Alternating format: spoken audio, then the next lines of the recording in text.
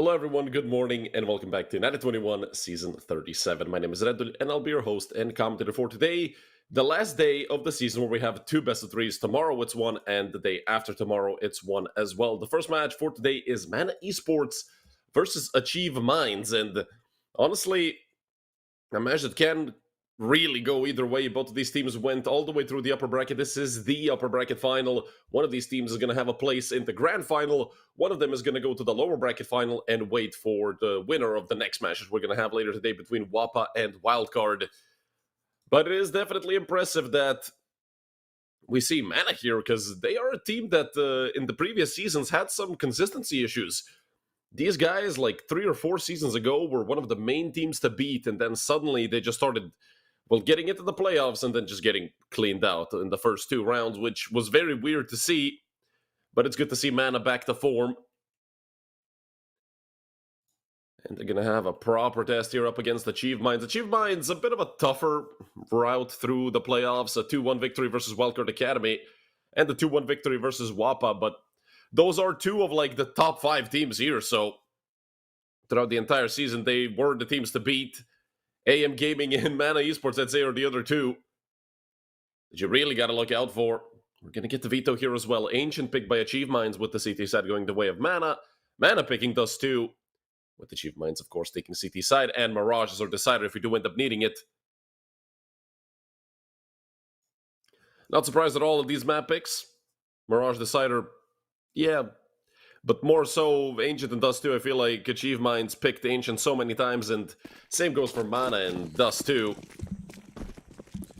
Mana Esports love Dust. And we do have a couple of stand-ins. Specifically GXX on the side of Achieve Minds and Valen for Mana. Speaking of Valen, already gushed by him and Kaylee. Putting up numbers to start off, 2 kills going the way of Mana. GXX only able to get 1. In the meantime, Altix did manage to get the bomb. Oh my god, he gets digged through the wall. He did manage to get the bomb down. He actually swings out into Amar. He's turning back around Altix. No chance that he's going to win this 24 HP on 1 versus 2. And he has made noise. Valen is incredibly low. A single body shot could take Valen out of this round very quickly. It's a headshot connected by Altix. 3 of them so far, and Altix doesn't even want to peek this. He just looks to by time he won the round. He just won the round. He doesn't have time. Kaylee doesn't have a kit. Altix wins it somehow. Oh my goodness, Achieve Minds. More so, oh my goodness, Altix. What a way to win it. AM go up 1-0. I just can't believe this.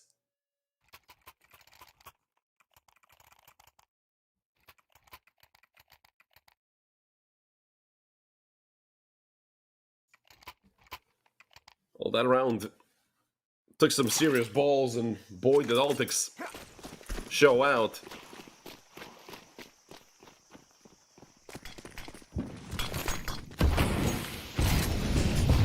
Big thing we have to mention is that Searson is missing. But obviously GXX is a pretty good replacement if you're asking me, when it comes to picking up someone to stand in for your sniper, which is never easy. Hell, finding a sniper at all is never easy. Force buy from the side of Mana. This is what we expect from Mana Esports. I mean, they're a team that love forcing after losing pistol. Deep Nade is going to do some pretty good damage by Mana, so already off to a good start, but immediately losing game itself at the start of the round is not good at all, and spam to the smoke will eventually connect to a more. Some more coming through. Kaylee down to 10. With a little bit of team damage coming through from AM as well. Altix turning back around. There is a player on long. Kaylee looking to just save the SAM-4. Is shifting all the way out, avoiding spam so far. Altix is looking to peek. Kaylee could be in trouble. Headshot connects for Altix. Another multi-kill round for Altix.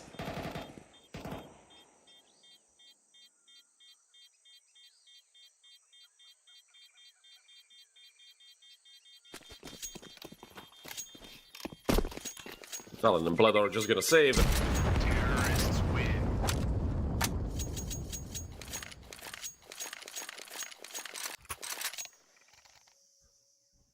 And again, we're gonna see some technical issues for Mana Esports. Don't forget, Server had so many of them. Last time we saw this team, Server kept getting disconnected, sometimes halfway through the round, sometimes at the end of it, beginning. Hopefully, this is going to get resolved quickly, because, I mean, we just started. It's going to suck if we get bombarded with technical issues, although for Mana, these are usually internet problems, from what I remember, so hopefully the router can get reset quickly.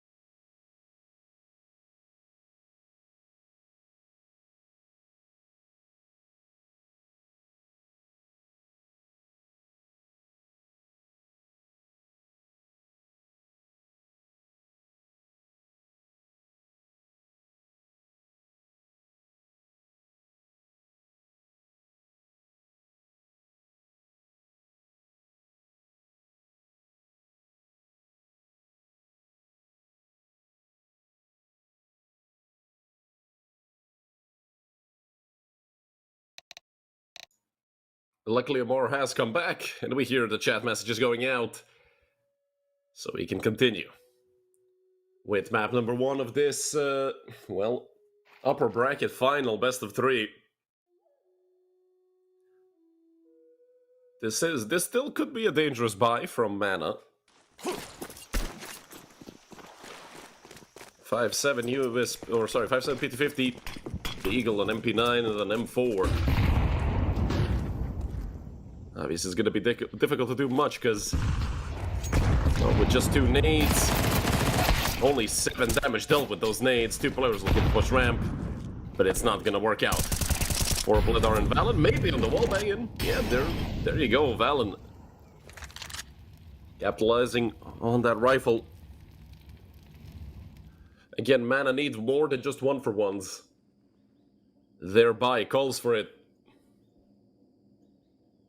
You need at least a 1-player advantage, and Amar is looking to make that happen. Up close and personal towards Cave.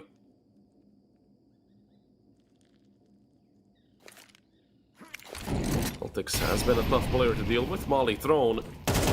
Push Amar back. The swing out from Altix, actually. He takes out Valen. Amar picks up the M4, but he's only on 20 HP. And with Kaylee picking up a kill on the Deagle, still an equal number of men on both sides. And I think that they know that all 3 players are between long and short. Yeah, nobody's looking behind at all. maybe a boost could come out through long and catch him off guard, but Game's already out. P250. Not gonna do the job, and with Kelly going down as well, Amar disconnects. Well, that's unfortunate. That means we're gonna get another technical pause. Most likely internet problems, as we could see Amar just not moving before disconnecting. And this unfortunately has become sort of a trend for Mana Esports. Last time it was Cerber who had these issues, as I mentioned.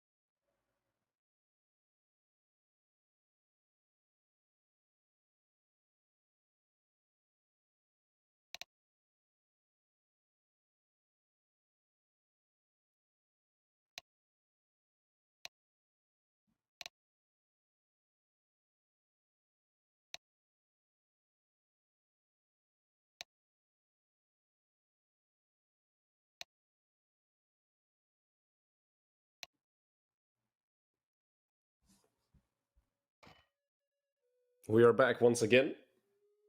Hopefully no more of these issues.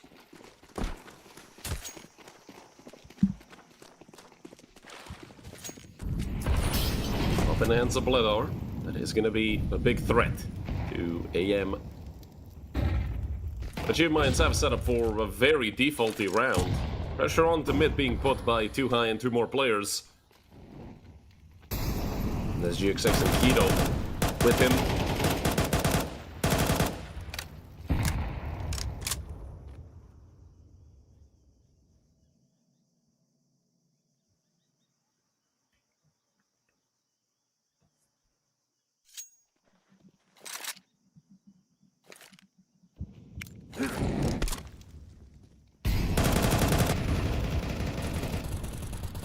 I feel like Mana should recognize that this is most likely going to be a hit towards B right now. I mean, you can tell they're worried about it, sending Valen over.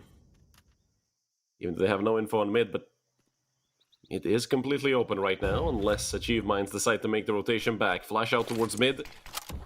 And the smoke for sure is going to force Amar to use some of his utility, with Gamezilla getting a kill. This round is off to a good start for Mana and Amar. But if Amar's very aggressive, you'll love to see Valen as well. Amar is stuck in a bit of a pickle. Molly will come out. Actually, that's a flash. Amar's still in front of the smoke, and they're looking to bait him out, but it's just not going to happen. Oltix once again, the last man alive, but this time, it's not going to be a clutch.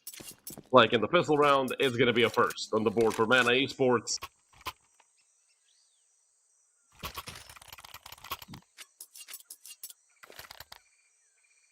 A decent first round for Mana.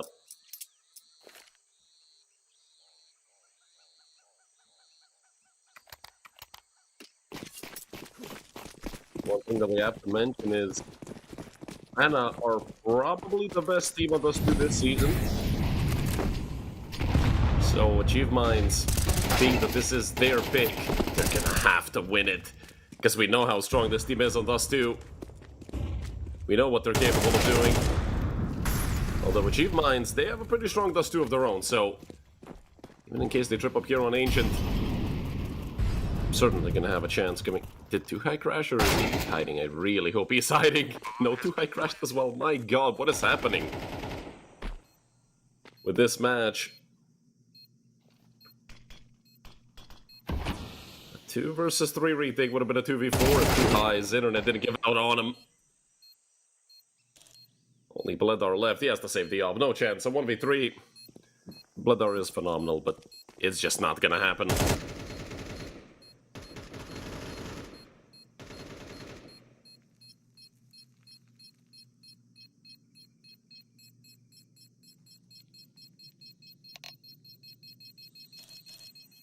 We're gonna have another technical pause, unfortunately. Luckily for Bledar, he is gonna stay alive.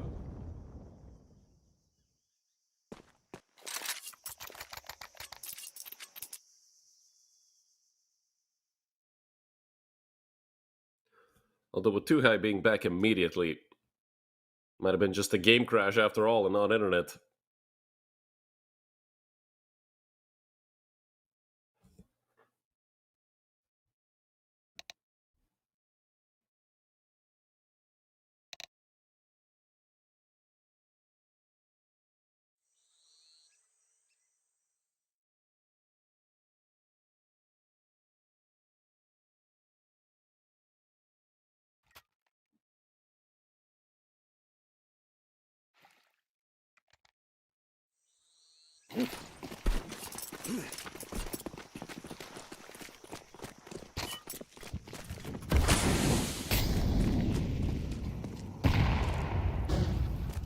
An op and 4 pistols for mana. Well, they've won with worse, so this is a double round for them for sure. Unfortunately, this is the one round where Achieve Minds have decided to send some players A on early. And, well, with only Bledar being here, we've seen Bledar pull things out of his you-know-what in situations like this. He's going to need more than a rabbit out the hat, though, if they all decide to hit the site together. 1v4 is going to be Bledar on the site itself. Luckily, he is all the way back towards Temple. So he does have an option to fall back to. And still 4 on B for mana. Bledar with the utility coming out. Can still just sit back and hold this. Not a single flash is going to even have blind Bledar. He re-aggresses! And this is what I was talking about for Bledar being solo on that op. Having to be the one to do it all, and he absolutely loves it. 3 versus 5 post-plant. And a swing out from Altex will take out Kaylee off of the assist from Bledar, actually. And, well, another Molotov falls, but Tuhai is on the flank. He wants to cause trouble. Player swinging up the side. Valen goes down. But that was Gamezilla, who got traded out. Tuhai looking to peek this in with the market in his kill. Only Bledar left. He was the last piece of the puzzle that started off with him being the first piece. A triple kill for Bledar. And on his hero op, Bledar does it all. Second round for mana and another disconnect for Amar.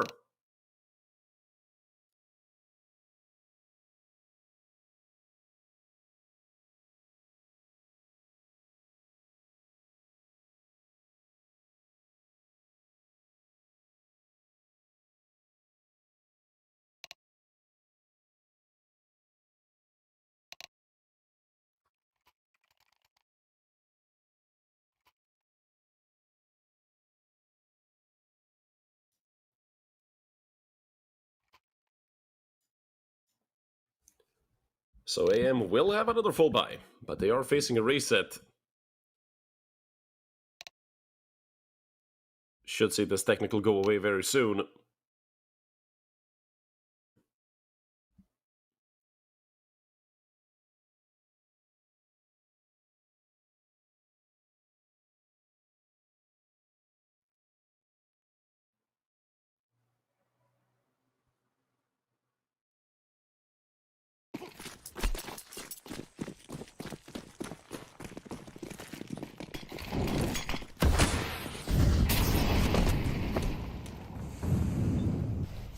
Take once again for mana. But again, Achieve Minds are doing a good job at avoiding where Mana Esports want to play. And oh my goodness, a filthy wallbang connection for Altex. 2 players are looking to push out through mid. That might be Keto swinging out into them. Keto, 2 players with their backs turned. He will kill only one, but Del was there for another kill. And Bledar just gets dropped by Altex, who's been having an absolutely phenomenal map so far. Altex, another multi-kill round, this time another triple kill, and this time it's Bledar who disconnects. My goodness. 7 rounds, feeling like 70 with all of these technical pauses.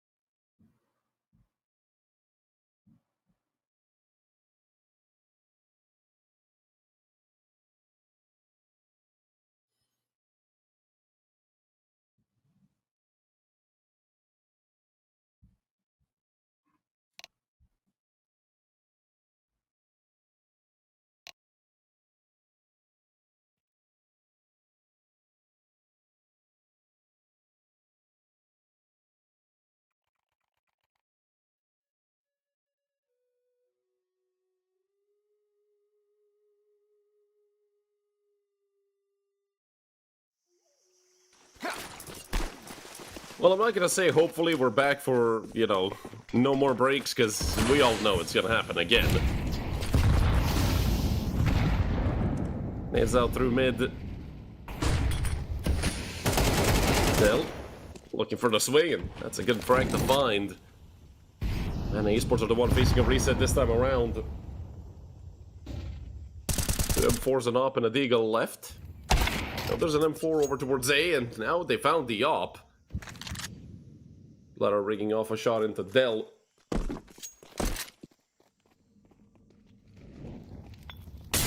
Lead to them going the other way, but they actually catch Blender and Kaylee. Alan can't get a shot as well, and, well, Achieve Minds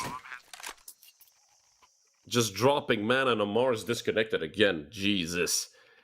I mean, these are some problems at this point. Yeah, I'd say they're happening a bit too much.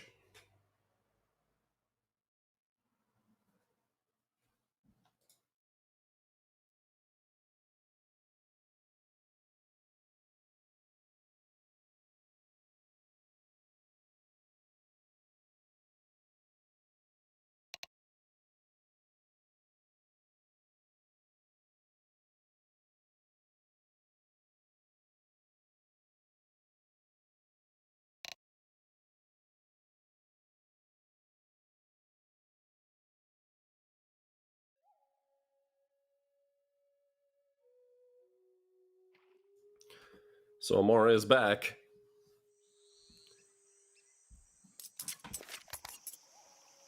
I'm not sure really what could be causing this. I mean, not even sure if it's game crashes, if it's, you know, maybe anti-cheat issues, internet, you never know. Maybe it's routing him through Mumbai, which could always happen. I hope you guys catch the reference. Anyways, a bit of a B-stack for mana. About to be 4 players on the side itself, and a bit of a missed Molotov by Too High. But again, it's gonna work well enough for them to, you know, start moving up through cave. Bit by bit. Dell will kind of have to go into the blender sight unseen, although he's perfectly coming out and nobody's watching cave. Getting Kaylee killed, Altix swings out as well, and, well, they're probably gonna clear this shot. They've seen 15 players on the site.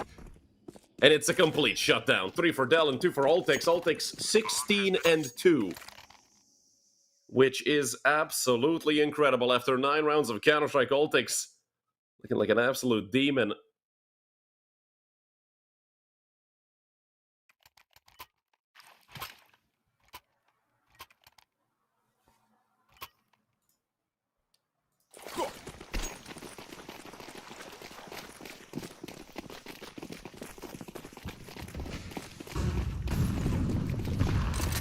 Massive lead.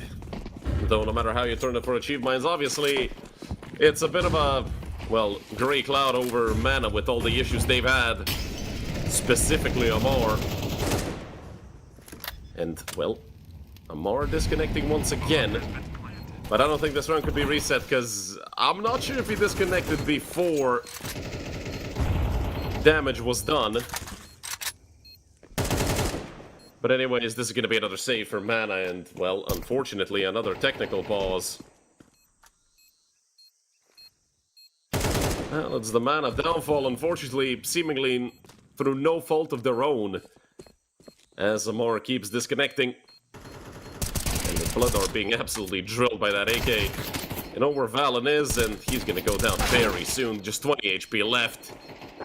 It's Kiro to take him out, and Dell with another.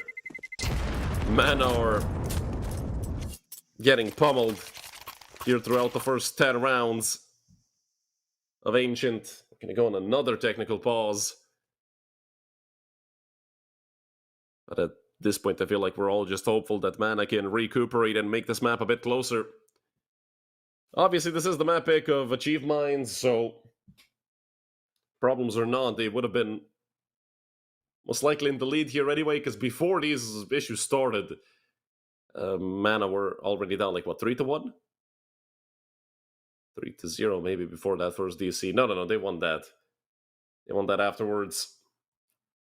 Seems like this time it's a bit more of a serious issue for Amar because he isn't reconnecting as fast as he was the previous time.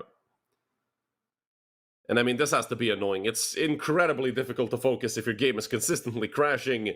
You have to reconnect, you have to pause the game, ruin the momentum.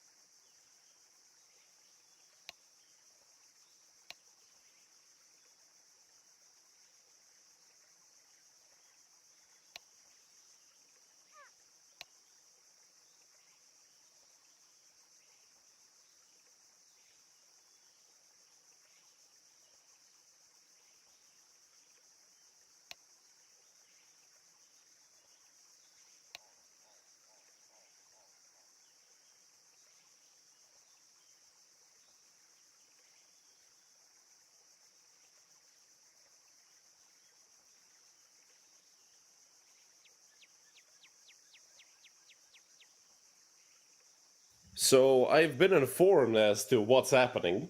Amar is not having problems with his internet, he's having problems with his PC.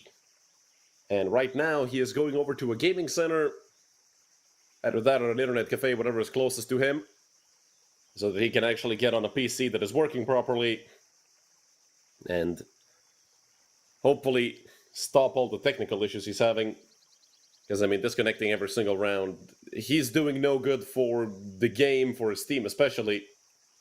Yeah, I mean, I respect the hustle. I mean, some players would just say, screw it, I don't want to play, but respect to him more for, getting out. And, well, we're going to have to wait for him a little bit, but I'd rather wait 10 extra minutes, 15, however many he needs to get set up. Well, 7 disconnects ago was only 3 rounds ago, so... At this point, it's just a matter of, will this give, like, cold hand syndrome to AM Gaming or Mana or anyone? But again, hopefully, Amar can run very fast. and get to another PC, because I mean it's gonna take a bit, certainly at least 15 minutes. Because even if you get to the gaming center in time, all the logins, the anti-cheat, getting set up with your own peripherals, it's gonna take a bit. So I suggest you guys just, minimize it. I think at this point, keep the sound on. I'll notify you guys as soon as we're back. Definitely respect for him, but I think we can all take a break here, unfortunately, because unless you guys have something to ask me, if you guys want to do a quick little Q&A early in the morning.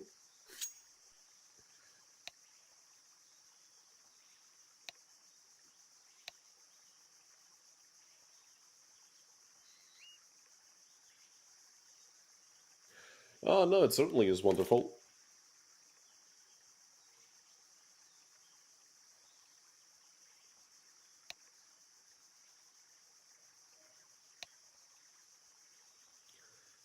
I don't think Amar is struggling with the computer. I think it's vice versa. I think the computer is struggling with Counter-Strike. I mean, obviously...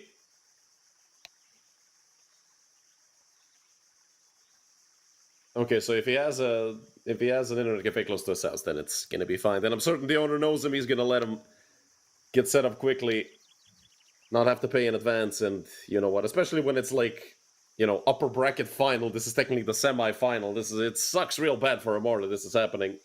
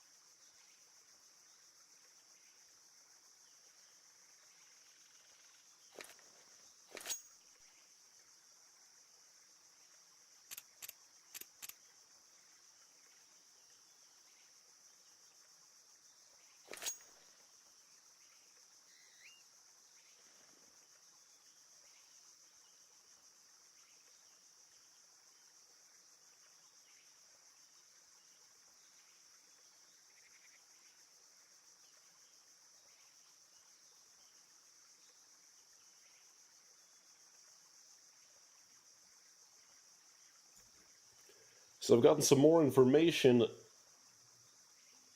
throughout 10 minutes. We're going to see if it's going to be Amar who's going to be back, or if the coach of Mana is going to come in to, well, stand in for his boys. So you might see Malware come through. It's going to be a great sight to see. Obviously, that is going to make it a bit more difficult for Mana.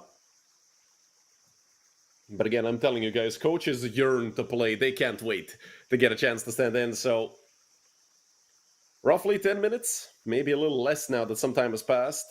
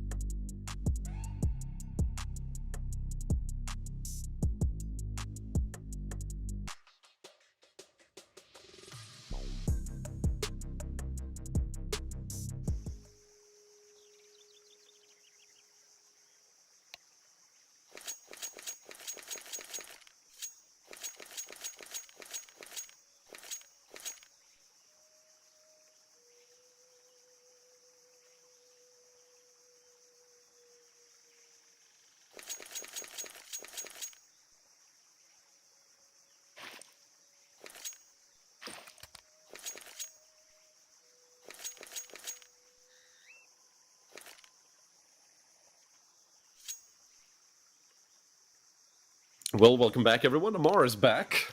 Got over to the gaming center, and we're gonna get right back to action. Hopefully this didn't have too big of an impact on the players. I mean, obviously, Amar's not gonna be happy having to do all that. Come back to a game that they're losing 8-2. That is just the way the cookie crumbles sometimes.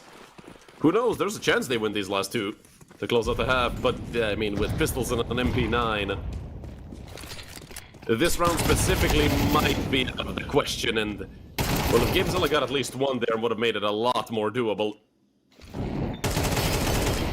Amar gets pushed back, the volley is there, and Amar is not going to burn up, but the right-click should finish him off. And with all that chaos unfolding in Cave, they have been flanked. Over from mid. With the smoke fading, Kaylee, 5-7 in hand, looking for more. He's gotten himself an AK as well, and Valen doing good work. But only Valen left. He's gonna need the 1v3 right now, and GXX doesn't allow it. 9-2 lead for AM Gaming. That was a valiant effort by Mana, but unfortunately just not enough. So they're gonna go into the last round of the half with just 2 rounds won so far. A third, I'd say, is the minimum to even give them somewhat of a chance. Coming into map number 2. But even that's gonna be under a big question mark, because I mean, everybody is shooting well on the side of AM Gaming, except for Altix, who is hitting everything. The 2-man mid setup not gonna work out for AM. He tried to boost. Dell is gonna have a chance to get both right back. Phenomenal work from Dell, turning the 5v3 completely around. Dell is gonna continue forward. And I'm not sure if Bledar saw him cross. I mean, whether he did or not, he's turning around anyway, and with the smoke falling, certainly Amar's focus is gonna be towards Red Room. There is flare close already. Amar looking to swing. He does get traded out, but getting at least one there is incredibly important. The second player spotted out. That's Gamezilla over towards B. They want to bait him out. He is going to try to flash through the smoke.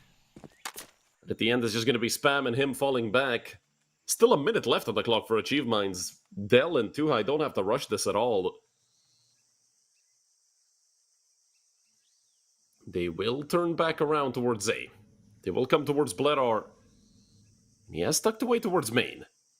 This is very good movement right now in awareness from Bledar. Because I think the last place you expect Bledar to be, knowing he had an op on A, is inside of main. But oh boy. It is going to be interesting if Bledar decides to turn around. He is going to hear the plant, or maybe not. But whatever it is, it's going to warrant a rotation from Gamezilla. He peeks out from main and taking out Too High. It's a very good chance to Mana. 1 versus 2 for Dell. I think he might have heard Gamezilla. He certainly has heard Gamezilla now. So many steps being made. Dell swings. That's his 3rd kill of the round. The bomb is planted for him perfectly. He spots out the op. And Dell can just continue swinging with these flashes. Oh, that was close, but Bledar's out of time. Less than 10 seconds left. Bledar is moonwalking forward with that sniper. He's gonna get the kill, but unfortunately for Bledar, just not enough time left to get the bomb defused. So Achieve Mines are gonna end the half with a 10-2 lead on the T side of Ancient. And well, this is their own map pick, so it's to be expected that they're a strong team.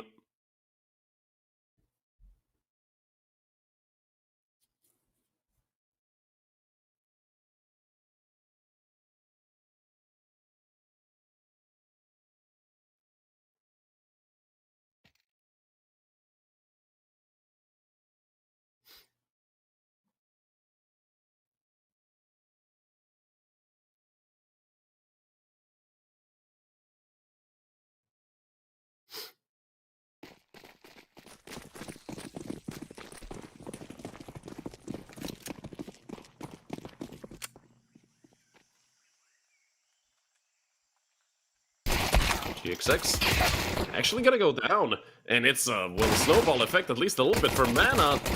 Running cold. You know, that was a difficult one. In the meantime, Meltic's got 2. And the bomb drop towards main. Del has to run to try and help his teammate, and Altix still gets a kill. This guy's been unreal all map long, 20 and 5, looking like Boye. If you know, you know. And with Del spotting on Bledar, can Bledar connect the headshot? Yeah, everybody missing here, not a single shot connecting. It's gonna be Bledar to take it. 4 kills for the sniper of Mana, that's gonna give him a chance. That's all they needed to do here, really, just win the round. But oh boy, was that close. Unbelievable how much trouble Altix has been causing them.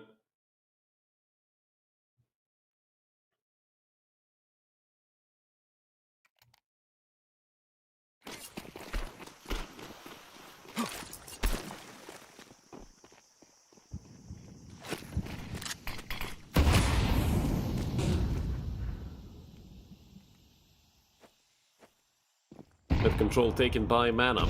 AM have a forced up, and this is looking like a pretty decent force if you ask me. Altix decided to sacrifice his money, get Keto on M4. He's going to be left with a Deagle, 3 MP9s as well, but only 2 flashes left. So again, Achieve Mines. It's not going to be looking great once Mana start executing, but Mana don't have much more utility than them. 3 nades in total left, 1 HE, 1 flash, and well, they had a smoke that they just threw. So with the full util going out to B, they might look to fake this out. They're taking quite a bit of damage. They are going back towards mid. Will AM Gaming realize this, or will it be too late? Altix is up close. And we're finally maybe gonna see Altix not do much in a round, although he has managed to get out. You know, just a 1-for-1. I'm not sure if that's enough with Del and GXX getting kills. Of course it is. Only Amar and Valen left. 2 versus 4. It's not impossible. We have the weaponry to do so. The 2 Galils. A lot of bullets between the 2 of them, but with Amar going down, the bomb not being planted, it's going to be a tough time for Valen. Only 17 HP left, and he has a Glock in hand, but even the Glock was almost enough. A headshot there on GXX. Would have done it. But the force buy does come through. To make it 11 for AM Gaming.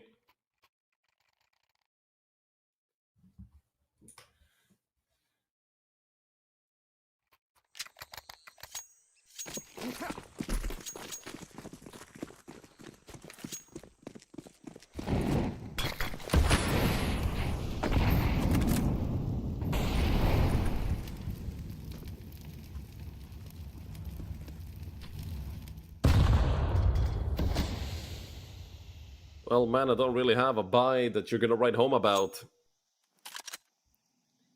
A Deagle and 4 Tech 9s, but that one Deagle in the hands of Kaylee can be quite unstoppable. Molly gonna push too high all the way into cave. Now there's a 50-50 chance here for too high. Either he gets drilled immediately by a Tech 9 or he kills at least 2. One is gonna kill 1. GXX is looking for the re-aggress, AK in hand, an aggressive peek. Well, he goes down and Altix gets caught in the middle of nowhere and he still gets 2. Leaving Keto in a doable situation of 1 versus 2. He has a kit, flash, smoke. The only problem is Valen has an AK and that could very easily take Keto out of this round. He's gonna look to move up through ramp. Slowly but surely, Keto takes out Bledar, and now he's in a 1v1 up against Valen. 2 flashes for Valen, a flash and a smoke for Keto. Keto does have a kit, but Valen just decides to swing it. Who needs to complicate things with utility? You can just hit your shots.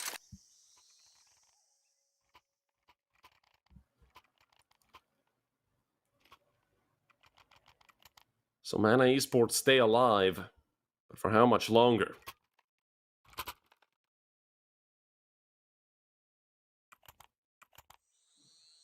He's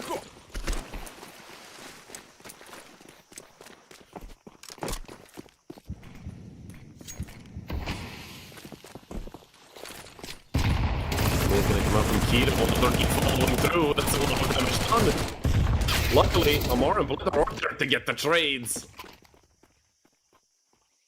And the Deagle and MP9 left at 2 versus 4. Impossible to win. Impossible to win for Too High and Del. More so impossible to lose for Meta Esports. Too High goes down, and Dell is most likely going to follow soon.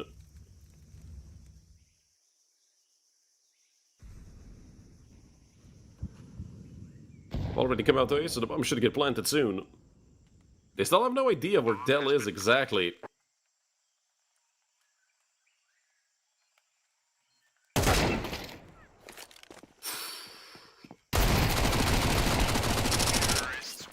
Luckily, Bledar does not meet the same fate of the Deagle. Surprisingly, Bledar doesn't take the MP9. Usually you see players take the MP9 every time over the MAC-10. 5 rounds of the board for Mana. Should be 6 very soon. I mean, literally, I think Achieve Mines are going to be on a full eco and nothing else. Maybe Altix gets a Deagle or a 5-7. Yeah, it's going to be 1 Deagle and 4 USPs.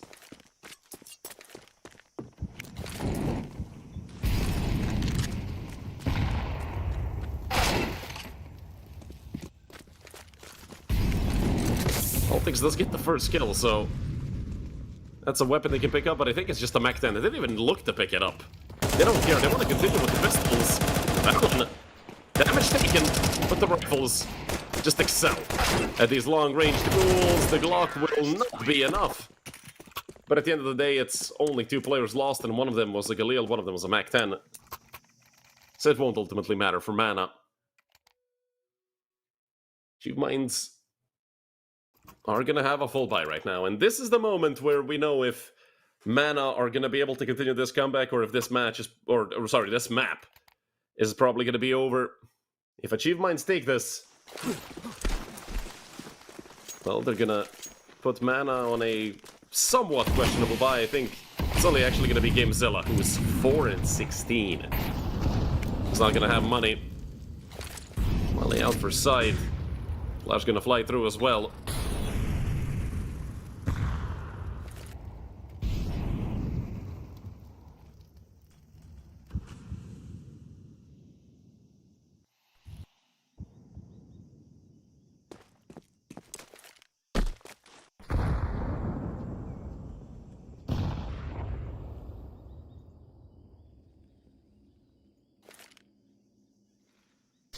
Nuke getting a nade ready. This could do some good damage, or it could bounce back into the side and hit Dell. But with a minute left, they have red room control. They've taken mid. A hit towards A is not out of the question at all, especially with Amar lurking, especially if Amar gets a kill on the lurk. That's going to pull a rotation over. And it does seem like Achieve Mines are expecting this to be a B split, which is exactly what it's going to be. So if you ever wanted to see a perfect read, this is it, ladies and gentlemen. GXX sees the shadow, but the pre-fire comes way too soon. Luckily, Altix is able to get one bag, but he's about to get flanked from Red Room for sure. It doesn't matter. After all, Bledar does get the kill, but he's the last one alive. It's going to be a 1v3 for Bledar, and totally we can get this, but no. Keto shuts him down. 3 kills for Keto. And a 12-6 lead for AM Gaming.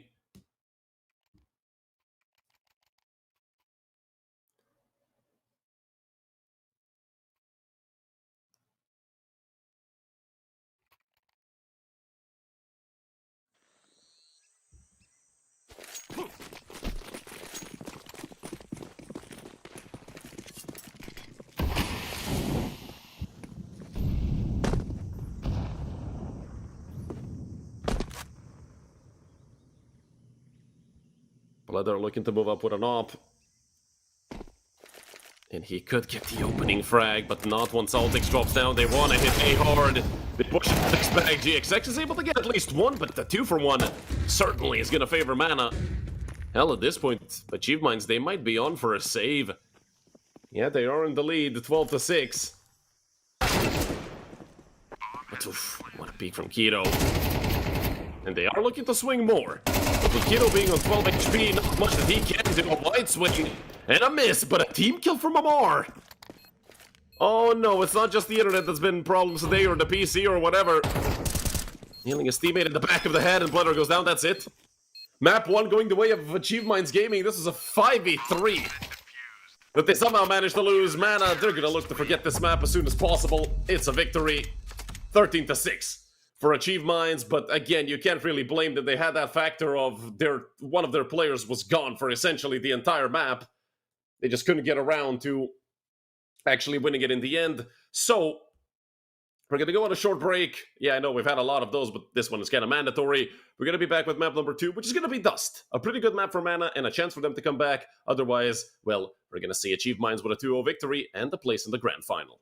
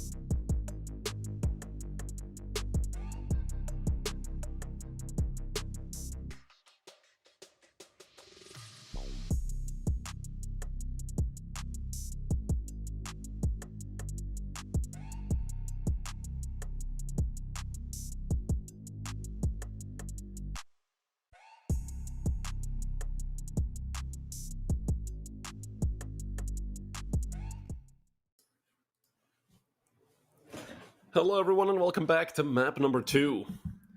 In the upper bracket final, AM Gaming, after a very, interesting first map with a lot of technical issues. Amar had to go to a gaming center. If you missed it, had problems with his at-home PC. Now, we're over on Dust. Map pick of Mana, and the best thing here for AM is the fact that they got to pick the side, which obviously, with them starting in the CT side, it might make things easier, might not.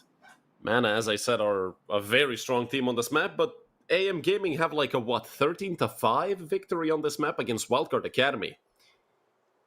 And Wildcard Academy have been one of the tournament favorites throughout the season. And they were actually the opening matchup in the playoffs for AM Gaming, if I'm not mistaken. A 2-1 victory for Achieve Minds.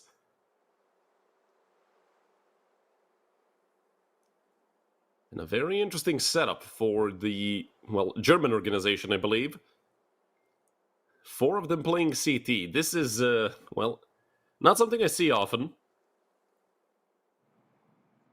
Usually if we want to stack up, you'd at least try to be aggressive mid or somewhere else. They're going to give him the entire A bomb site, which I feel like is going to leave Mana scratching their heads as to what the hell is happening. So now they know what the call was. All they have to do is defend the retake, and Bledar has a perfect position to do so. Bledar is going to get shoulder peek, which is absolutely disgusting by too high, although Bledar will connect the shot. Stage is going forward, Bledar with another gush, although he does get traded out by GXX slowly but surely. They're looking to move up through short, and, well, players are falling on either side. Amar taking some damage as well. But only GXX is left, and they're going to look to peek him. Although GXX, the aimer that he is, he's going to get a couple more. It is going to be Mana to take round number 1. Amar and Valen picking up double kills, but oh boy. The GXX give it a good shot.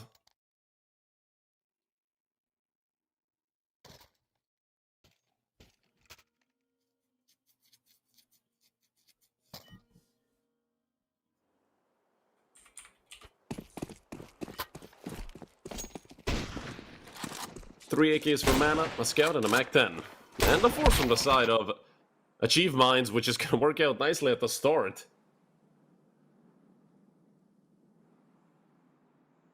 Because Achieve Minds have picked up an entry.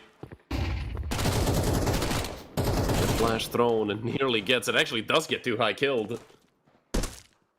So Mana get the equalizing frag, make it a 4 versus 4. Got a 4v3 Amar. Great shot connecting onto Kiro all the way back into the side, but with the double swing out.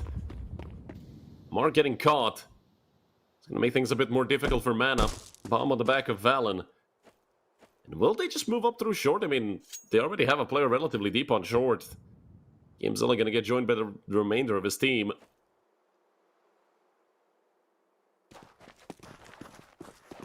Although this is the one place that Achieve Minds were not looking at all. At least they know. Nobody's going to be in from long, and, well, in the meantime, they do lose Dell. So GXX is going to have to do everything from long, and it's so good to see him back on the server.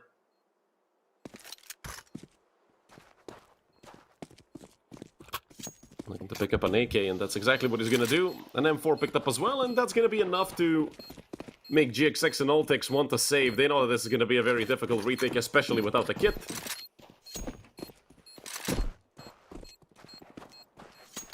So they're just gonna take the 2 rifles and get out of there while their heads are still on their shoulders.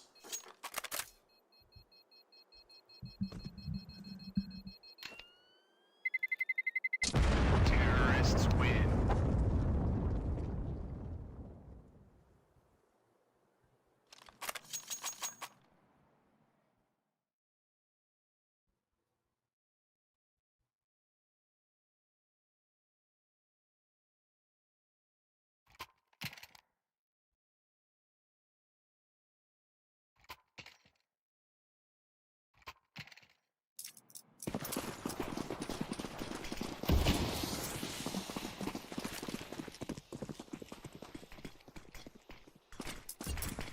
Two deals and a pair of dualies for the other 3 players of Achieve Minds. Of course, the 2 safe rifles are going to be a massive threat, especially when both of them are towards B. That could have been the death of Gamezilla.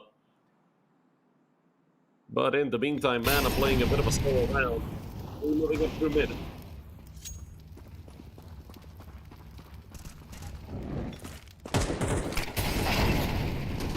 Oof, a good wallbang. Should keep Eltix at bay. The deagle there from Keto just not gonna do anything. They're looking to swing it. They've lost B in the meantime to a Mac 10, which Keto deals with. And an expressway.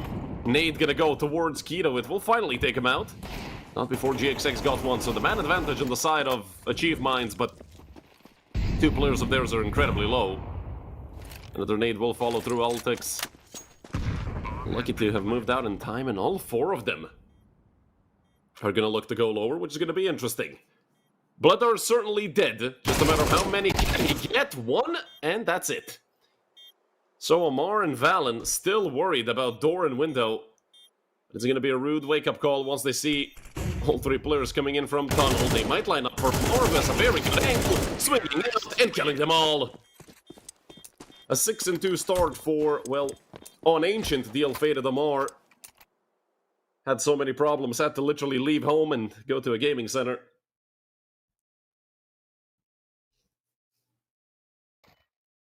Finally an op for Bloodar as well, but an op for GXX. Both of these players are absolutely phenomenal when it comes to snipers, although obviously GXX the more experienced of the two.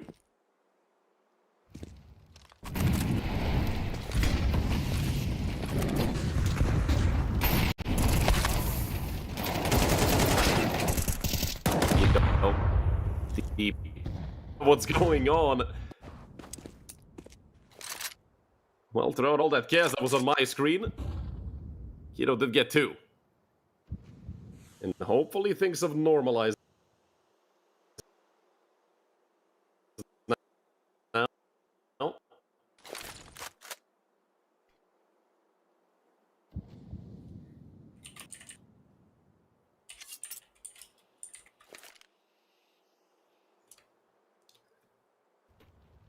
Man, we'll be looking to move up through short, but look at Keto, he's on the flank already. Has two. He might be on for the ace just off the back of this play. Keto with 4. Only Gamezilla left, and he's gonna go down to a jumping Dell. What a way to get your first round on the board. Keto doing everything. Great work by the experienced German. And that round came through right as Bloodar got his op.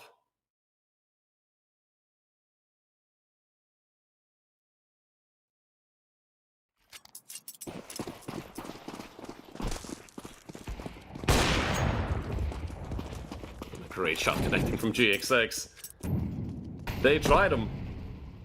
I told you this man has a lot of experience, and seeing those two pop up, he is certainly going to be happy about it.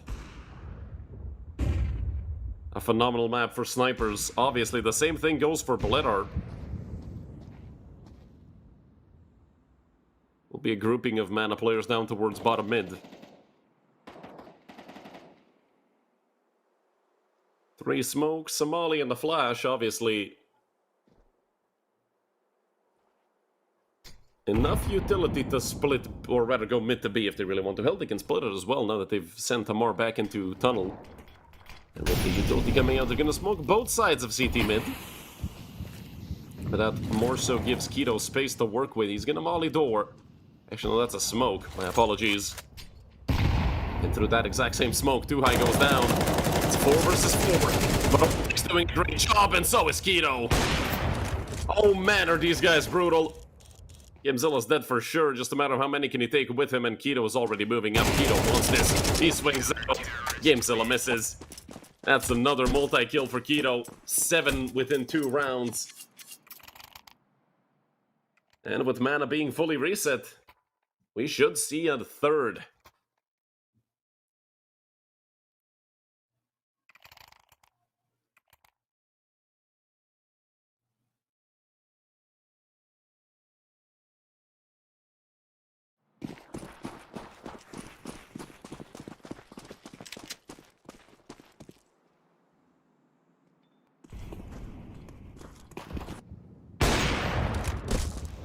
Great shot from GXX. A couple more of those. most likely in store for us, unless the Rifles get to these Eco Cobra kills first. Another massive multi-kill for Keto, 4.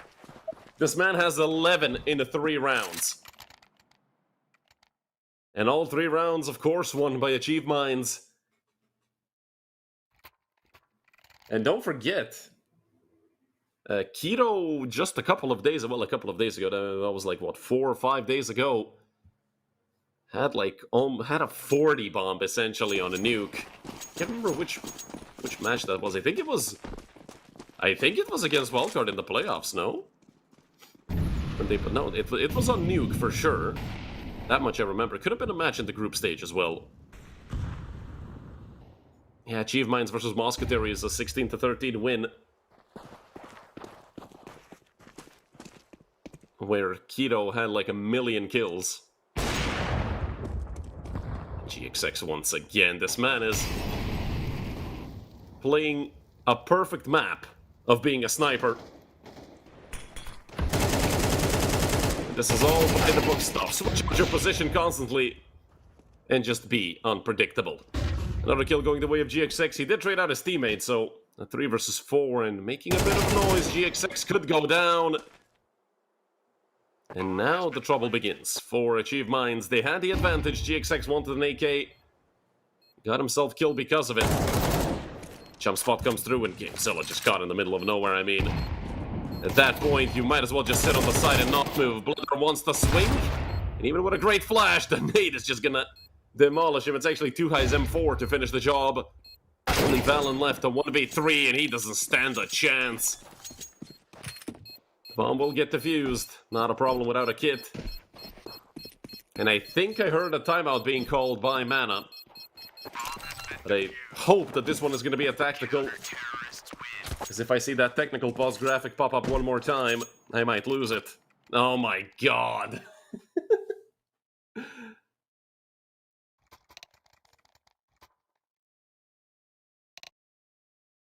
Okay, we are back within like 10 seconds, so no idea what that could have been for.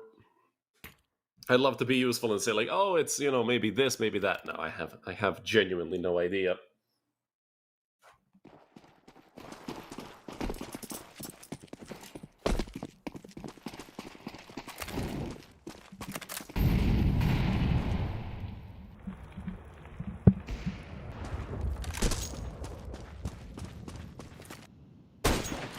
GXX is gonna shoot once and reposition. That's what I absolutely love about the way he's been playing the op so far.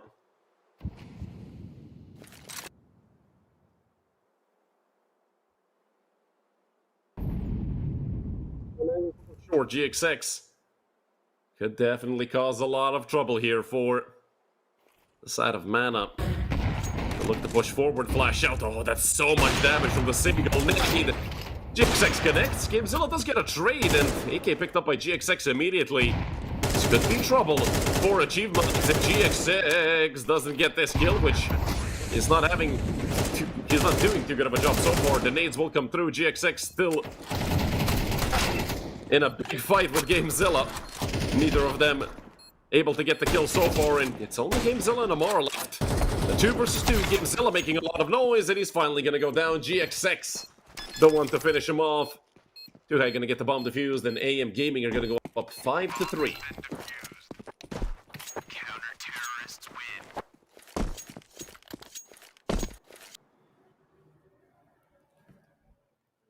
A 5-3 lead for Achieve Minds.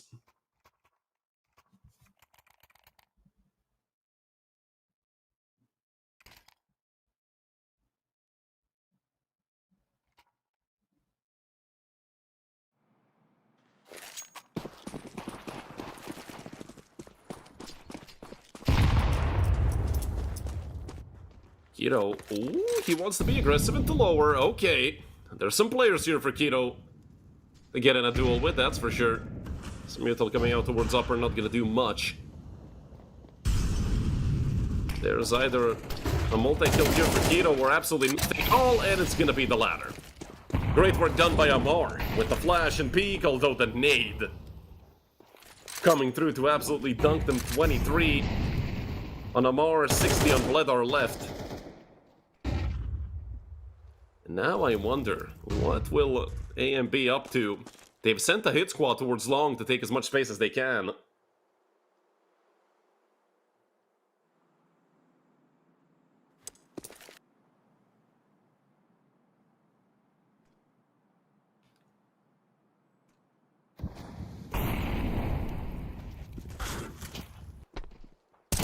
Too high. On the flank, too high again. And he's up for the 3. Yay. Both sides can't hit anything, my goodness. Feels like GameZilla is a bad omen. When you get in a duel with him, nobody's gonna hit anything.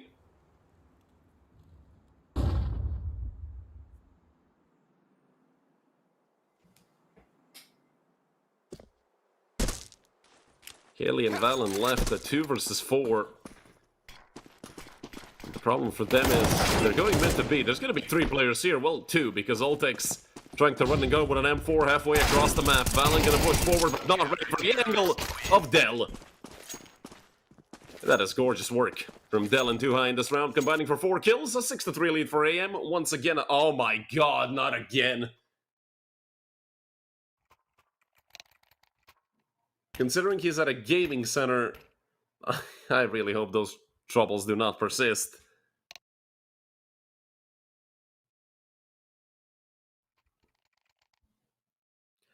Yeah, GameZilla has been, you know, I'm not going to say choking his shots. I feel like those are just situations where you're panicking a little bit. But GameZilla is usually not the guy you expect to frag. In a team with Amar, Kaylee, and Bledar, and Cerber as well, usually now it's Valen, who also did a good job on map number 1.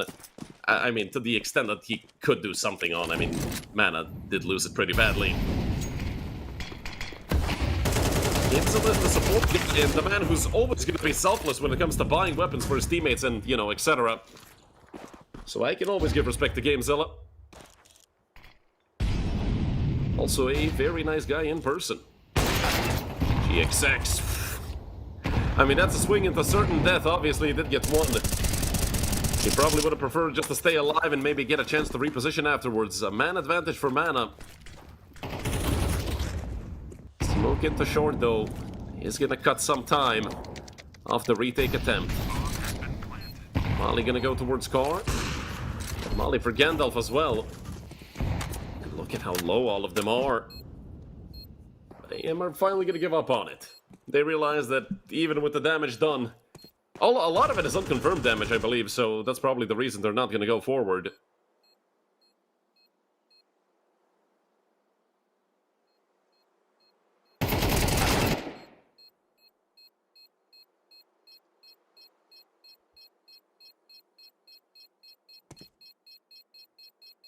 Only Altix left.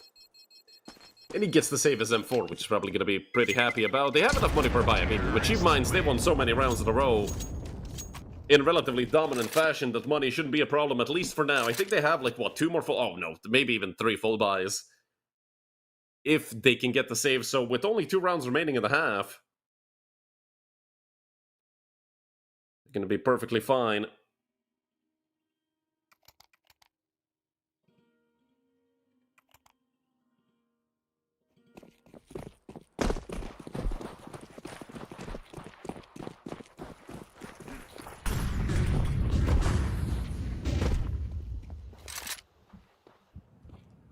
Long control once again taken by Mana, although this time Nuke is holding a flash for Deadly's gonna swing out. And well, if anything, a 1-for-1 plus information is pretty good. Keeping Kaylee, who's been silent all day long. Usually Kaylee's the one towards the top of the team, but today that's not the practice for Mana. That or more not the case.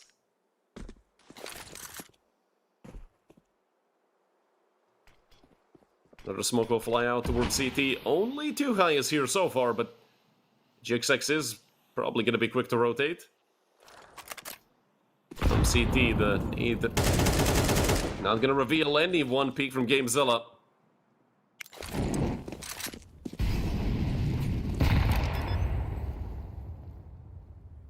Just a bit of damage on the nade. Advantage has shifted over to Mana's side, that's for certain. Getting the plant in an even situation, obviously putting the Cheap Minds on a timer. AM have so much money that it doesn't really matter if they go for this or not. Obviously, they will go for it. Losing 2 health. Oh, a bit of team damage there for GameZilla. Gets landing more shots on his teammates than the opponents. Finally, Keto gets on the flank. He gets 2. But do they have enough time to go for this? Only 15 seconds left. Keto just running up long. He gets another. Keto. They have to kill Valen, or rather, Keto has to kill Valen, and that's not gonna happen. 13 HP left. GXX already committed to the save. Unfortunately for Achieve Minds and GXX, it would be a tragedy if he goes down. He will get Valen killed by the bomb. Mana go up to 5. And I mean, man, Keto has been a beast in this game.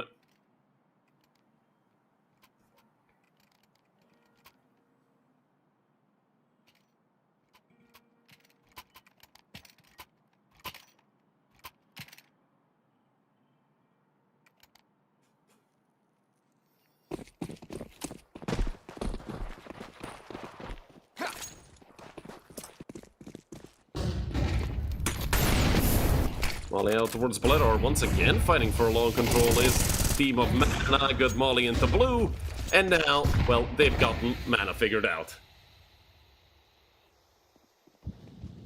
A 5 versus 3 for AM Gaming, that's an absolutely massive advantage. And Keto, he will just get more, and Keto, he's been such a nuisance whole half long, 18 to 9. GXX right behind them with 15, although GameZilla has an open route to the B-bomb side. Let's not write him off yet. It is a 1v3, smoke nade in hand. GameZilla looks to reposition. He will get onto plat. Smoking the door will give him some extra space to work with. He goes forward, but I think he's been spotted out from tunnel, or has he? GXX has his number.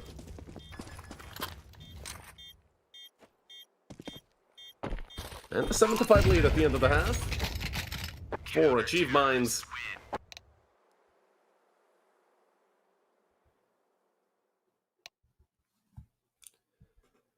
And I mean, if Kaylee was just at his regular form, this half would have not only been better, it probably would have been a lead. 4 mana. But something's been wrong with Kaylee all day long. I mean, as I mentioned, if you guys watch this man play, you know exactly why I'm saying this. Kaylee, more often than not, at the top of the team.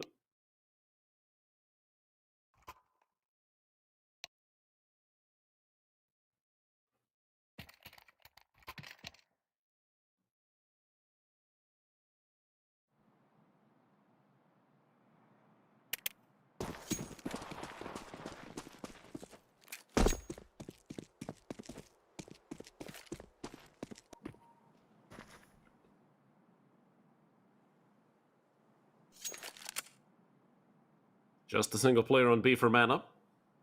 Valen all alone with dual Berettas.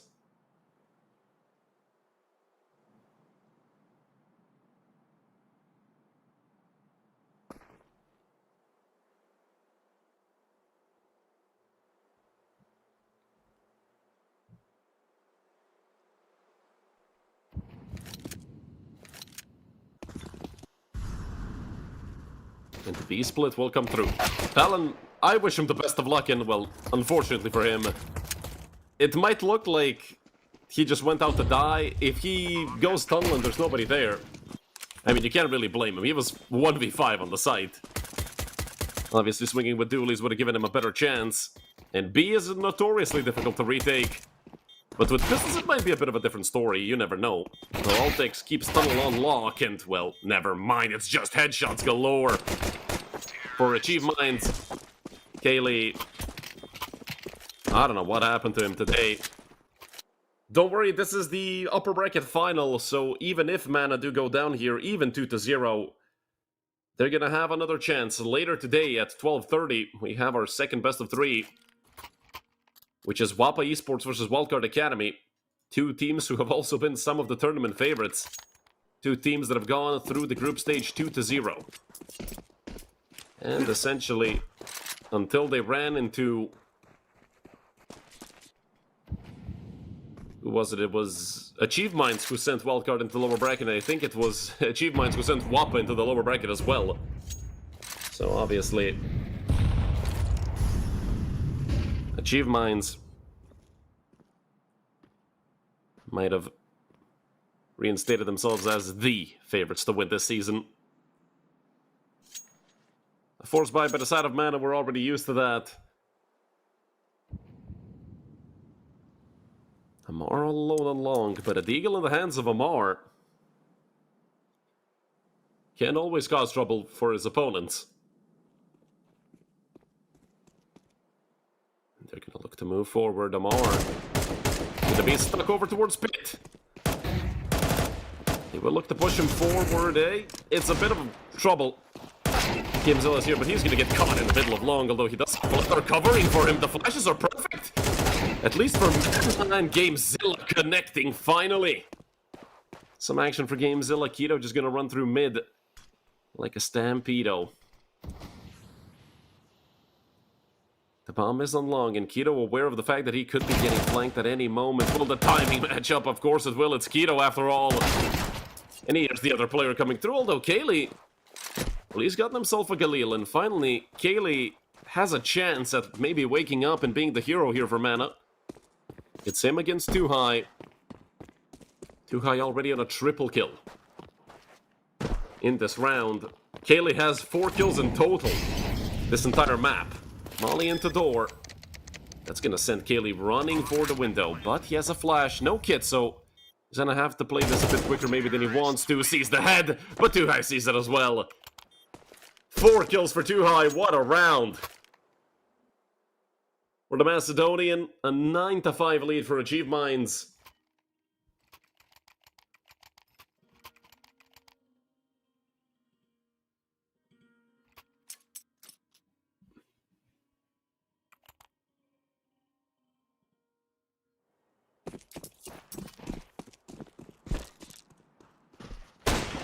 GXX.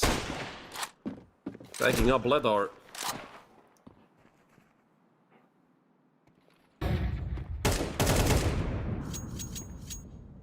And Keto connecting a headshot as well. Keto. Ay, ay, ay. He's been a monster. 21 and 11. Nothing you can do about that. Keto is just having a phenomenal map. And for Mana Esports, the end of this best of 3 might be near. Keto. Oh my god, Keto. Somebody stop this man. It's not going to be Bledor with 19 HP and a USP. That much I can tell you.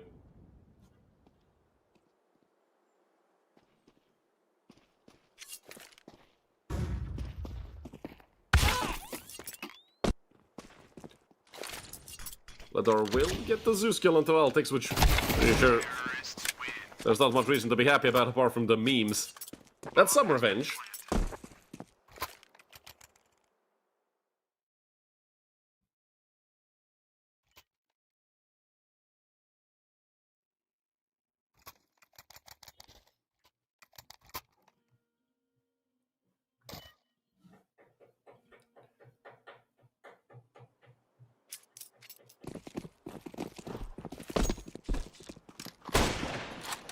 One of the last chances that Mana are going to get at potentially coming back.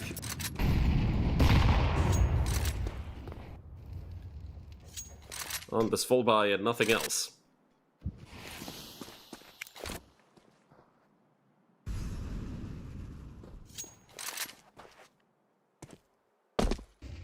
There is an op in the hands of Bledar, so that's something to look forward to if you're Mana.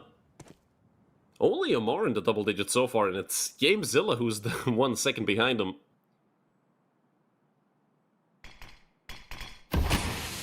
Deep smoke for tunnel. But the Achieve Minds, they're not gonna respect it. They're gonna go right through it. Util coming out. Everybody are blind. This nade could do great damage, and they all line up for Kaylee and Valen. Kaylee with 3, and that's the signs of life we needed from this man. It's a perfect round for Mana Esports. Achieve Minds didn't stand a chance. 4 kills for Kaylee, doubling his kills.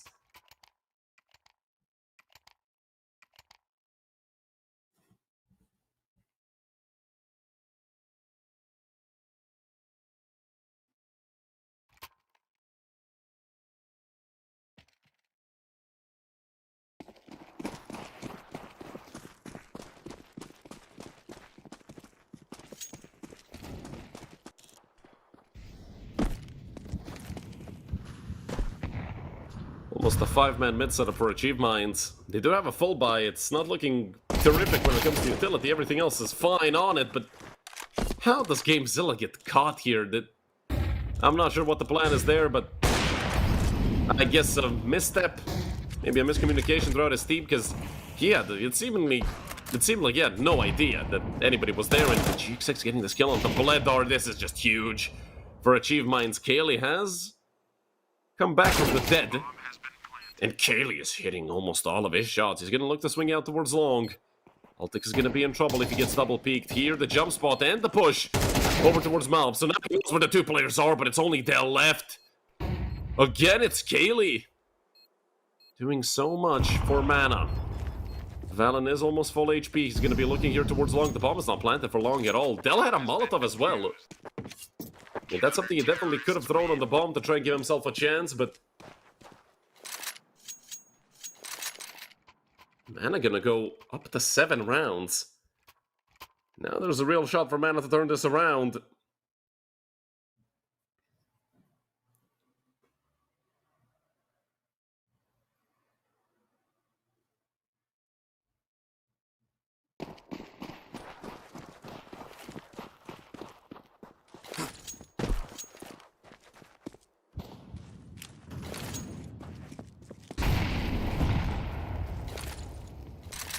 Very weak buy for Achieve Minds. Dealt with an M4. GX6 has a scout, and there's 2 Deagles in play as well. Obviously in the hands of Keto and Altix. Those 2 Deagles can be deadly.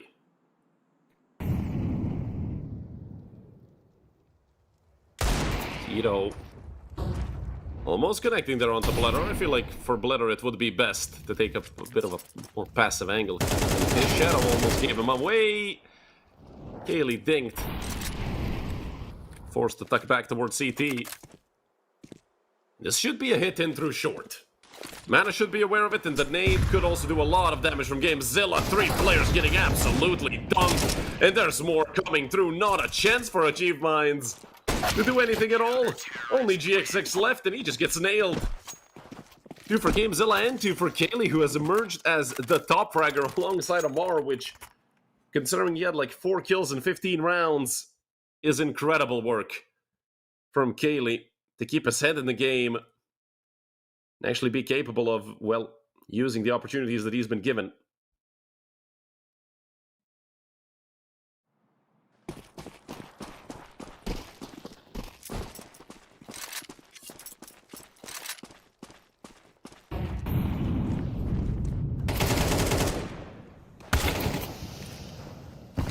One for Kaylee.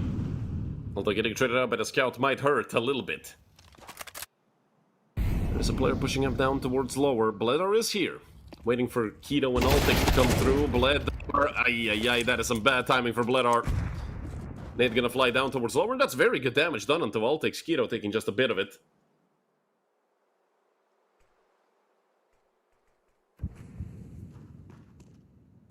The round at Mana. I'm not gonna say need to win, but they have a chance at breaking the economy of AM, and look at the timing for too high. It doesn't matter though, GX6 is holding.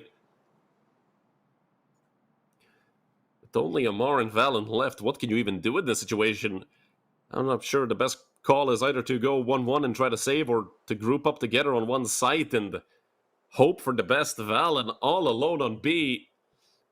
It's, well, a replay of the pistol round. Valen alone up against essentially the entire team of Achieve Minds. Man, is this going to be a difficult one for Valen? Not a single kill to be found. GX6 looking for his 3rd of the round. Wants to go up to 20 frags. Obviously, Amar going to run the other way.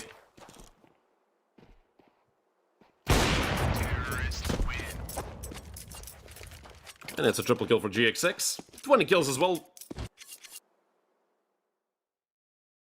And as I said, it's a good feeling seeing GX6 back on the server.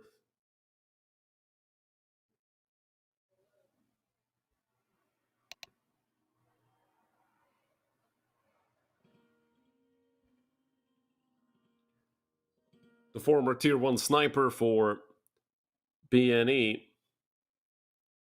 he had some ventures to other teams as well. in his time post BNE.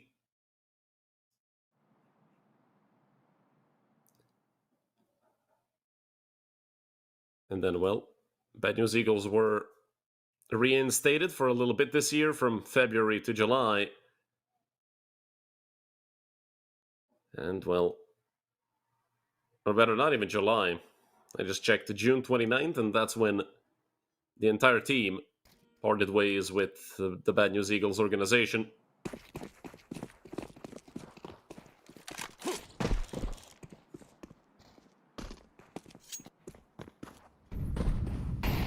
A double up setup for Mana.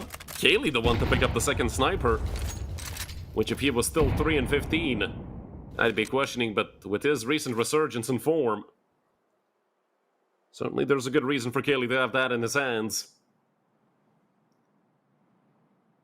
Double up could be lethal if Achieve Minds are not ready for it.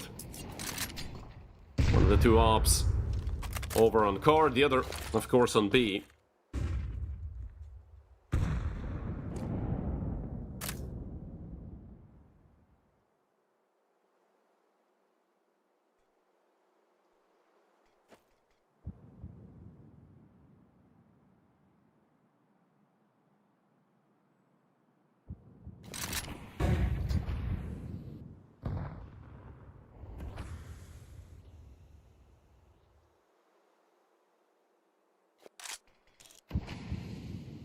Much slower round this time around for Achieve Minds. 3 towards mid. And 2 in tunnel. Might signal a B split once again. The B split has been very good to Achieve Minds. CT smoke will come out. There are 2 players in the B bomb site. And one of them is Kelly with the op. This smoke falling at less than 30 seconds in the tunnel should essentially guarantee the round win for Mana, although Game still really needed to get this kill. Lines them all up, USP comes out, but he goes down to the Glock. So Dell and GXX now have a chance, a 2 versus 2, a double up set up on the site. Now for the terrorists. Dell and GXX, 3 kills between the 2 of them, they're gonna need all 5 if they want to win this round, and Dell gets his 3rd. Will GXX make it a full house, or is it gonna be a 4K for Dell? Now it's needed, and GXX delivers. 12-8 for Achieve Minds. What a way to win round number 12. And give themselves 4 chances to close this series out and go into the grand final.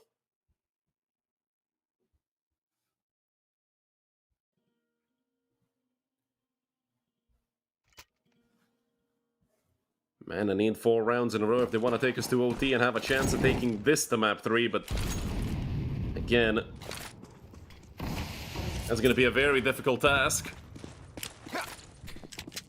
Deep Nade gonna fly through from Valen though. Gonna do very good damage. Valen caught. One more player towards mid. Keto really wants this frag, and he swings that into it with GXX. We might be looking at the end of this best of 3, ladies and gentlemen. A 5 versus 3 retake of the B bomb site. I don't want to say it's impossible, but if it's Google impossible, this round might pop up. Chance given by Dell. All takes a bit of a rough spray, although he does get the kill, which is the most important thing.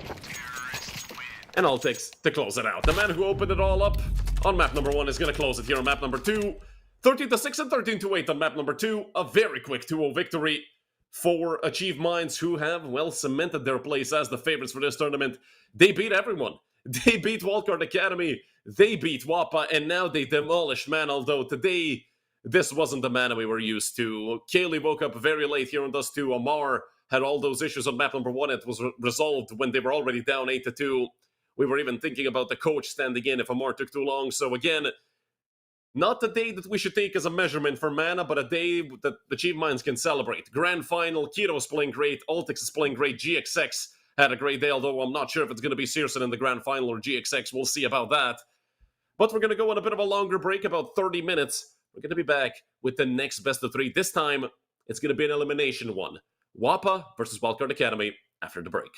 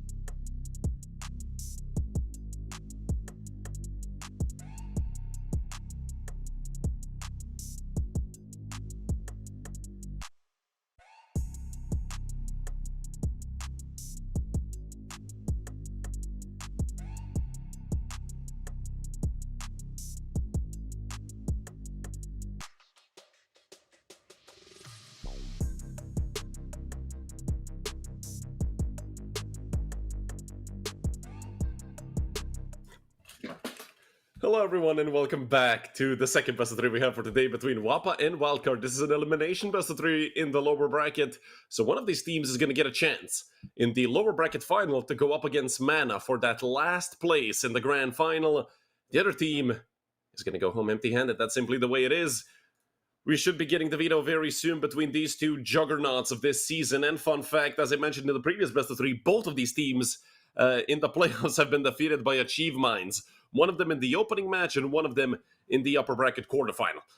Ancient picked by Wildcard with WOPA taking the CT side. Inferno picked by WOPA with Wildcard taking the CT side. So we're going to get to see Ancient again as the first map and Nuke as our decider if we do end up needing that third map. And, well, seeing these two maps, I couldn't really off the top of my head give an advantage to one side over the other.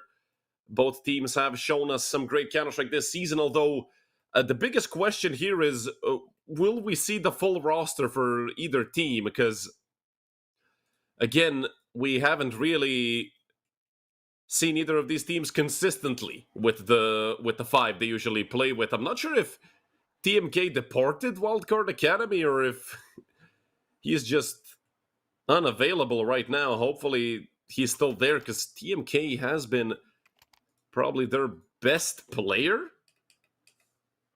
throughout these last couple of seasons. Of course, MHL there is a very big factor. Also recently, Lean has been playing some great Counter-Strike. Wildcard on the T side, WOPA on the CT side, and we get to start off Ancient. Duo Beretta's in the hands of Thamlake as well, but a quick round to open it up from Wildcard coming in towards Xanto. He's just gonna get the hell out of there. XP in hand, still looking to get an angle, and he finally goes down. So Wildcard get the bomb site all to themselves.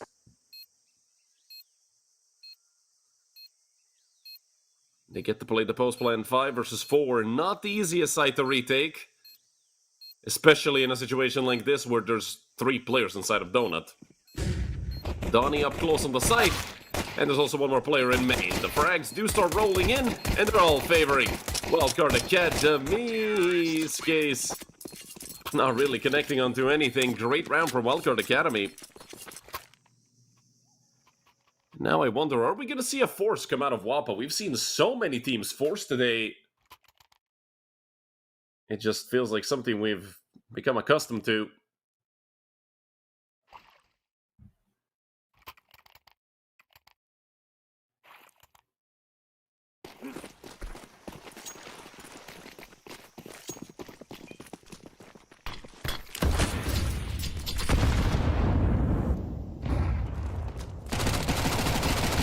Donnie. It's going to be an easy kill for him. The WOPA did force, but I don't think they're even going to attempt this. The best thing here to do if you're WOPA is just save with the 4 players you have, because in the next round you're not going to be buying anything. And I think that WOPA realized that as well.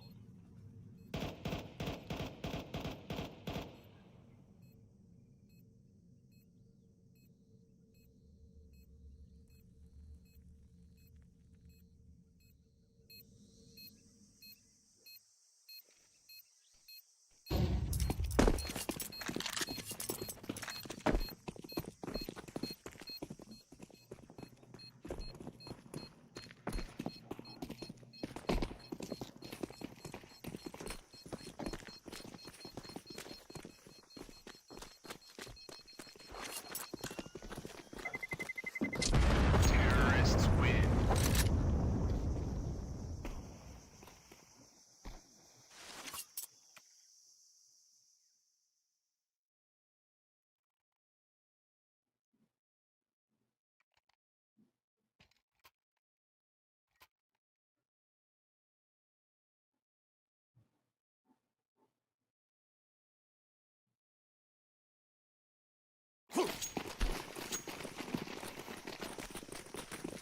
Easy second picked up by Wildcard.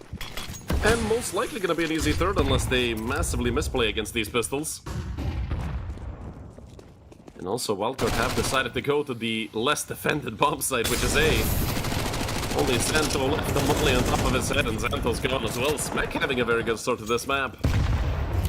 Wildcard Academy just running all over WOPA in these first couple of rounds, but again, Once you lose pistol, not really much you can do. So Wildcard gonna go up 3-0. Smek. He's gonna turn around. It's either him or Patty. Should be Smek getting this kill. It is a CZ in the hands of Patty. Never mind. Might even see Smek pick up an ace. Yeah, last player is over towards Temple. Damn like. Unfortunately, I don't think Smek is gonna be turning around. Yeah, he's already very far away, so... Damn like. Just gonna save Kevlar and Helmet 5-7 as well, obviously. Not that important. Never mind. Damn like gets blown to pieces.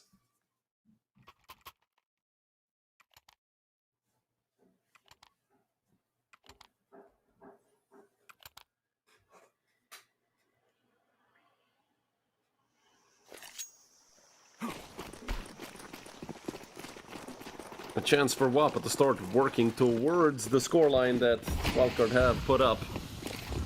And an aggressive smoke towards B, but I don't think Wildcard gonna respect it too much, just pushing straight forward. Damn like is over towards long, and well, they have gotten 3 kills. Completely unanswered. Should be a quick first for WOPA. They absolutely wallop all over Wildcard, and 8 comes through as well. A perfect B-hole for Patty and Zanto. 4 kills between the two of them.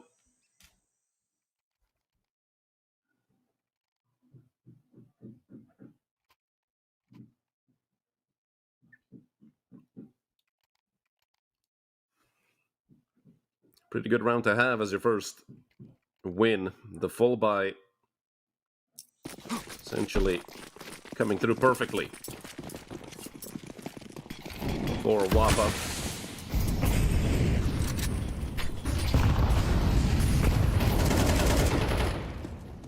This case with an aggressive play, it does get traded out immediately, and 2 members of Wildcard Academy are out through mid. One of them is Donnie, who's incredibly low. The A side is completely open as well, but the bomb is still over towards B. Wildcard Academy have no plans on switching up what they want to do, as they're going to continue to go forward, and Skase has no idea that a player has already gone through Donnie. He's the X factor here. Might be best for him to just stay quiet and let Skase go through if he has to. Skase is going to look to go back to B, but Donnie cannot overdo this. Only 1 player on A. And it's a question on whether or not Donnie wants to kill Skase and then sandwich the player on the site. It's going to be an absolute jump scare for Skase, though, unless he turns around, which he is not going to do. Donnie puts him down. And Thamlike knows he's going to be in trouble. Smoke falls in front of him. Is it good enough? It spreads, I think, enough. Has to cover that gap that was in front of Thamlike. He is going to look to peek over it. They're going to fly out. That's not going to deny the plant. It will do decent damage onto MHL. Puts the Polish sniper down to 76 HP. Patty already on the flank. But all these WOPA players are alone in their respective positions. Trades are going to be a bit difficult to pull off, and with Patty going down, we might even see a save for WOPA. Thamlike just looking. But he's going to be sent back, saving. A phenomenal round for Wildcard Academy. Yes, luck was a big factor for Donnie not being spotted by Skase. A little unfortunate for WOPA, but that's the way the cookie crumbles sometimes. Terrorists win.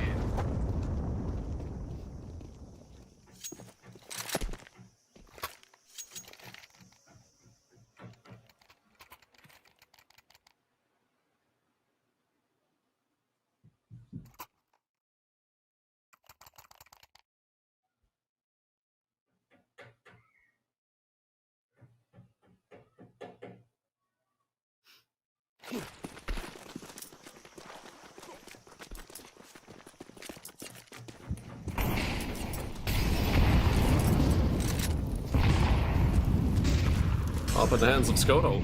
Could cause a lot of trouble for Wildcard Academy. We know that Skoto is a phenomenal sniper.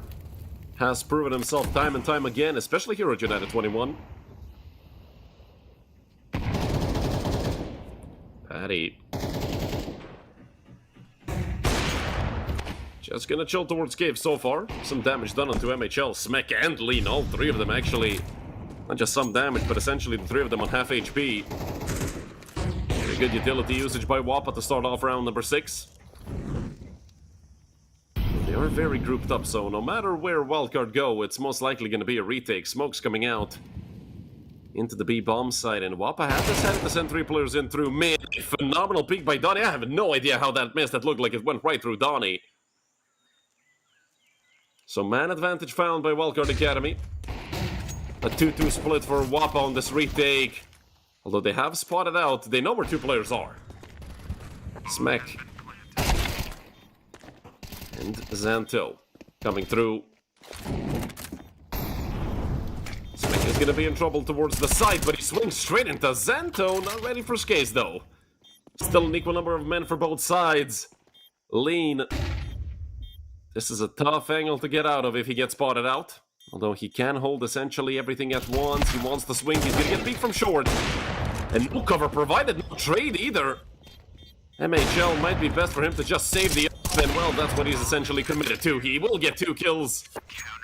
Unfortunately for Wildcard Academy, MHL unable to get more. But after all, even losing the round, they did get the plant. They killed 4 players. Smek has over 10,000.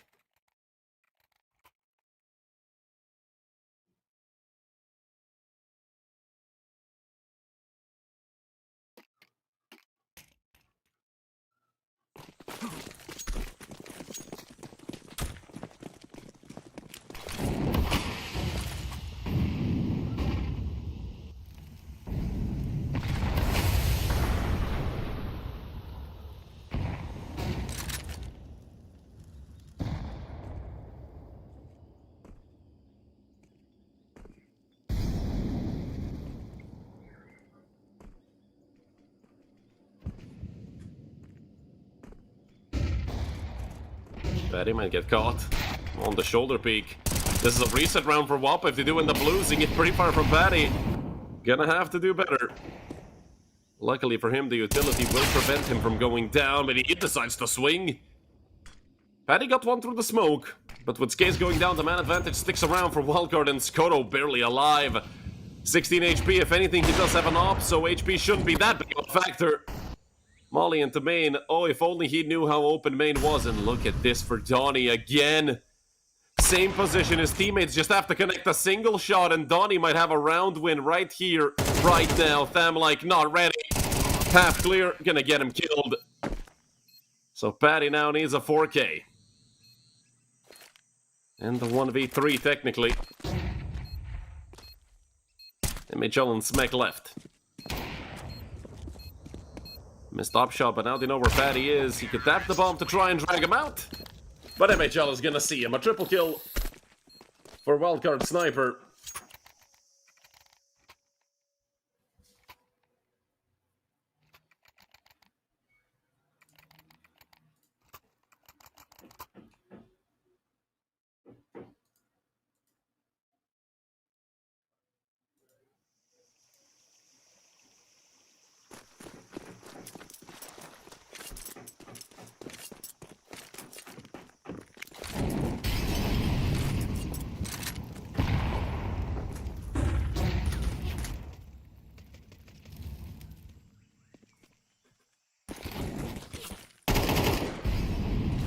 Molly out towards Red Room, and Nade will follow through as well.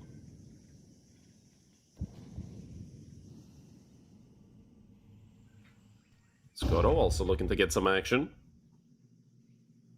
With Xanto in such an aggressive position, he has a shotgun. Oh no! The Nova does do damage to Sen, but not as much as you would expect from an angle such as that, although I do think half those pellets actually hit the wall. One player towards Temple will get dealt with. And they know where Xanto is. Nova in hand, he's a dead man. But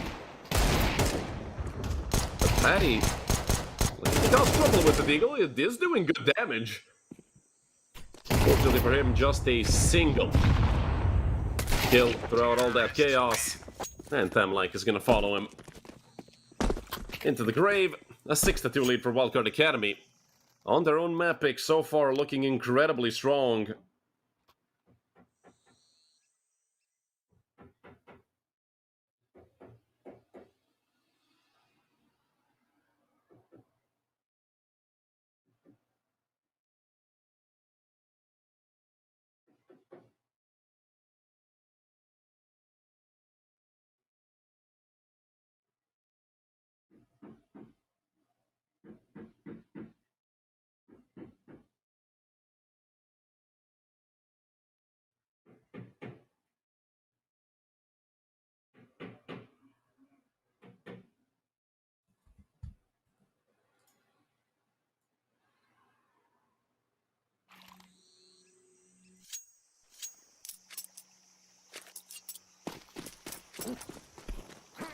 So, another full buy comes through for WOPA. Once again, they are facing reset, so they themselves know this is a round you, well, I would say you have to win.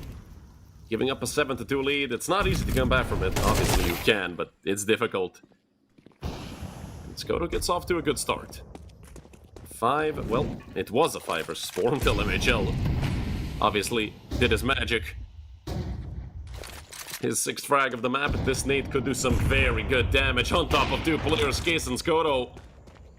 And then MHL as well following through with the up. Luckily for WOPA, Skase getting this kill essentially enables them to have a chance here, but they're still fighting MHL, who's on for the ace as well. Well, the bomb is on the other side of the universe. Gets planted for CT, MHL tucked away in a corner on Cave. He's probably dead to Patty. Yeah, I don't think MHL is ready for this. It's Patty to take him down. A 2 versus 2 for WOPA. This still is a must-win situation, even though it's very difficult, and they've given up on it. Patty gonna look to save the ops case with the AK. They're aware of how much space Wildcard Academy have already taken. They would have to clear out everything. So even the 2 versus 2.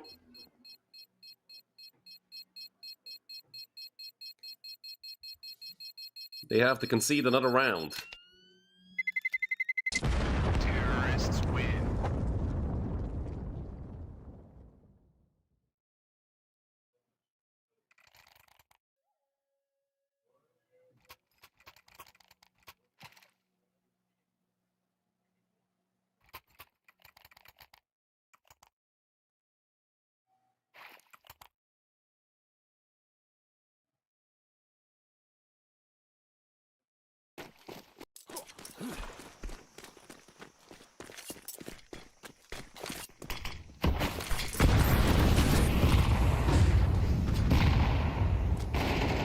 Pushing very aggressively. And I mean, this is Donnie's specialty. If you ever see someone in a place they're not supposed to be on the T side, it's probably Donnie. And I'm saying that in the best possible way. Hey, Donnie. Almost goes down to Skoto. Skoto has to peek this, and he knows it. If he lets him get close, his off is going to be less and less effective. Skoto shoots at air, and he might be aired soon. The whole site gets cleared out.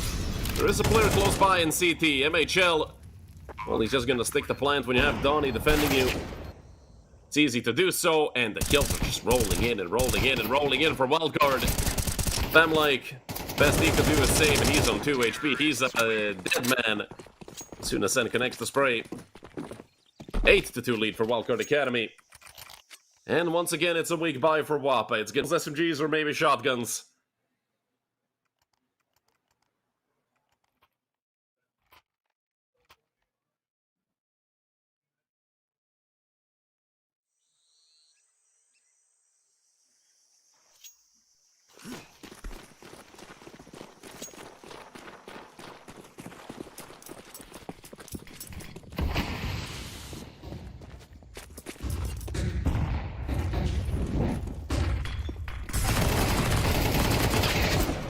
Good frag found by Patty, although, unfortunately for WOPA, the trades are just flawless on the side of Wildcard, and not just the trades, everything they've been doing has essentially been looking like a Swiss clock. Although Xanto here's the first mistake. 2 kills given up, but it doesn't really matter, it's the end of the half, who cares? All 5 of them could have died.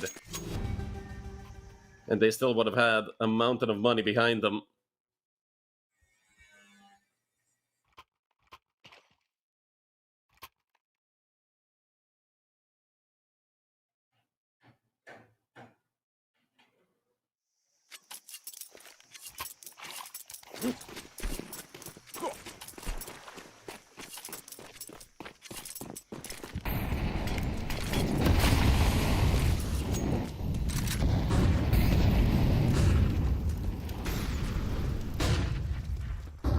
It's flying out. And flashes as well. Donnie can't see they're not ready for him. They're not ready for Donnie. My goodness, Donnie. And got a third there as well. It's going to be sent to get the kill, but it doesn't matter. A 5 versus 2. No matter how you flip it. And oh my goodness, this is just brutal to watch. Get it over with. Wildcard Academy are playing flawless Counter-Strike. And WOPA, oh my god, can't do anything to counter it. A 10-2 half for Wildcard Academy. That is just brutal. Was this not like 3-2 at the beginning? They were close. No, it was 4-2. 6 rounds in a row for Wildcard Academy. 3 players into the double digits. My god. Have they been pummeling WOPA?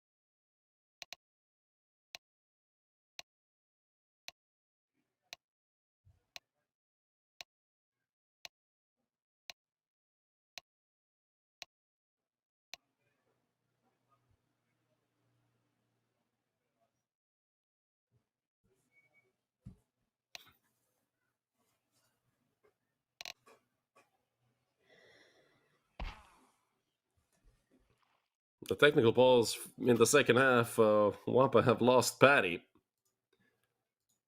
Hopefully that gets resolved quickly. Today has been the day of technical pauses. I mean, and it's been on Ancient most of the time, so this map has been cursed. Don't know who put that curse on us. Please lift it.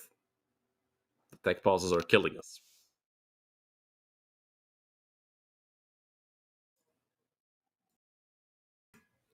Luckily, as opposed to the previous best of 3, this one was incredibly short. So if they are going to pop up and rear their ugly head, it might as well be this.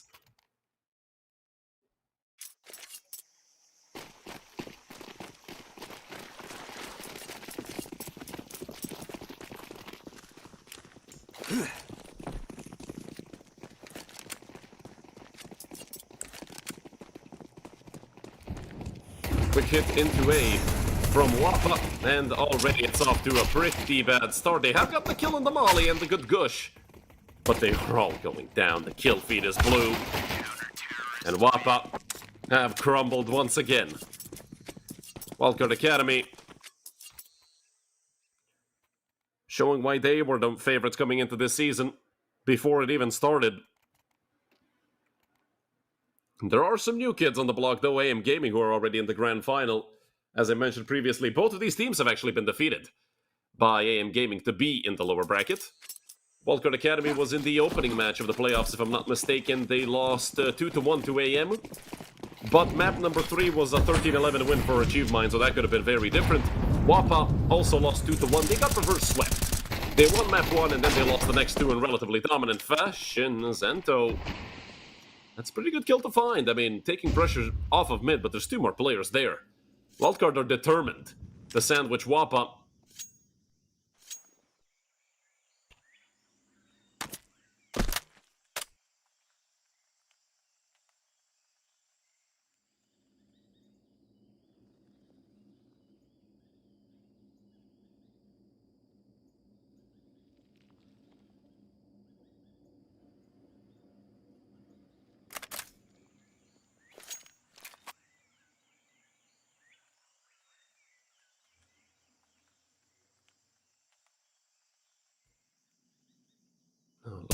Aggression from Wildcard. They want these kills, but, well, the Tech-9s are tricky to deal with, especially at this range. A great nade from MHL, and he continues to pummel them on ace for the pole.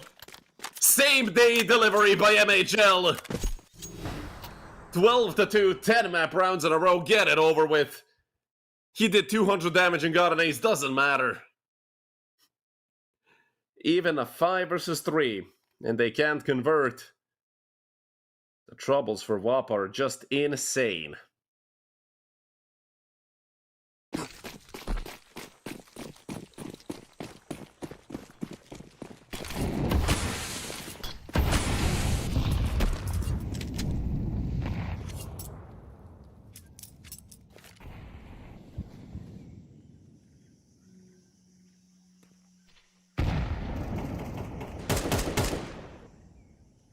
An aggressive pick by Sen, chopping down WOPA to just 4 players, so 4 more kills remain for Wildcard Academy to close this map, make that 3.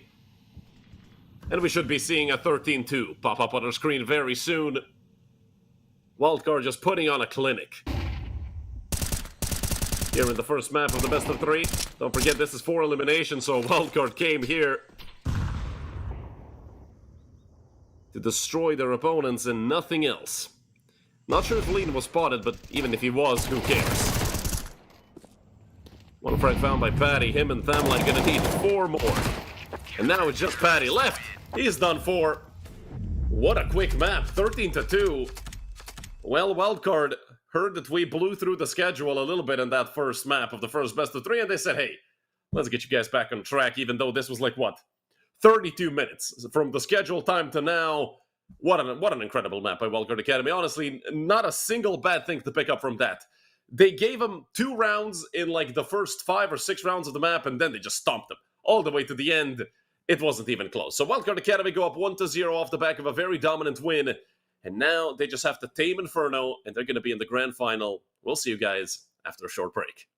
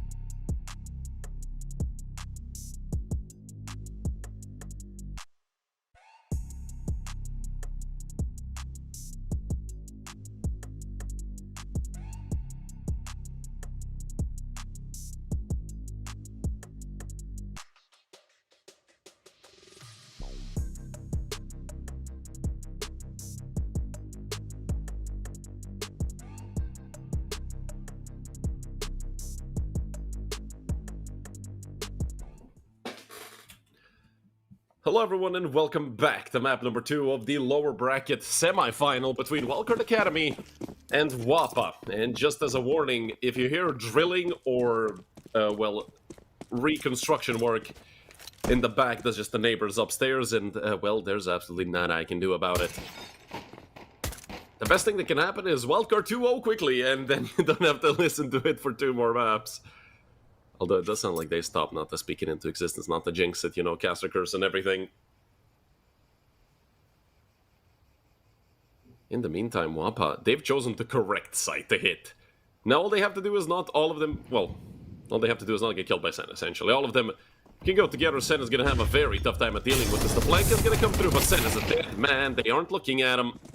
And Sen getting at least one is, you know, good enough, I'd say. He had a chance for 2. Couldn't quite get it, and Skoto just gonna tuck back away towards Zabs, but he's not gonna be easy going. Out through Boiler. They're gonna look to hard clear it. He's gonna go forward. Skoto hasn't been spotted. Skoto has a chance. They're not looking, and Skoto finally bounces, but only for 1, and it's actually only him left. They've completely taken back the side. Oh my goodness, Wildcard Academy. That is just insane. Absolutely insane. Unbelievable what this team is capable of. Who would have thought this is the lower bracket for them?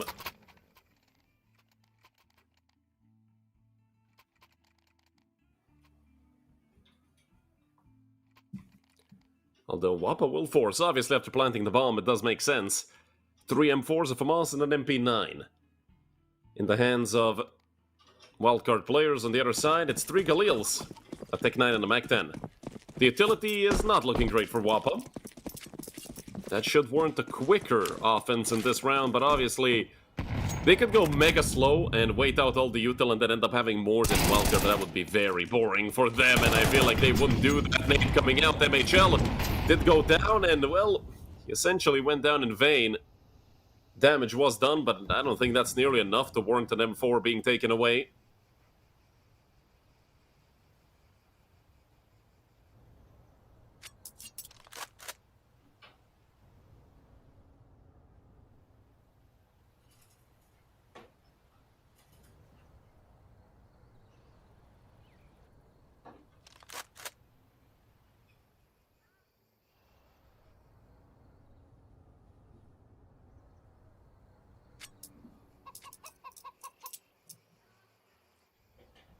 Does feel like Wildcard are just gonna go all in on that B bomb site. I mean, again, I like this call from Wildcard. If they go B, you essentially win the round. If they don't, you get to save your guns and play it next, because you already made a mistake. With MHL going down.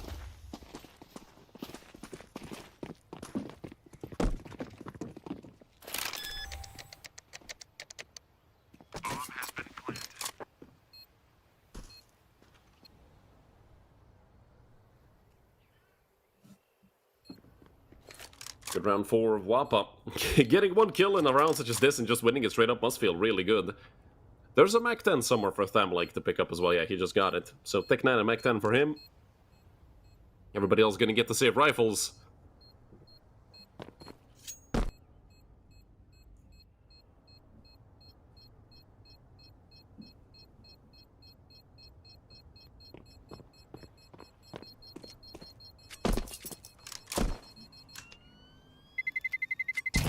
Terrorists win.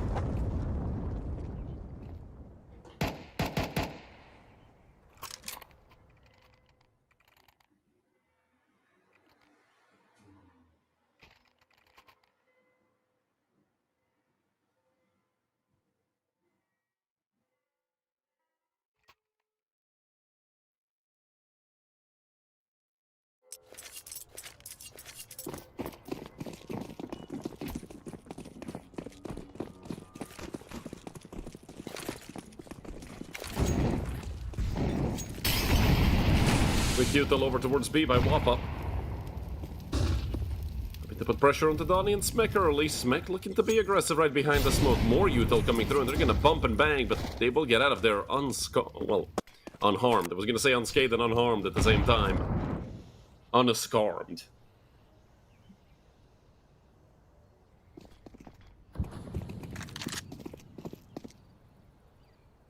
Look at the rotation from Wildcard Academy once again. You're gonna look to send more players towards that B-bomb site. The reason for it is probably the fact that they want to take Banana back, and, well, they have taken Banana, but now they're about to lose the A-bomb site. Molly coming out, and that's gonna put Sen in trouble. And that might also get Lean killed, but luckily for Lean, they're not gonna look to hard clear him. Patty gonna tuck away into Mexico. Oh, Patty. Oh, Patty, does he have a double kill lined up for him? He does have a Mac 10, though, so it'd be best for him to stick around and try to get closer, but good spray control from Patty. Should essentially guarantee the round for WOPA.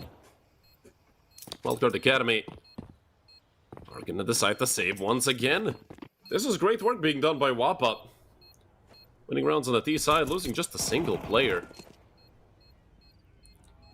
Is going to put their economy in a very good spot.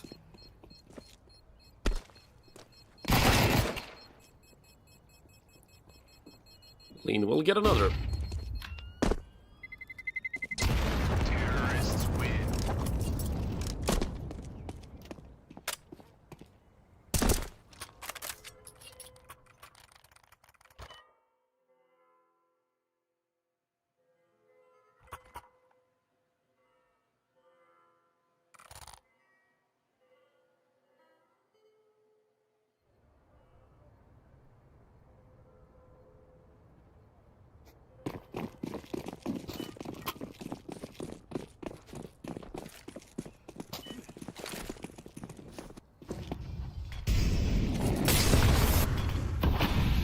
A lot of damage done to Donnie with that util. Both him and Smack taking quite a bit of damage. Donnie did get into Banana, and there's a great flash of the mid thrown by MHL. So getting that entry frag this time around for Wildcard Academy. Advantage right off the bat. They knew that, well, they have to be the ones to pull the strings in this round with the weaker weaponry, weaker utility. Sitting around and waiting isn't really going to lead to much.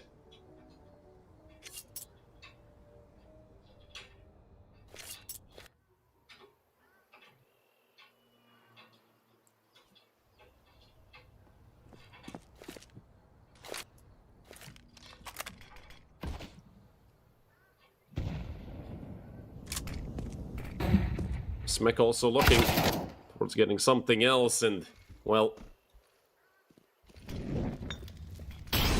he's gonna have to be tested here. MP9 in hand, he's all alone. Getting one, and he's done his job. Which he does do. Skotoin's case left.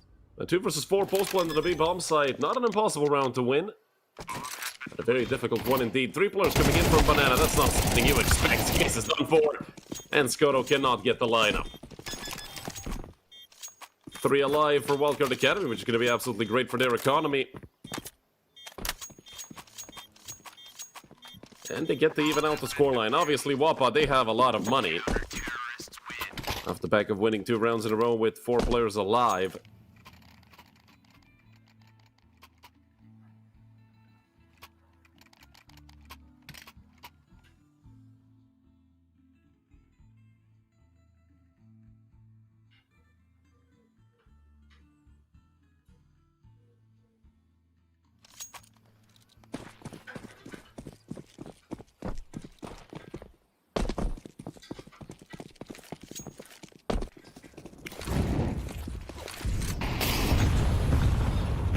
Once again, aggressive util into Banana by WOPA. And a great frag found by MHL as well. MHL again causing a lot of trouble for WOPA. Last round it was with a flash, and Zanto already close. There's no chance against MHL. I mean, unbelievable how good he is. This case is going to look to push forward finally to take down MHL. Still, though, the man advantage sticks around for Wildcard Academy.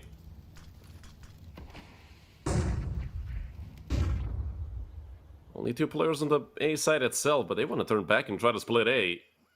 He's going to run right into, well, both Smek and Donnie, who were down towards CT. Skoto, last man alive. Ay, a bit of an autopilot clear by Skoto. We'll get the...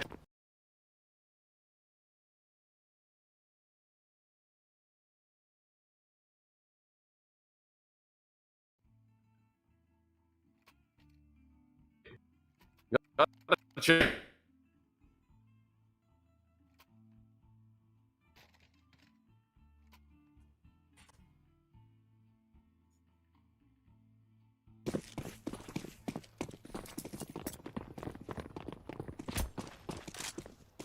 Of MHL as to be expected. 3-2 lead so far. WOPA were off to a good start and then slowed down a little bit. 4 pistols and a single rifle. He's the one to carry the solo AK. Trying to pull some heroics with the Kalashnikov.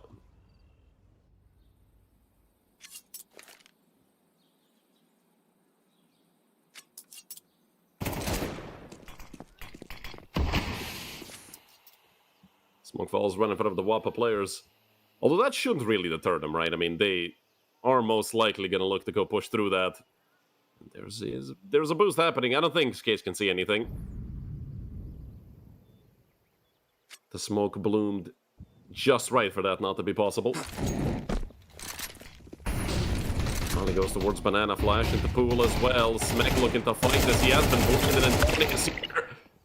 Him and Smek so far good for 2. Smek repositions back towards second box. There's one player on top of him and he somehow gets another. Great work from Smek. But Skates and Thamlike are relatively low and through the smoke. MHL, my goodness. Absolutely unstoppable today. Only Thamlike left. It's a doable clutch. All 3 players coming in through CT. They will boost one up. MHL boosted with an op. Flash comes out. They should expect Thamlike to be towards New Box. And MHL delivers another shot. 4 on the board for Wildcard Academy.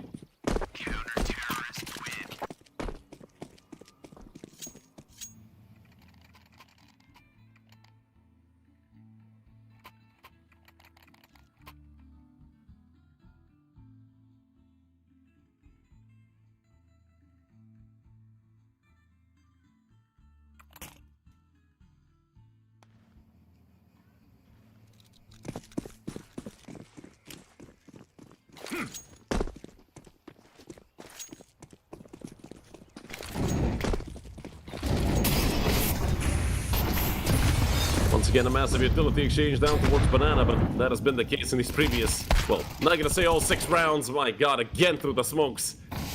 Wildcard Academy just putting so much pressure onto WOPA, and the Danish team, they're not even doing anything wrong. It's just that Wildcard are doing everything they can right, and they're hitting their shots. More often than not. That AK is like the green goblin mask to Donnie. Pick it up off the floor, make some noise. So Donnie does not want to get boosted up. Gonna leave Smek hanging, but he's gonna give him some util in return. A flash and a smoke for Smek. And, well, spotting out someone towards Banana. Smek is gonna get to finally use that smoke. Shoulder peeks once again by Smek. And with the flash coming through, Smek is instantly gonna smoke it off. And now he goes to Smek for the smoke again. Luckily, the trade comes through immediately, and all 4 players are going to be retaking from Banana. That is incredibly interesting from Wildcard. They've had these calls all day long, though. They just want to stay grouped. They don't want to split up at all. Stronger in numbers, obviously.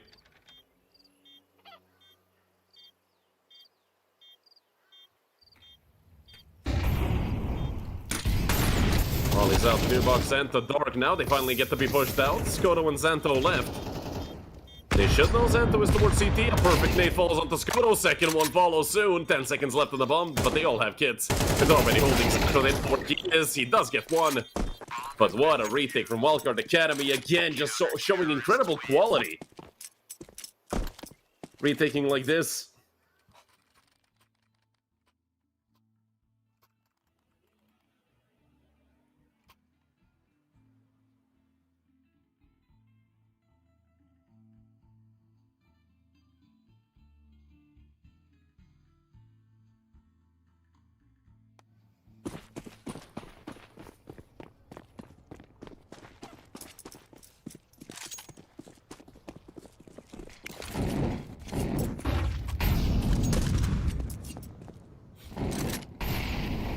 2 rifles and 3 pistols for WOPA.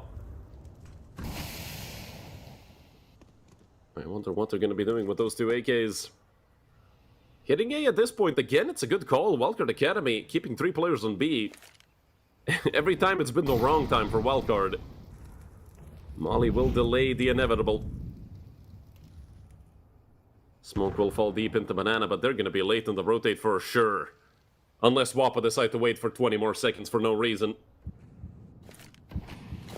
Finally going to start moving up. MHL going to flash out towards long. Go back to holding short. But he might get killed from apps.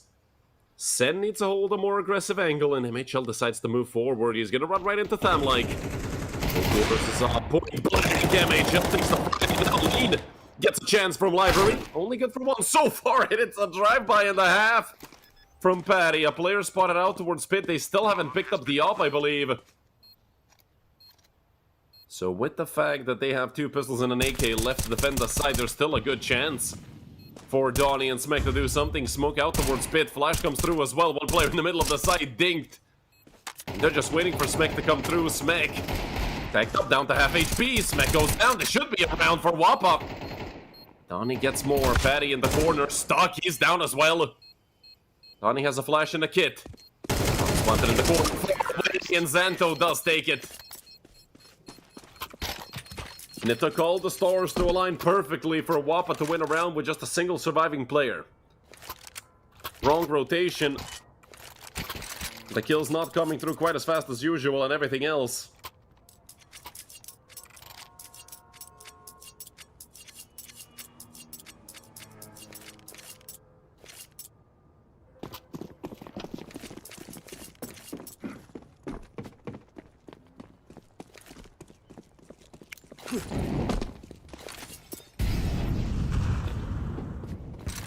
Once again, a 3v start for Wildcard. But this time, MHL is the one to go down to start off the round. Finally, they caught up to his aggressive shenanigans on top mid. And the well-timed shot from Skoto, of course.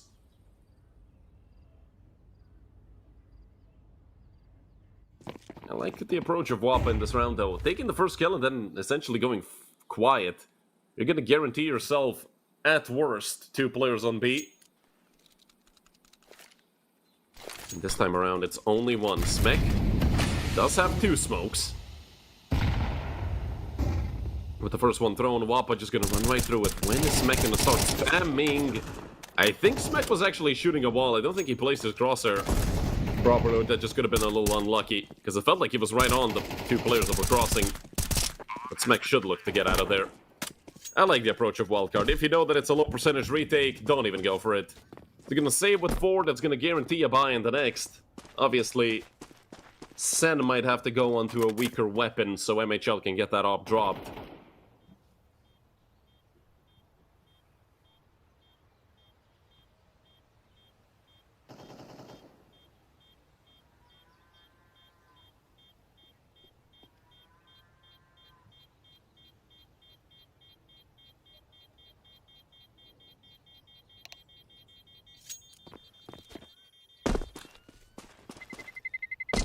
Terrorists win.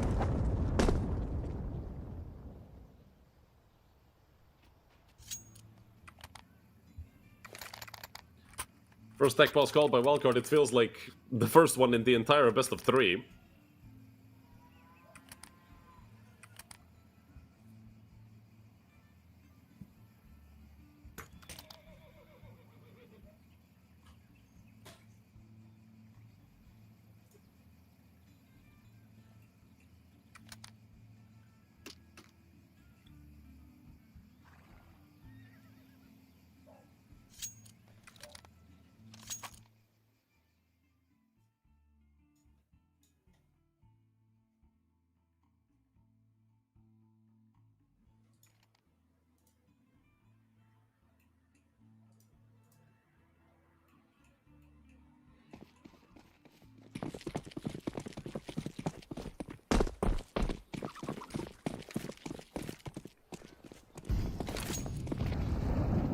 Deep nade coming out from Smek. But again, not much damage done with the util. Only Donnie taking quite a bit of damage. Down to 27.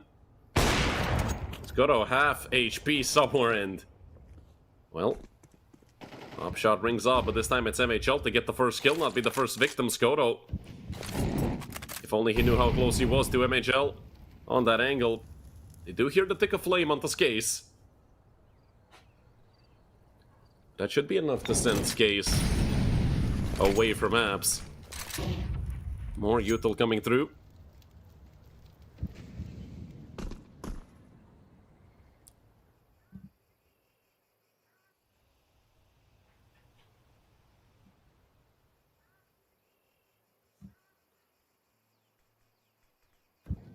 This will be an A hit for WOPA most likely. Still trying to potentially sell the fake with Skoto being over there. You wouldn't really expect an op to be faking. But it's always possible in Donnie. Shot connected, Skace is here, but he gets raided out immediately, and with the bomb being down on long, now all the shenanigans are up. Now they have to go head first into this. The frags are rolling in for them like he needs 2 more. In the 1v2. He's on for the ace as well. 15 seconds left, he has more than enough time to plant the bomb. He'll use the smoke to give himself a bit more space on the site, and there's Damlike with his 4th kill of the round. He needs just 1 more. Damlike! All 5! And all 5s across the board as well. We're all tied up. All that saving ultimately gonna come up with nothing. For Wildcard Academy, what a round. Again, the individuals in this whole best of 3 have been incredible.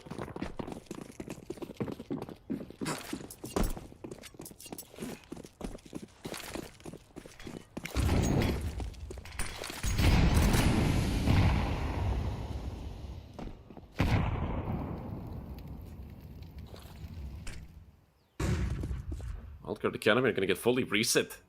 Coming into round number 12, if they lose this one, they do have 2900 loss bonus. It's going to be somewhat of a bye, but again, they'd love to win this round and at least guarantee themselves 6 at the half. Do not forget, WOPA is fighting for survival. I mean, so is Wildcard. And I feel like Donnie could have thrown that smoke. If anything, then just to minimize the damage taken, both of them down to like, 73 and 74.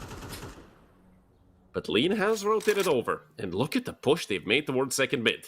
If you're following the radar, they have second mid control, and MHL is also pushing all the way towards ramp. So it's a sandwich towards B, and it has the taste of Denmark. Between the 2 slices of CTs. And oh boy, are WOPA in for a rough surprise coming into this B bomb site. They're already about to get flanked. Skoto wins holding it. And the first frag comes through for WOPA. Smec still on the side. The flash is there. But not quite the frag. 3 versus 4. Made a 2 versus 4 with Skoto's up. And he's doing so much on these post plants. They cannot keep allowing this to happen. But, I mean, they're only going to get 1 more chance to get 6.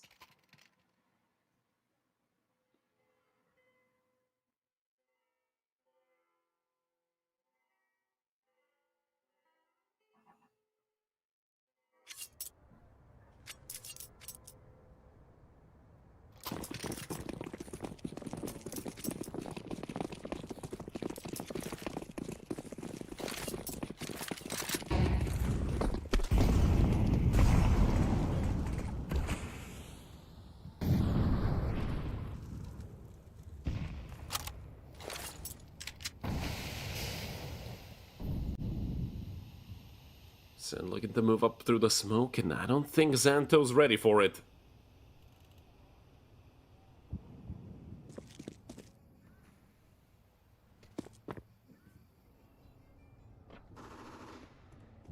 Lean also could have very good timing coming out of library, or maybe not. Patty ready for it. Donnie's gonna look to come through and help out. Nate's gonna come out from MHL as well. Damage dealt. The MP9. Well, Donnie, now that he's been figured out, he has to get out of the off-site lane as fast as possible. There goes Skoto, and the MP9's running rampant. Only Donnie left, though. A 1v1 up against Skace. MP9 versus AK, and it's a drive-by. Donnie picks up 3 to close out the half, and, well, they did give up 4 rounds in a row, but Wildcard Academy finally get their 6th.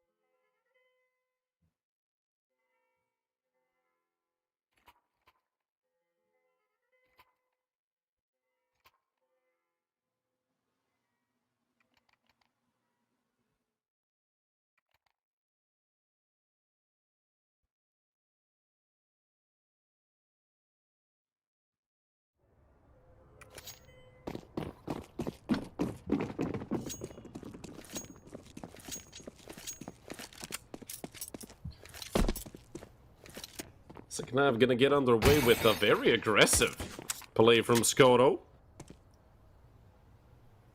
Although, just for info gathering, 4 players on the A-bomb side for WOPA.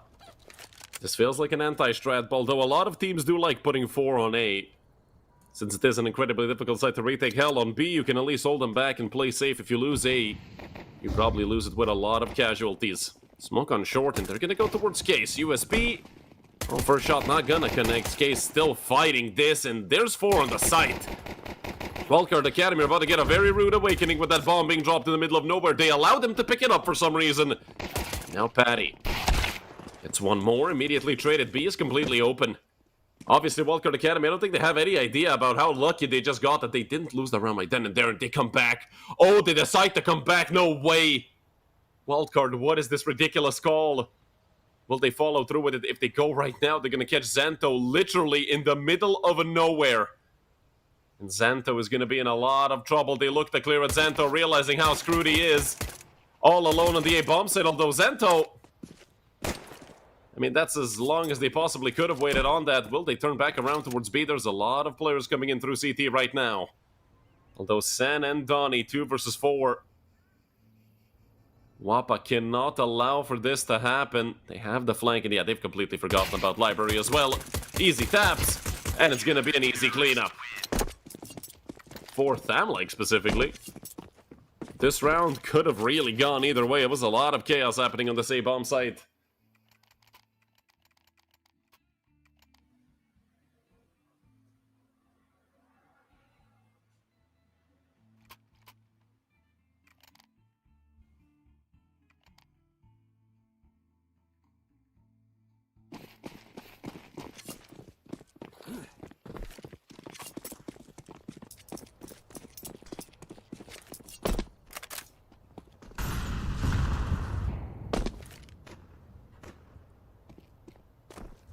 Full eco for the side of Wildcard. I'd be lying if I said I never saw 5 Glocks win around, but I don't think it happens here. I don't think it happens today. WOPA have, well, woken up a little bit. And they're all gonna go down. 2 for both Patty and Tham, like an easy cleanup. And Wildcard Academy. Now we're gonna have a full buy. Although still 3 SMGs on the side of WOPA. I'd love to see them pull off an aggressive play.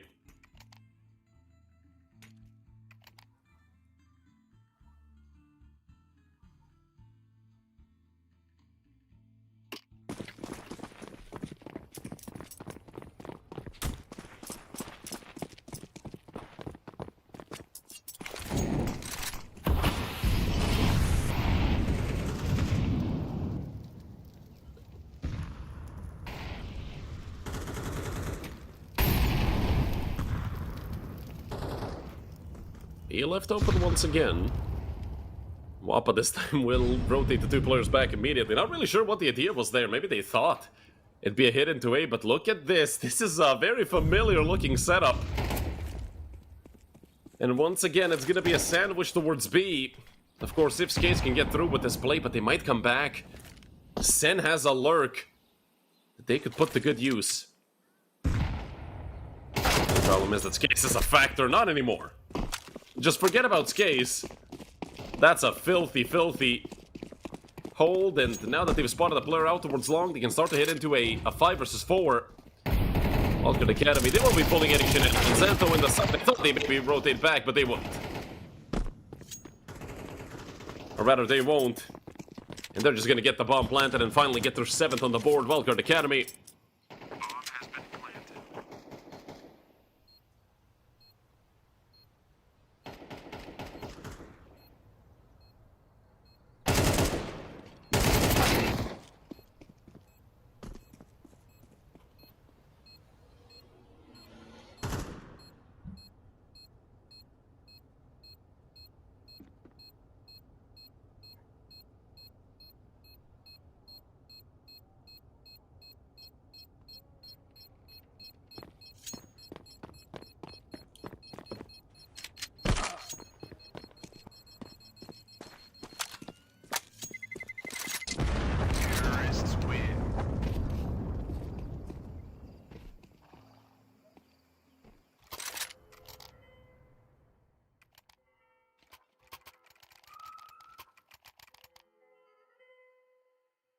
One round separating the two. Round number 16 is going to decide whether or not we're going to see a bigger lead for WOPA. Or Wildcard Academy not only just make the comeback, but also probably get into the lead. I think WOPA have run out of money. Wildcard Academy. 5 AKs on their side. There is an AWP in the hands of Skoto. And we saw how big of a problem Skoto could be. The only player in the double digits for WOPA, actually. Everybody else are on the 9 kills.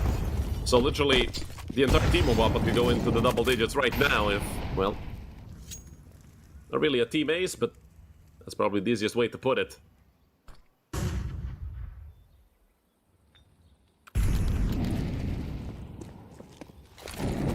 More util left there for Patty, although Patty being the sole B player with 40 HP doesn't really sit right with me.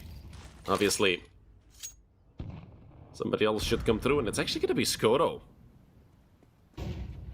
To look at the position, he has an angle with the AWP, so if they do decide to push B, Skoto is going to be there and waiting. The Danes have another good read, it seems like.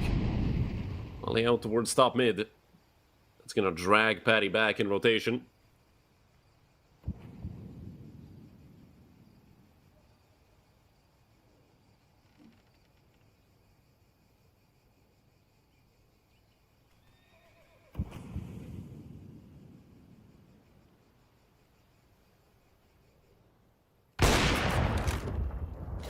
First shot rings off. Now Skoto. Towards the back of sight. Smoke falling into CT as well. Miss shot from Skoto. Might have even been a leg shot there, and Lean puts him down for good. Rotation is also pretty late. Patty has a chance at the wallbang. Patty gets 2. In a massive misplay from Wildcard Academy. Patty might have just won the round straight up then and there for WOPA. Lean spammed through the smoke. Another flash comes through. It's only Sen left. 1 versus 3 for Sen. They all have kits. They have a smoke and a grenade. They are slowly pushing in through Coffin. And, well, Sen late to turn around. I'm not gonna lie, that was horrible from Wildcard. At least that single mistake they made of not clearing Coffin lost them the round.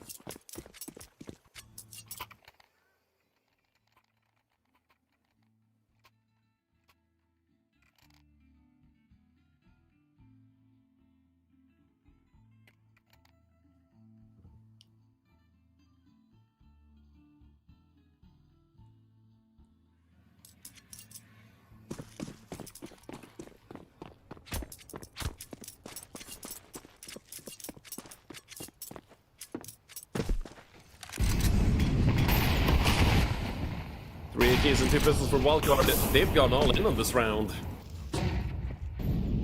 There's a very good chance that Wildcard get fully reset here if that does happen. We're going to be looking at a 10-7 scoreline and then an 11-7 scoreline.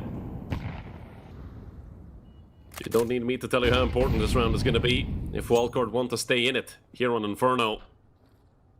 Because map number 3 could be anyone's game, and, well, they were close.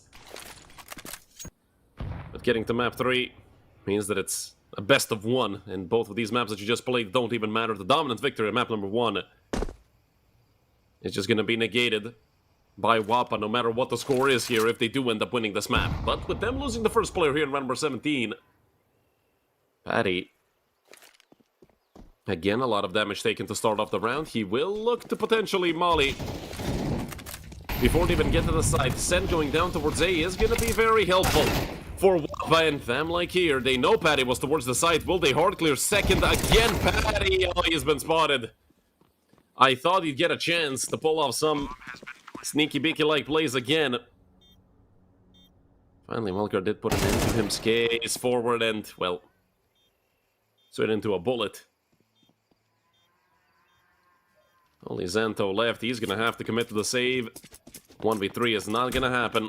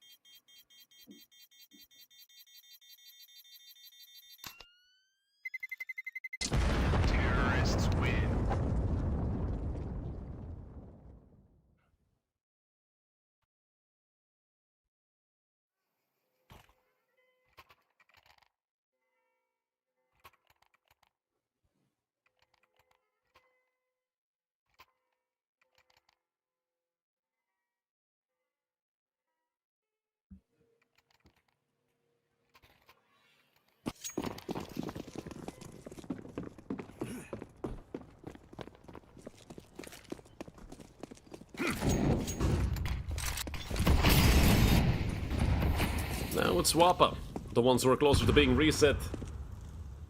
The Danish team. So this round could lead to a massive streak of bad things happening to them.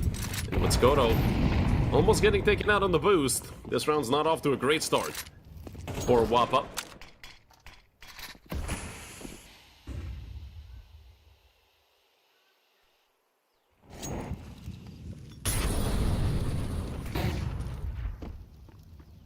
Flash out, and Smek knows exactly where Patty was.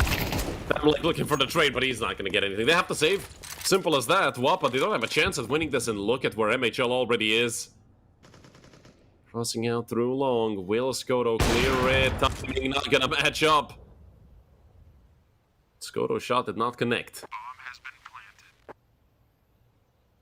planted. MHL has a chance at taking out a couple more guns. And if this op gets lost, that's going to be an absolute tragedy for WOPA. A very, well, at least individually, low-kill game. MHL top-ranking the server with just 13, maybe 14 if he gets this. Skoda gonna smoke behind him. He knows that he's stuck. Would love to see MHL maybe take an off angle towards a pallet and want to swing out. Now they've closed the gap. They're very close on the bomb site. Xanto stuck in pits. Case is gonna get mollied, and, well, the molly doesn't land on top of him. Case a chance. He's still alive, but not for long. The op gets saved over. They all go down. WOPA get fully reset. Those 3 guns could have led to another buy for the Danish team, but Wildcard Academy doing a perfect job at taking all the weaponry away.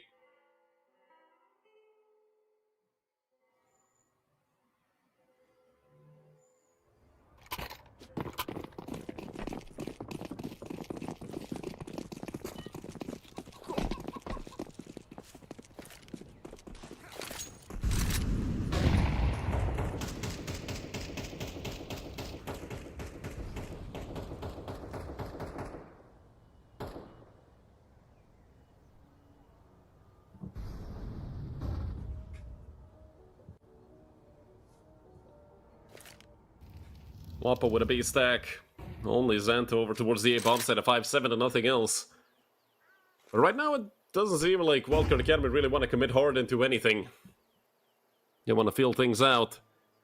Because losing at 9-9, if you lose to a full eco, well, that's just F32 depression at that point.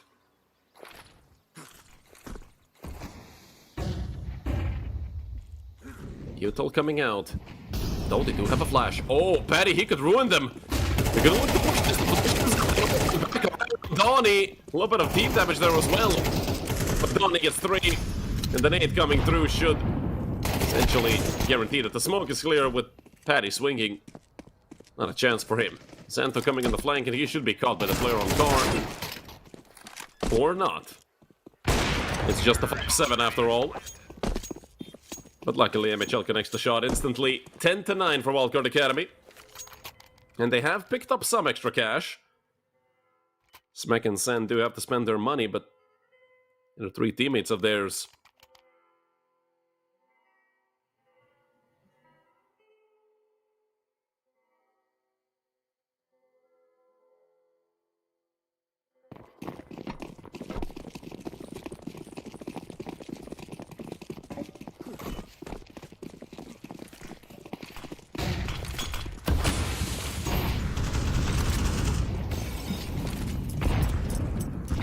Deep nade coming out from Skoda.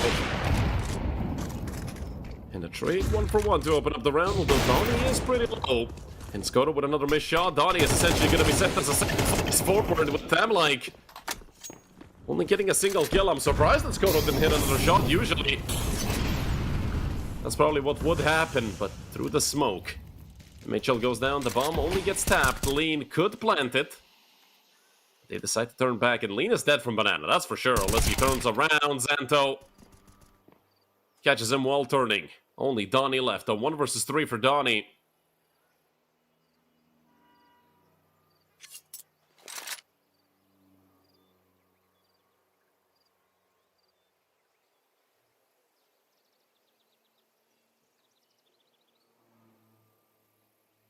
45 seconds left. Donnie should be dead to a single bullet.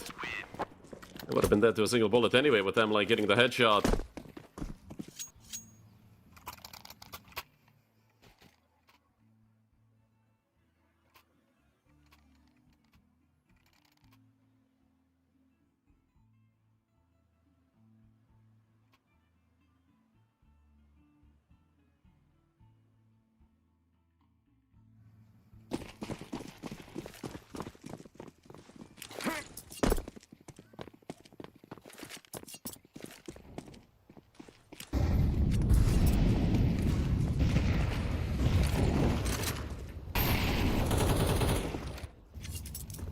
Massive advantage goes to whoever wins this round.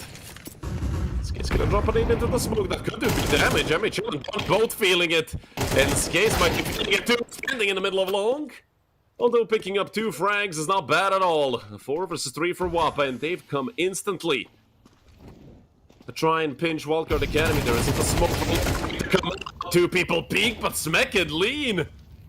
They somehow get them both. One more player looking to push Arch, but it is only an op. That's probably the least painful thing that could have happened there to Wildcard. And with Xanto on the side, it's a 1v1. Smek against Skoto.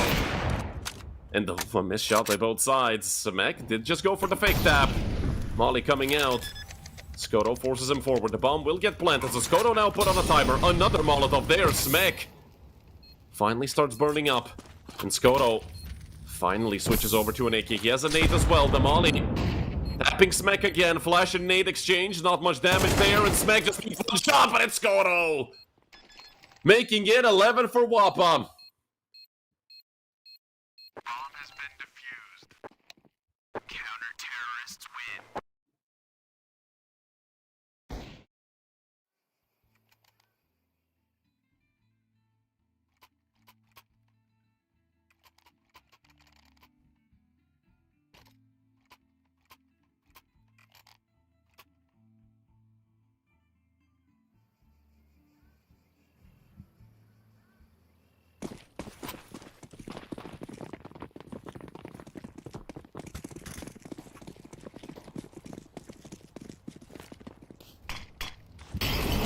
Not the greatest buy for Wildcard, obviously, with all that economic damage previously. 2 kills for Xanto might have just closed out this entire map. And WOPA. No, well, they almost had a 5 versus 1 here. MHL is barely alive. He could be spammed through the smoke very easily. WOPA doing a great job towards the end of Inferno. Obviously, it's still MHL, so has to get at least 1 through the smoke.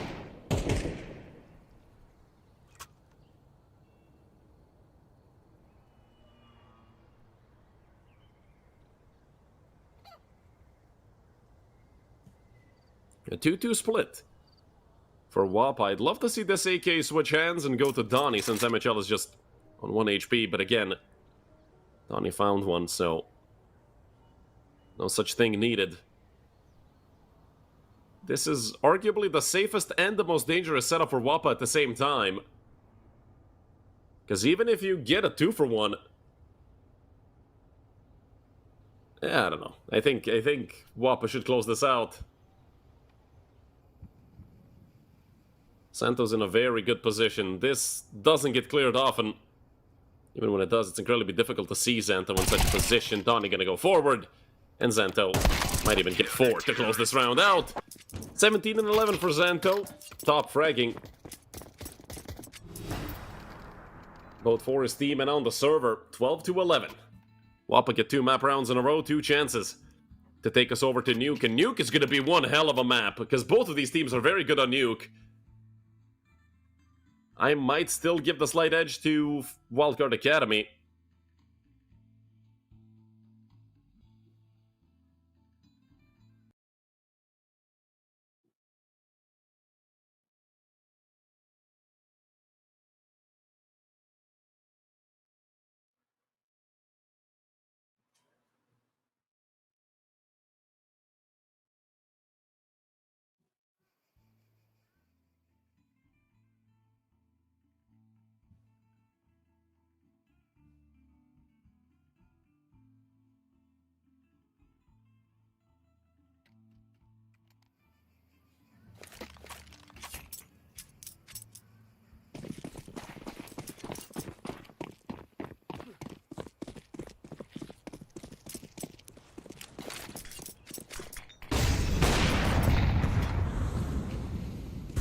Tough shot to start off the round.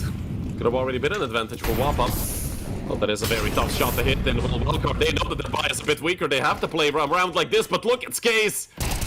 Has a chance to kill 3. Almost does. 2.5 scope. Oh no. It's probably the worst possible time to have a missed shot such as that. And already done. He tucked away in front of Library. This time they're finally gonna smoke it. No smoke falls. There is a player baiting there. One more coming out of Library. Now it's there. But Sen couldn't quite get the spray and leans on the other side of the universe. Luckily for him, I don't think Tham like ever thinks that lean is coming from B. Is it just stupid? I mean, why would he be on B? But he knows that he's going to be exposed if he stays still, so you might as well go forward. As lean is moving in, Tham is moving further away.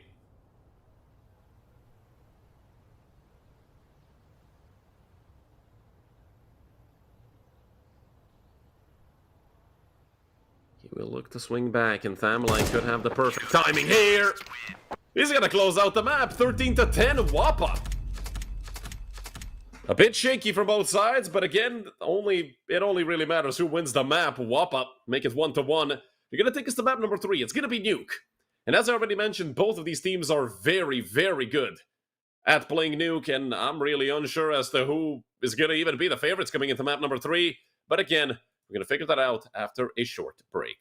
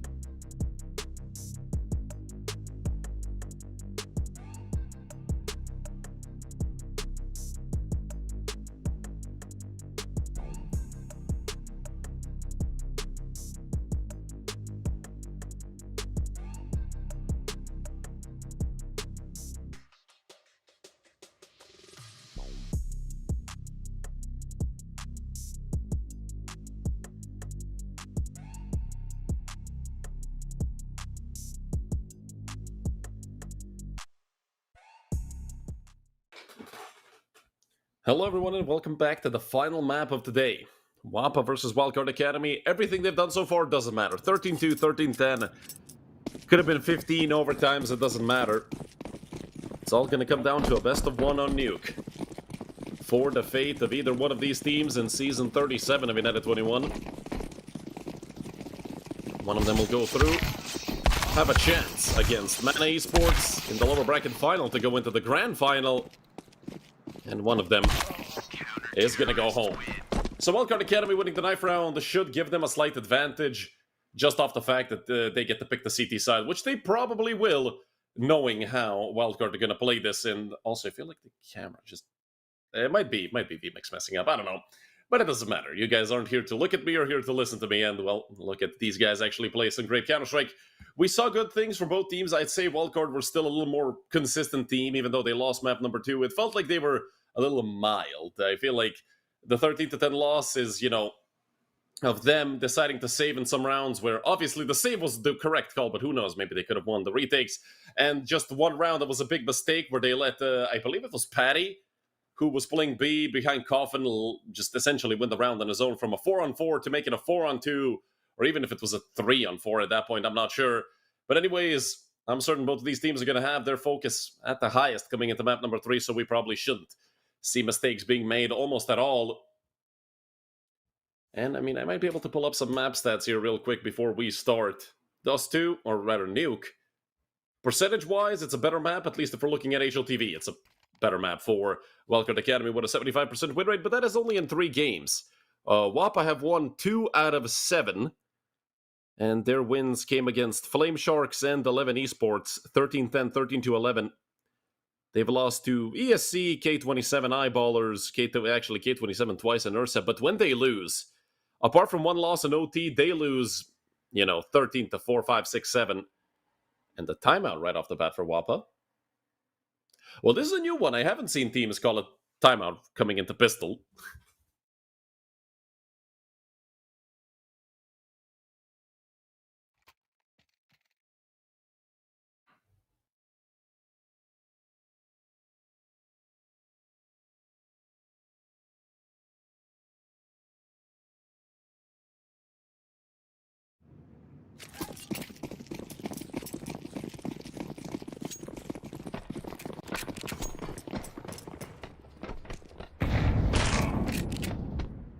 Damage taken by MHL, not really something you want to have on a pistol, because now he's in one-shot range for the Glock when it comes to headshots.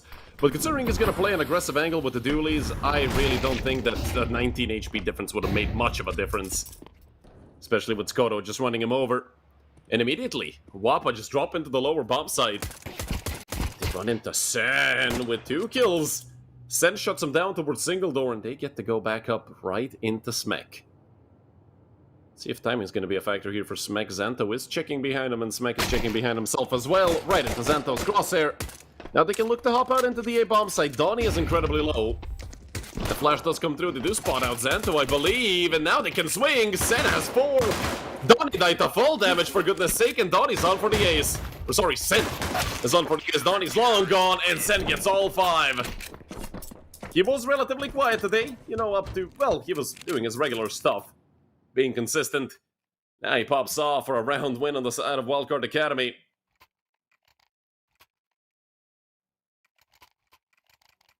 What happened to Donnie, though? Feel like he had 10 HP, I remember that much. Probably just missed the drop, or might have been blinded by the flash, I'm not sure. And then he just ran off and died.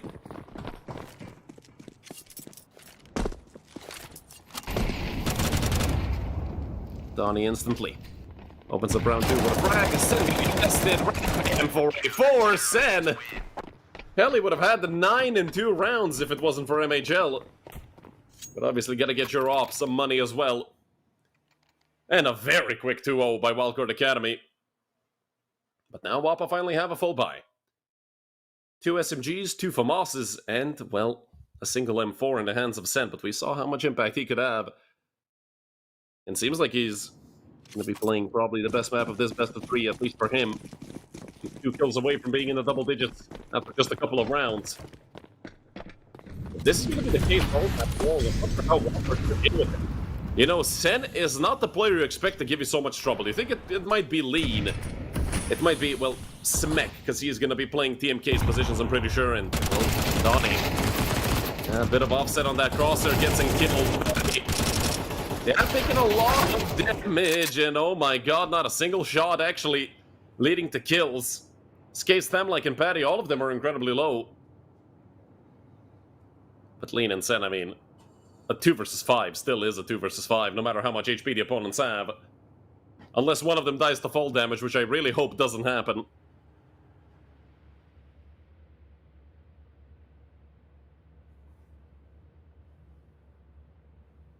But you can tell WOPA are being cautious. Not just because of winning the round or not, but also saving as many weapons over into the next as they can. Slowly but surely they make their way through outside. Will they connect with Skase down on B? B is fully open.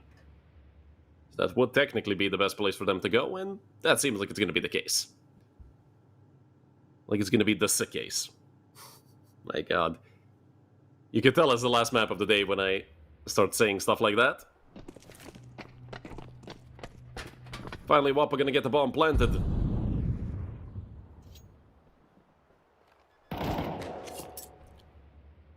Sen does get some contact. But it might be best for him to save. Lean, he can go out and try to get a frag with the MP9. And Sen, it's just his map. Seems like it's just gonna be the case all day long. There's an M4 for Lean to pick up. But will they be ready for Thamlike? Well, Sen certainly wasn't, and Thamlike might even die to fall damage. Although that is not the case. The MP9 might hurt even more because it's extra money for Lean. And an AK for him to save, but WOPA, they're aware of it. There's no point in them chasing him down. Patty has to go into CT spawn to save, and even then he might not be far away, I'm not sure. The bomb is planted in front of Old Toxic. Terrorists win.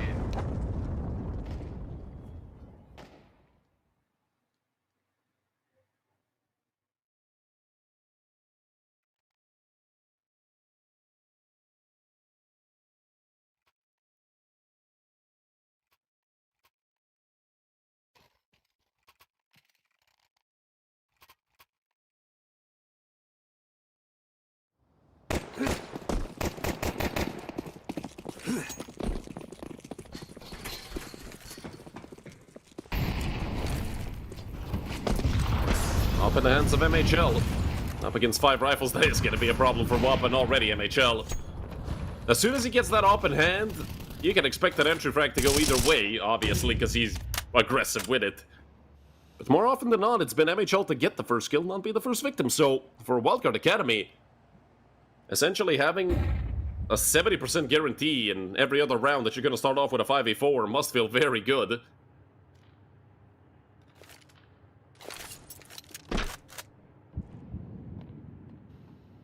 Sen also looking to peek into ramp. There is a smoke there, so we'll prevent him and MHL down towards ramp. 2 on A, and we also have Donnie just ready if somebody tries to go into mini. Good frag for Smek. We do have a Molotov to throw at him, so Smek is most likely going to be dead soon. He actually kicks the Molotov back! Not only that, the flash was perfect! What a play from Smek! That should seal the fate of WOPA in this round. Yes, they do have Skase lurking. But what can he do? Everything is closed down on B. He has to make noise to get out. Unless he wants to go all the way back into secret. What a round from Smek. 3 kills. That's his first 3 of the map.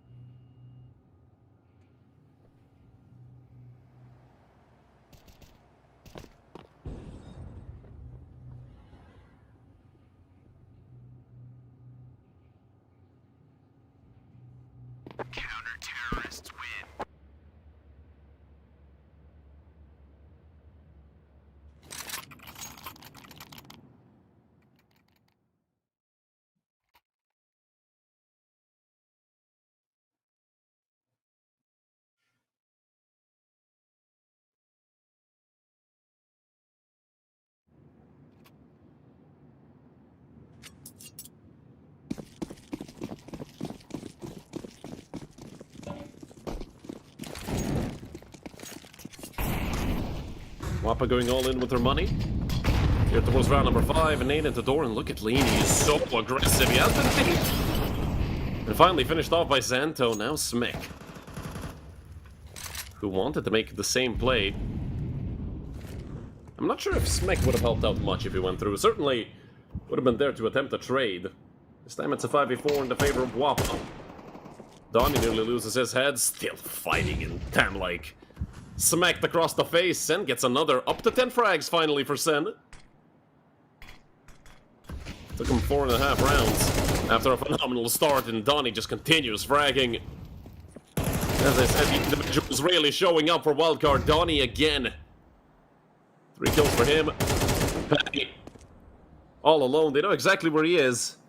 His bomb is dropped outside as well, so not much that Patty can do here apart from hope that they make mistakes and give him 1v1 duels. But I don't think that's a mistake Wildcard are ever going to make in a situation such as this. A 3v1 with the bomb dropped in the middle of BF nowhere. Patty can look to maybe movement it out of there with a knife in hand and try to strafe back, but that is very far-fetched. It's finally MHL to put an end to it. Put Patty out of his misery. 4-1 lead for Wildcard Academy.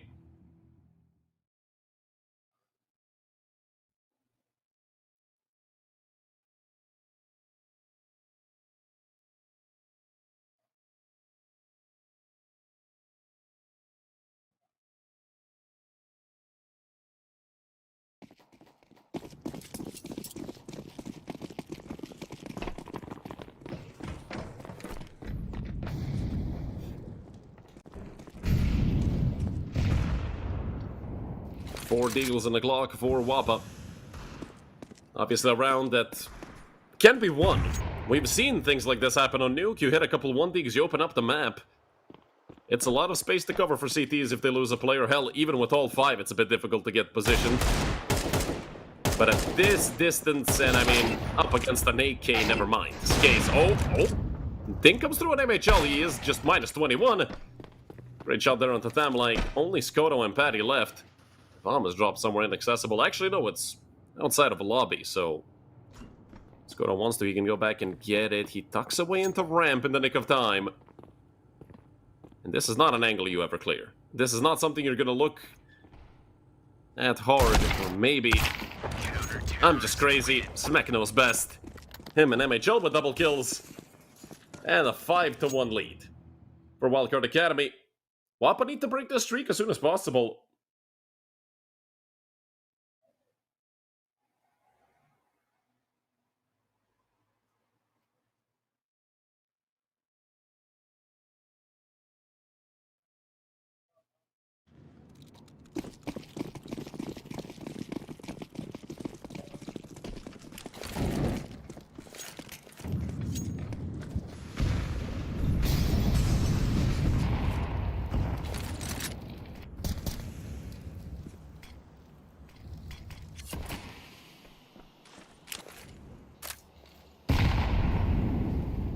WOPA slowly running out of utility. They did get Skoto an op, though. And Skoto is over towards outside, obviously. He will help out Skaze with his utility to try and get him into garage. Skaze is quite far. Nobody really watching this as of now, and as soon as MHL peeks out from heaven, he gets sent right to it. Skoto's op. Smek does have a smoke for Squeaky as well. Donnie down on the lower bomb site. This round could get ugly very quickly for either side. With the man advantage, WOPA, they can wait it out a little bit. 55 seconds left. They do boost Skaze. Sorry, Smek into heaven. Skaze just has a very good position to lurk later on. But I feel like Wildcard Academy are going off of the fact that, well, if they went B, they would have planted B already. Skoto has to clear tight angles with an op. That's never pleasant to do. Although if he catches a glimpse of Lean, that's certainly going to be a frag. He's going forward, and that's Lean gone. Donnie aggressive, but it's them like to trade him out. And with Smek boosted over towards Mustang, he's the last line of defense, and Skoto reads him perfectly. Playing aggressive op. Skoto does do it sometimes. More often than not, it's very tactical, and I mean, it looks gorgeous when he's pulling it off. Although a lot of oppers here at United21 actually like playing that aggressive role. When you get the op on T side, they're not going to be the ones to actually wait back. They're going to look for those aggressive picks.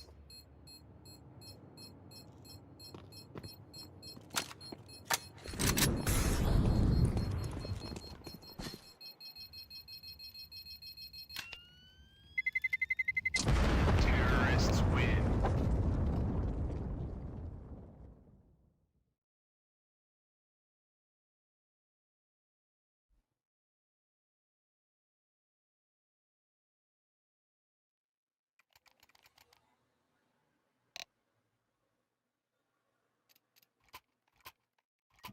Technical pause, unfortunately, as this day has been riddled with quite a lot of them. So we're gonna probably just wait it out while Lean comes back. Hopefully it's gonna be quick.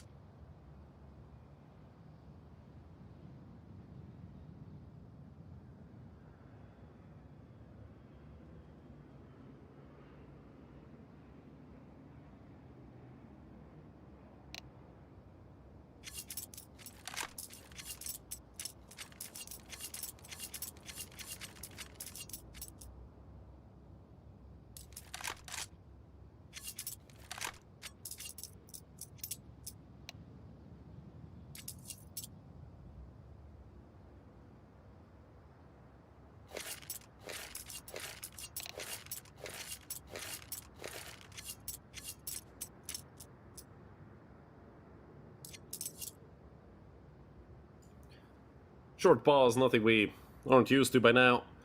Wildcard Academy once again is going to be a full buy. Decent chunk of money still saved up, but I don't think they can buy if they lose this round. For WOPA, this could be the turning point in helping them even out the scoreline here in the first half, obviously. They need for Skoto to do, well, at least once more what he just did, to really help him out, and I love the combination. You could see it from, I don't think it was Case's POV, I think it was Skoto's that we saw.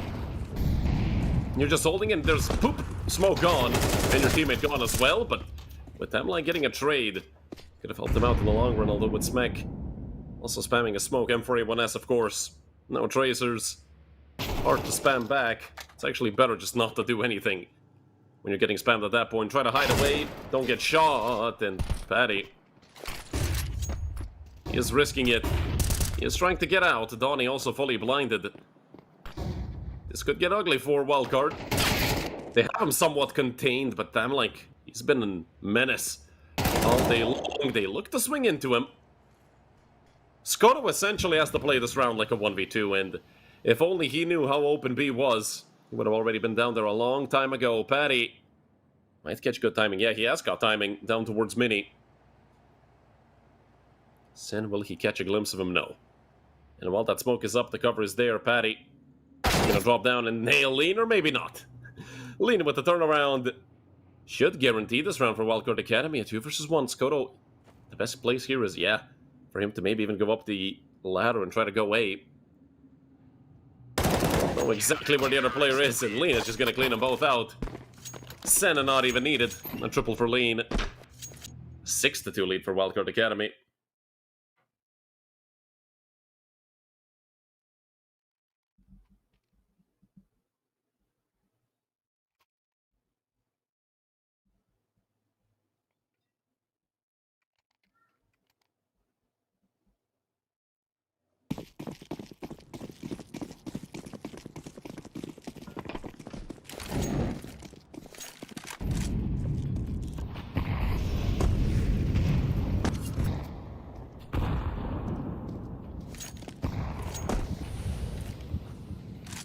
No op for Skoto this time around. That's gonna make MHL's life a whole lot easier. Obviously, the AKs are still around. And the single bullet from those can hurt as much as an op, if not more. As it might slightly bruise the ego as well, not just the forehead if it hits it. MHL is looking very aggressively, and I absolutely love it. The awareness from MHL is incredible. He knows the shenanigans WOPA can get to. And so far, if this streak of rounds for Wildcard Academy continues, this map is going to look a lot like map number 1, most likely. WOPA need to put an end to it as fast as possible. And Sen has already rotated down into the lower bomb site. 2 players are around him, one in the vent, one towards control room. And as soon as that window breaks, Sen's attention is going to be pulled over towards it. Skoto going to look to go towards single door as well. But Sen is very well positioned.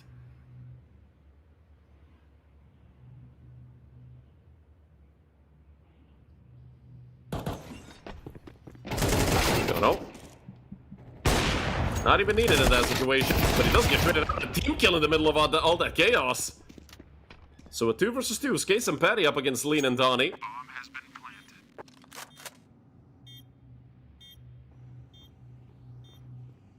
planted.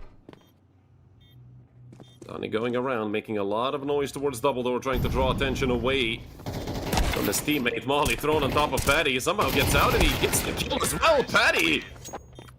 Don't see that from him every day. A triple kill for Patty and a third for WOPA. Very well played round by the Danish team.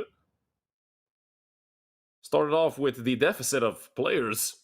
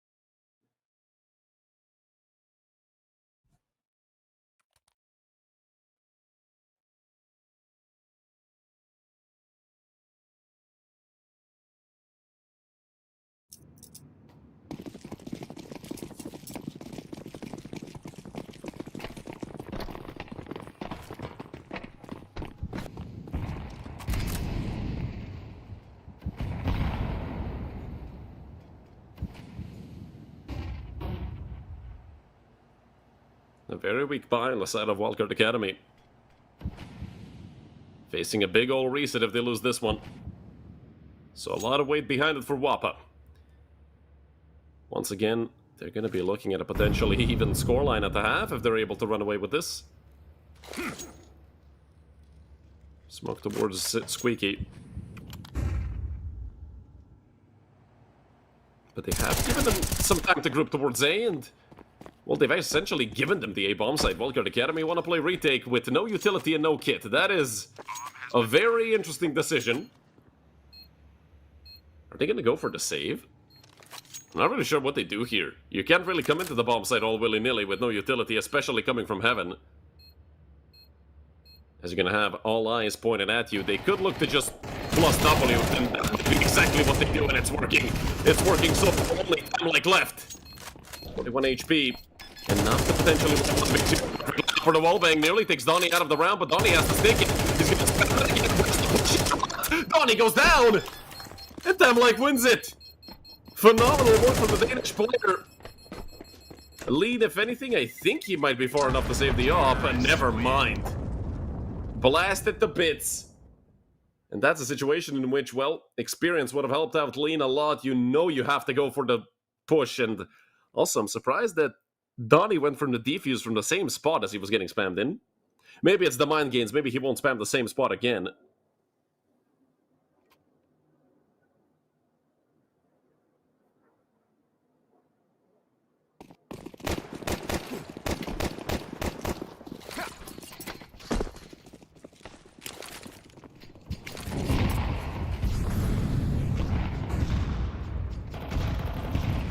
Force buy from Wildcard Academy. They know that their money is not going to recover. Just going to keep forcing up until the end of the half, essentially, which is, luckily for them, a round and a half away. They've done enough to get 6, but can they do more? I don't think so. WOPA have caught some momentum. Chugging along, slowly but surely. If they get 5 here, 6 is almost going to be completely inevitable. But they have to get this first.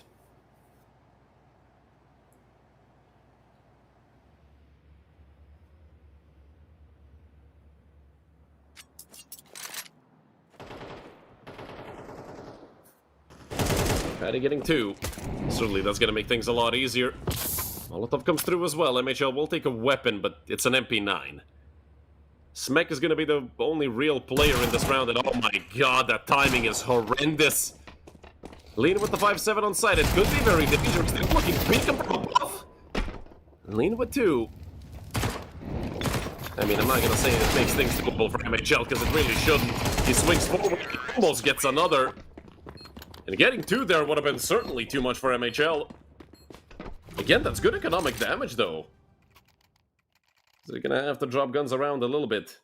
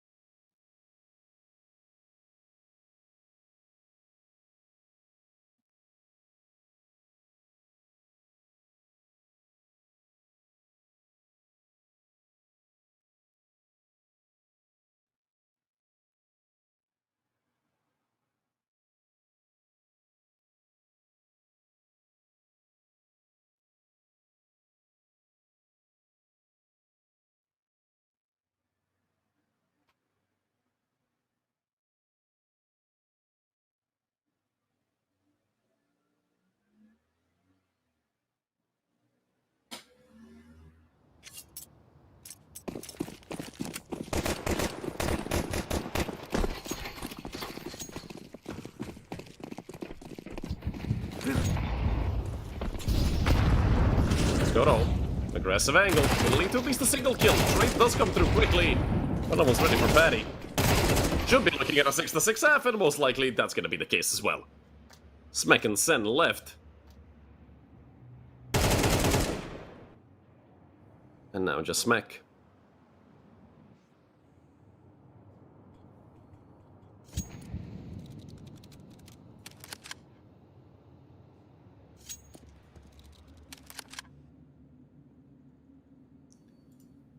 Nothing but a UMP or 1v4.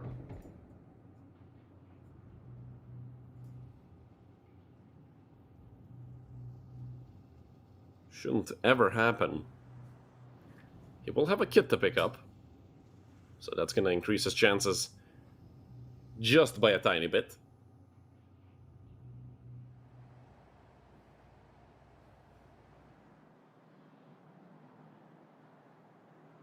Bomb has been planted. Never mind. 6-6 WOPA. Close out the half very nicely. 4 rounds, 1 in a row once again for the Danish team. Again, it's anyone's name, or rather anyone's game.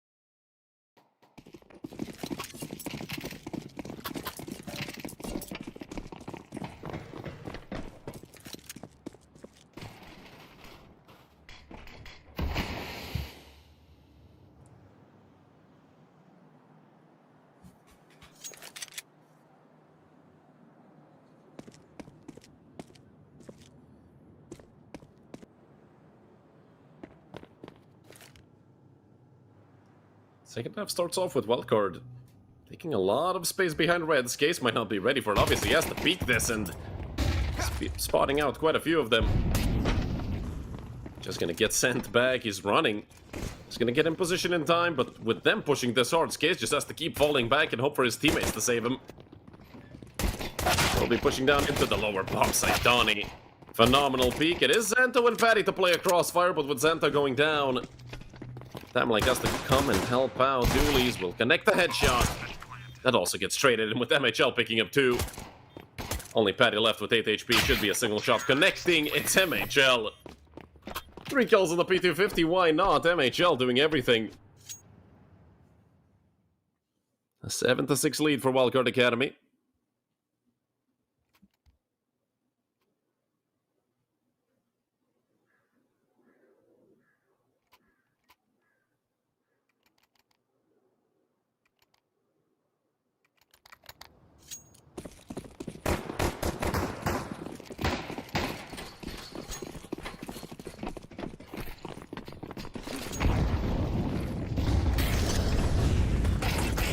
Fast push into A, might backfire here for Wildcard. There's 5 players here. Luckily the Mac-10s are putting in good work, but they've lost so many players here. Could have been a lot worse though. We're running into a completely stacked A bomb site. Could always lose you the round. Luckily for them it did not. The Mac-10s essentially paid themselves off, but still losing 3 players is not very nice, especially with the Kevlar and helmets that they could have had. Full buy on the side of WOPA. 5 M4s, their weaponry surprisingly is going to be better than that of Wildcard Academy. But only by 1 technically, since there is a Galil here and, well, 4 AKs.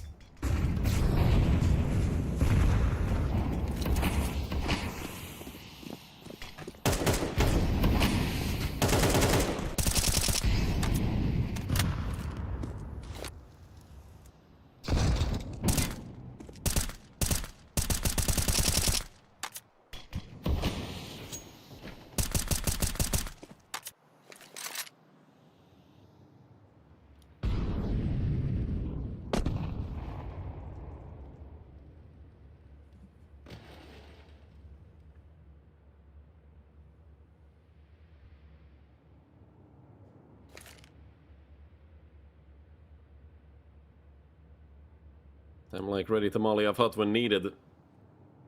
Wildcard taking a very slow approach, although losing a player early will essentially do that to you, force them into a round such as this. They will group up towards Squeaky, so Tamlike's Molotov, if it lands into hut, it's going to be completely useless. And with the swing out coming through, Tamlike doesn't even throw the Molotov off to keep the element of surprise. Well, it's going to be good enough for 1 swinging back around its lane to trade. And Patty falls to MHL. Just Xanto. Bad map for him so far, 5 and 11. Could make it a lot better by clutching up here in the 1v2. Doesn't have a kit. I don't think anybody had a kit on the side of WOPA. He tries to bait it out. But MHL extremely patient. And 2 for Lean, 3 for MHL. 9 on the board for Wildcard Academy. Instantly breaking the economy of WOPA. Sending them on to a half-buy at best.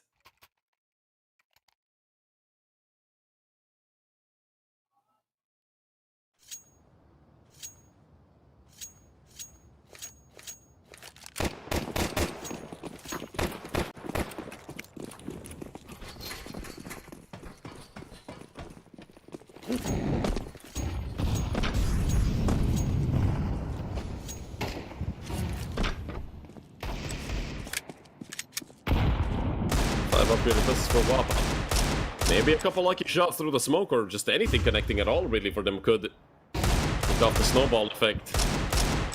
Skoto is kinda close. Don't forget that next full buy could be quite detrimental to the fate of WOPA.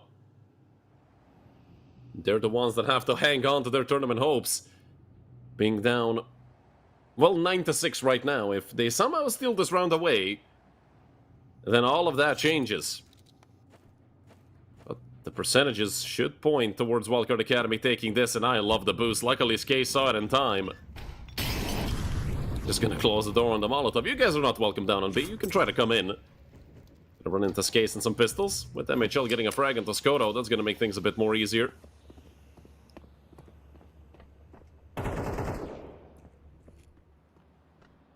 And slowly but surely, Wildcard look to move forward. Another frag found. And that should really be just a hop out into any side at all, whichever they choose. Should be fine. CZ at this range, useless, as we know. 5-7 supremacy, even though I love the CZ. But it won't matter. An easy cleanup for Wildcard Academy. A much different approach than last time. They went from rushing A.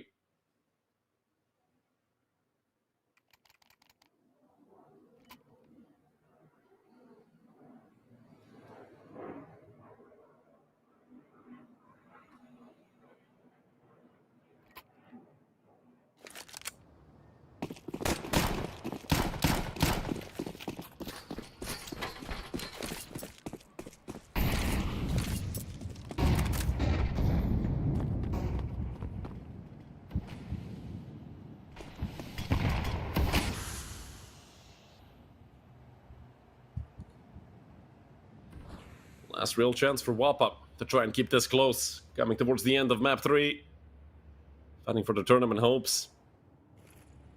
But they've looked cold. They've looked cold today. Skoto surprisingly played a better T side so far than the CT side, which is incredible considering that he's a sniper. Also unbelievable. Xanto will his head peek out for a moment. It's enough to get the trade. And look at Xanto coming out. He will get instantly traded by Patty.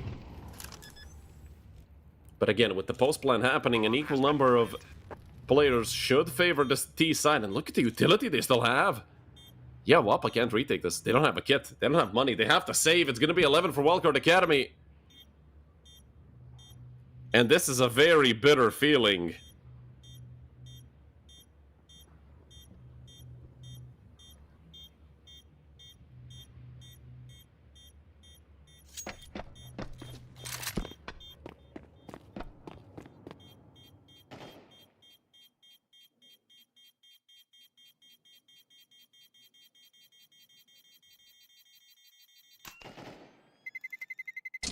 Terrorists win. Luckily for WOPA, all 3 of their surviving members get to continue being surviving members. So they will have another full buy.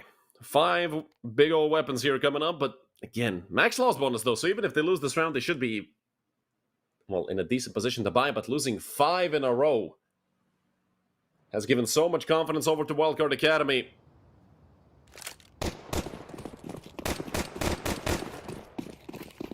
An 11-6 lead.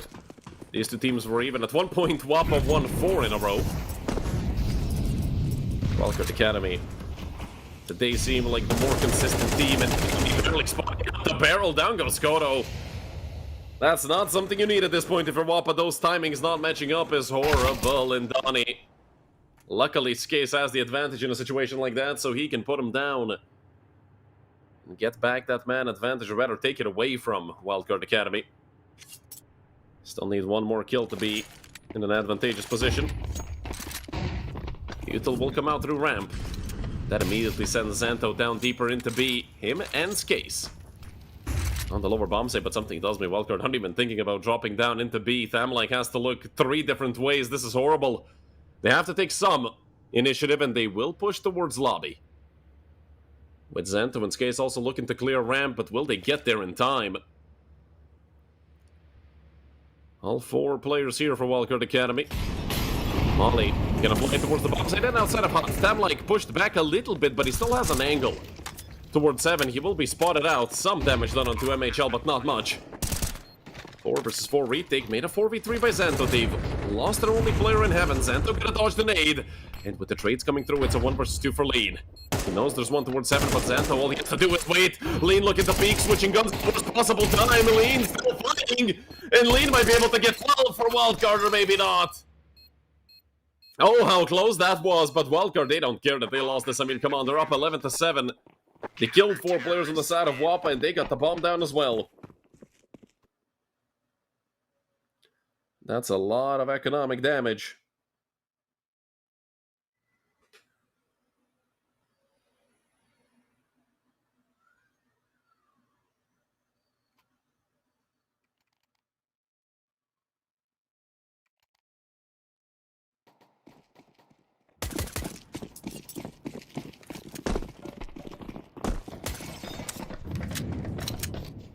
Fall by for Wildcard, but they are the ones that are also facing reset now, although the cities are not looking much better. Actually, still WOPA, I'd say, are in a worse position when it comes to their money, because look over on the right side, Lean has quite a lot of money saved up. He was the one that probably just died the least. I mean, him being on 8 deaths is just all you need to see, and big gap in these smokes. Donnie barely touched by the molly, actually, surprisingly. Thought it would take at least once more.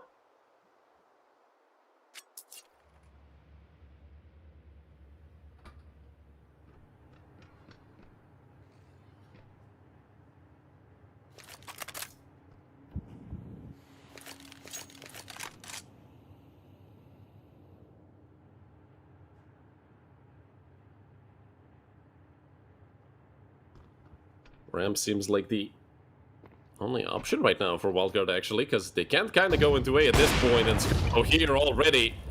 Santo here as well. Well, he's not even going to touch him, of course, way too deep.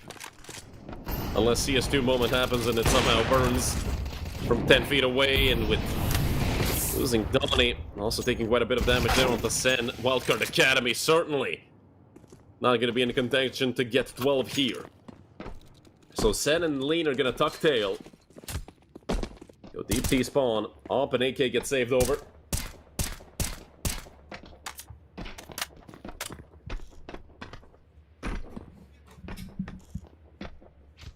And WOPA gonna put 8 on the board.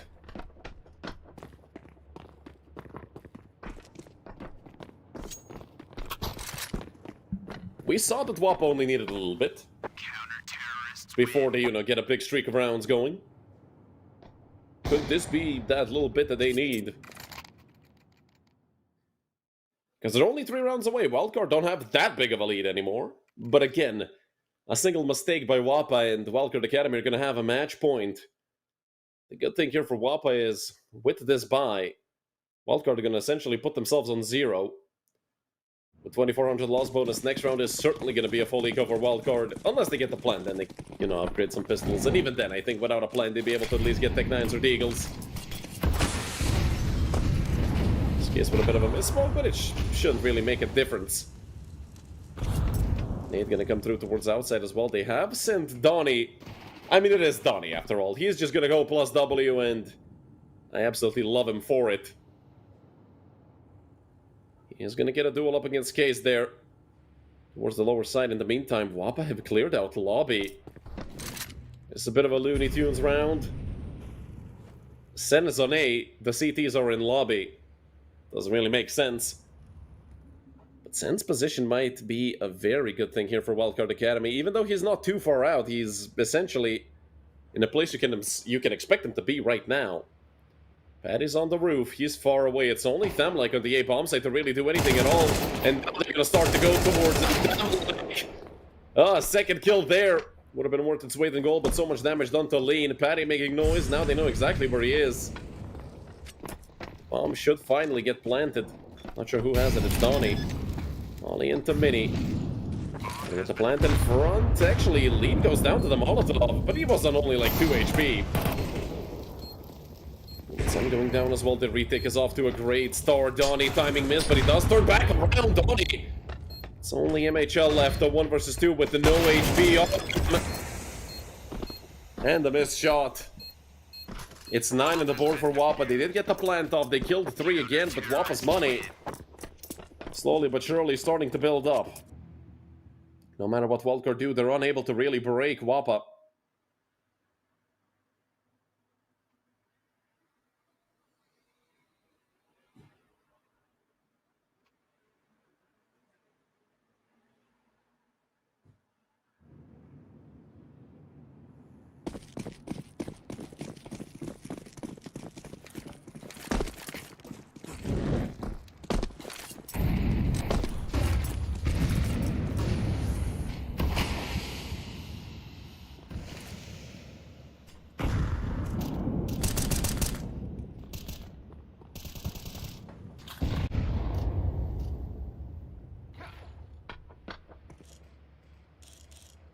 NDA set up for WOPA.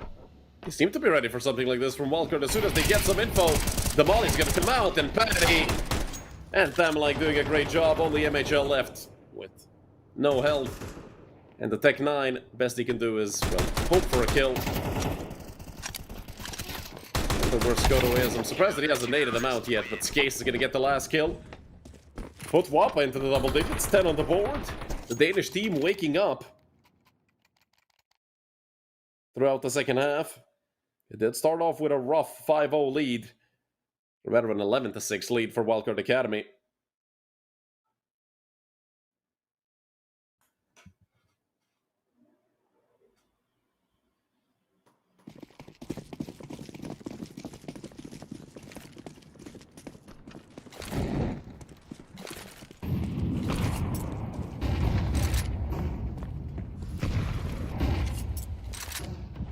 Just one round separating the two. Coming towards the end of map number 3, at least towards the end of regulation, we might get a little treat in the form of overtime between these two teams. We'll see. Skoto, he's been sharp a few times in this best of 3. Still, though, the second half, not the best for Skoto, although this kill is very important. So you can tell it just sent Wildcard Academy back and going the other way. And with Skase in such a position, a 1-for-1 was guaranteed. Although I feel like Skase maybe could have had more if that spray was a bit better. Damn, like towards CT vent, they have 2 mollies in the nade. I'm not sure if they're going to be mauling that anytime soon. 3 players pushing in from Secret. WOPA. I love the plays these guys are making in a very badly missed shot by Lean. Could have given him and MHL a chance. Now it's just MHL. He is a very good clutcher. He's gonna need the ace here. This is by no means easy. Not sure if he knows of a player in mini. Now he does. He has no idea that his flank is clear. If he knew, he could probably give it a proper shot. Up shot missed as well. Nah, Mitchell is just gonna wait, but patience is gonna be key here for them, like to stay alive. Unlike his teammate Skoto, peeking into MHL 1-by-1 is not gonna be the best idea. MHL should get shot in the back. Why isn't Sento peeking? They've given him a chance. He's gonna get pre-fired. But MHL doesn't have enough time to get the backside. Does he? Oh, he just got it off. MHL on for the clutch of a lifetime. A 1 versus 1 is all that's left. Oh my god! Call a timeout right now as WOPA, they might jump out their windows. Call a timeout right now. Oh my god, it's Wildcard on 12. I literally have no idea what I just saw. Genuinely up there as the top 3 clutch I've ever had the opportunity to cast. Oh my god. Zento, why in the ever-living shit are you not peeking from Secret when you know he's turning his back to you? You can hear him running. He left his teammate out to dry and then couldn't clutch the 1v1. My god. Call another one. Call all 4 of them, 3 of them, however many they had left. What is that? A 1v3 plus the ace clutch? I'm not sure what it started like. But it doesn't even matter. Oh my god.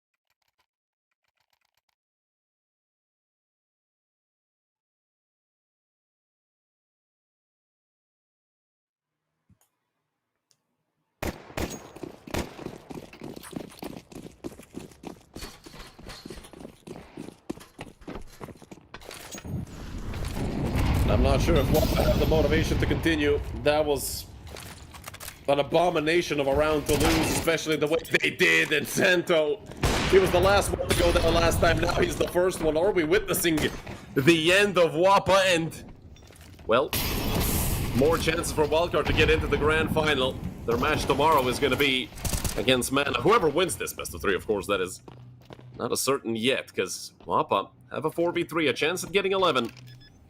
Treating us to 24 rounds of Counter-Strike at least, no matter how you turn it. With Smoke on Mini, that is going to give Lean some space, but both him and Sen have taken quite a lot of damage. But look at the flank. Look at the flank. Sen is there. Smek just has to survive as much as he can. And he is looking to buy as much time. All Smek. Almost had the spray transfer down to a T. Tamlin gonna tap the bomb, but this is certainly an 11th. WOPA hold on, and I have to give him props. Losing around the way they did. They're still keeping their heads high.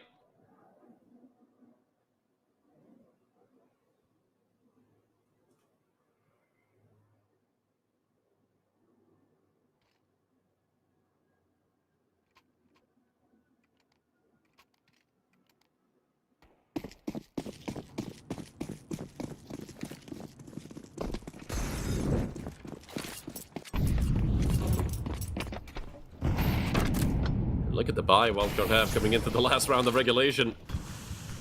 2 AKs, 2 Galils, and a Tech 9. Not much utility already. So much damage dealt. Skoda wants OT. And it might even lead to MHL's clutch not mattering at all. Hell, it will matter because it's guaranteed overtime for Wildcard. Who knows if they would have been able to get 12 without the Polish player, but Sen. Always the tricky one to deal with. The 3 players connect the one on heaven. And now still in the default position. Can they take him before he gets another? Yes, they can. Xantha on the quick flank.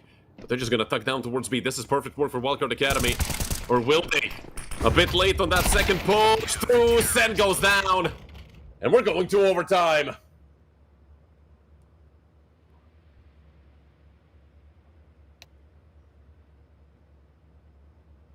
So much chaos. Throughout these last few rounds.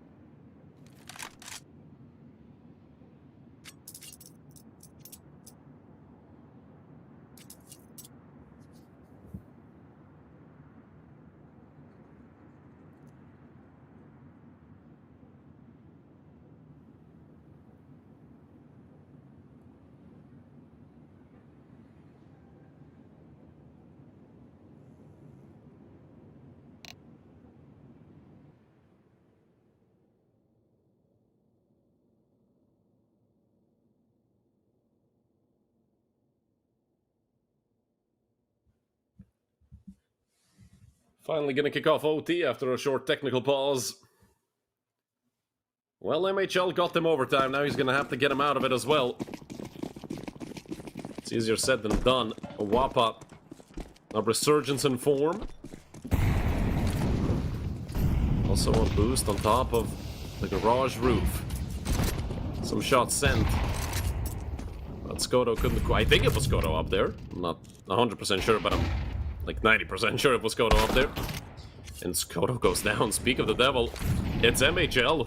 25 and 14. If anybody can do it for this team, it's certainly the Polish sniper. And will Sen have good timing here against Santo? Oh, perfect. He does get traded out by Tamlike, but now they have some info. And with Patty and Case coming back around, will they drop down into B is the question. Patty will. And Tamlike follows him. Wrong read by WOPA. But if Tamlike sees them under heaven, I think they're going to change their mind. And with Tamlike getting this frag is going to even things out. 3 versus 3.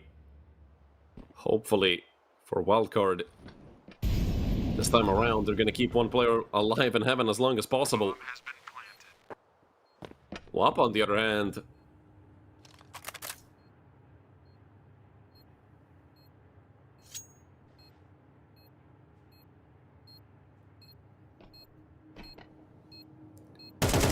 I'm like up close. Has 2 already. Nate won't do any damage. But it feels like WOPA are hesitating well, a bit way too much. Skate's going down, only Tamlike left. 3 kills in total. But that's it. That's where it stops at. 13 to 12 for Wildcard Academy. I have no idea why WOPA waited that much. Starting to retake at 17 seconds left, although they had to kind of go all the way around because you can't really push vent when you lose the A bomb site like that.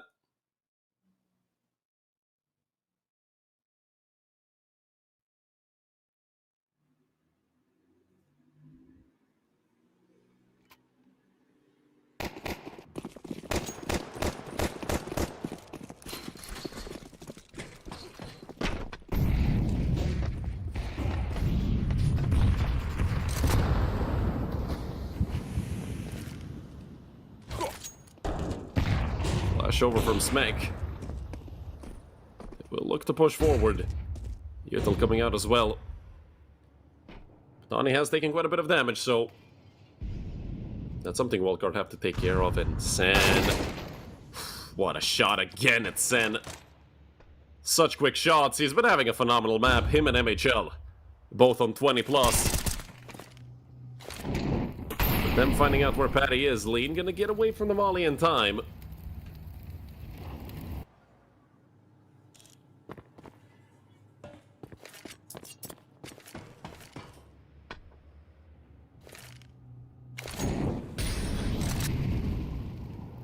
Patty has already well, he has already pulled out of Secret. Going back towards Decon, 3 players on A. I don't think this is going to work out for Wildcard. They're running into, well, not a trap, but a stack. Soon to be even more players on the side. Yes, that happens helps out quite a lot, but now they're getting funneled to the left side. Missed 3 players here. Sen pushes forward and he gets taken out. Volley from MHL, if anything, just to try and help him out, get him some extra time to go towards the upper bomb side, and he gets taken out by Tamlike as well.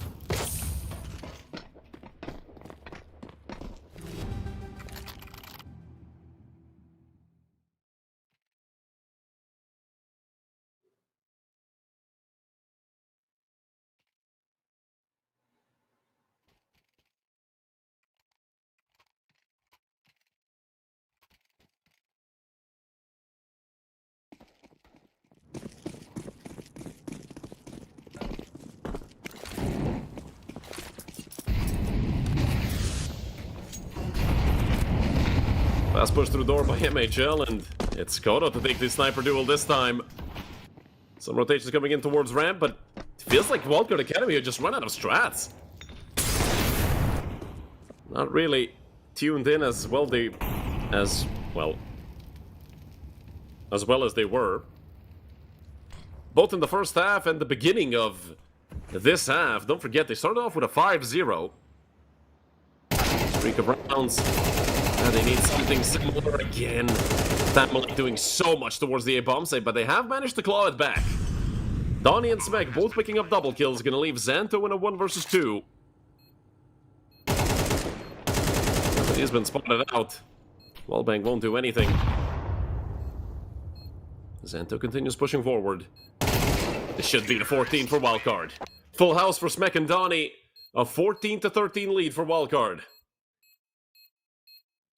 The last map of the day, Wildcard gonna open up OT1 with an advantage.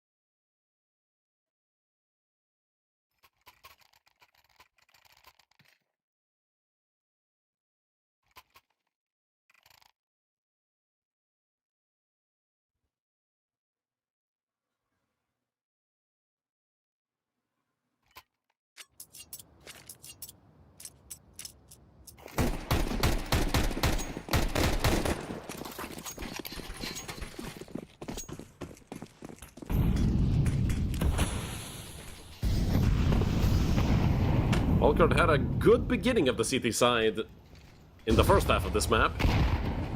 Got off to like a 6-2 lead. But afterwards, WOPA took 4 in a row, and WOPA was very strong on full-buy rounds, especially. But again, knowing that MHL is going to have an op in all 3 rounds is going to be a headache and a half. Spam through the smoke, but it's sent to go down, traded immediately. Some extra damage on the Thamlike as well, never hurt. With Smack already here, never mind, Skase, what a shot. Zento's on the flank, up through Mini. Leaning out ready for it, and he goes down as well. They can turn back into the upper bomb site. WOPA might have just secured their 14th with that frag.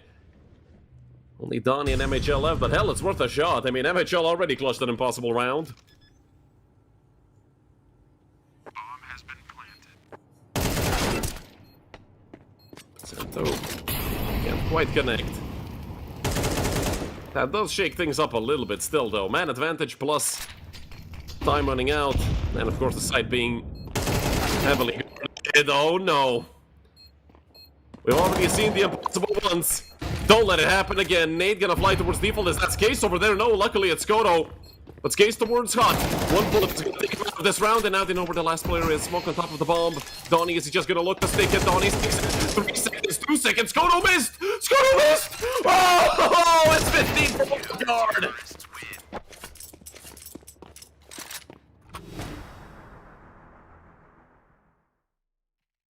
You can't make this up. You just can't. Skoto missed the universe. Skoto went on Mirage with that knife. Oh my god. Oh my god. Well, Wildcard, divine intervention once again for them to win a round in a, what, 2 versus 5? Oh my god, WOPA. At this point, I'd be pissed if I was any of the Danish players here. Zento. Is this the beginning of the end for the Danish team? They went through the inconsistencies so many times. They've made it deep into the playoffs, but those inconsistencies strike at the worst possible time. 2 match rounds again for Wildcard Academy. 2 clutches in this game that just don't make sense. Nothing here makes sense on Nuke.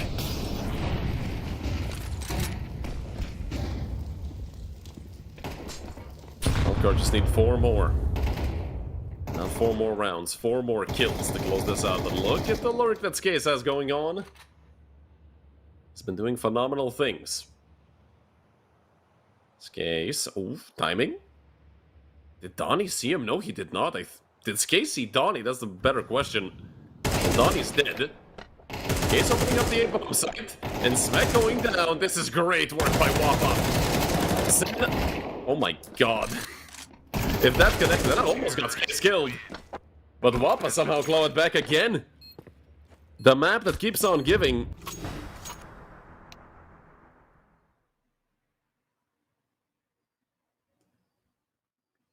Timeout will be used by Wildcard.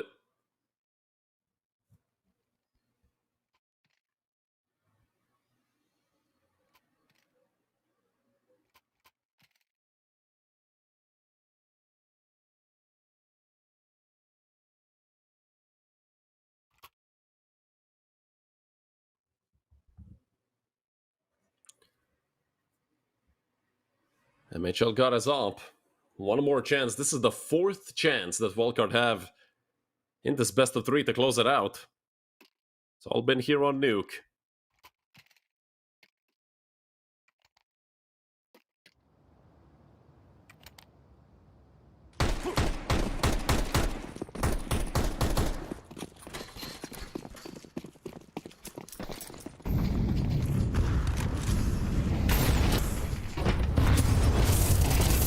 Smack, once again.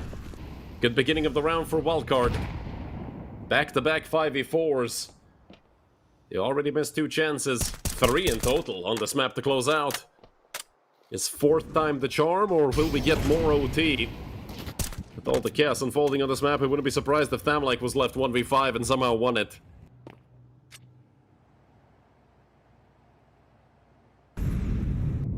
But with Donnie holding this angle, it's going to be tough for Thamlike to even come out of garage. But he has spotted out Donnie. A very delicate situation between the remaining 9 players. WOPA have a lot of control and they have no control at the same time, but oh, Skoto. They've allowed them to lurk out ramp in a 5 versus 4 with an op? Okay, Donnie. Once again, just peppering them like with bullets. He's buying so much time. I'm just waiting for Skoto to ring off a shot with the op. That's gonna blow things wide open, and that's exactly what happens. Donnie, come on. They're over-peaking and they're getting punished for it. Skoto took a lot of damage. Down goes Sen. Are we going to OT again? Smek and MHL left the 2 versus 4, but MHL is on the lower bombs. I'm not even sure if they're gonna go down to B, if they're gonna hit A. Smek is here. One frag found. He has turned back around, and now they have to rotate B. MHL already jumping into the vent. They will have a flank in the form of Skace. MHL missed the vent by a mile. Both him and Smek get down here. Unscathed. 2 versus 2 on the site. 1 player on catwalk, 1 inside of the smoke towards Old Toxic. Skace on the flank already. They have to kill him on the side, but MHL doesn't stand a chance. A 1 versus 3, surely. Surely they don't allow it to him again. He's coming up from behind, P250 in hand. Molly will push Skace back, but it's also going to block his path just a tiny bit. And when he was swinging this, we're going to OT again. 15 to 15, 4 missed chances by Wildcard Academy. I mean, hell, at this point, they should have lost this in regulation. MHL should have never won that round. Should have never gotten the ace.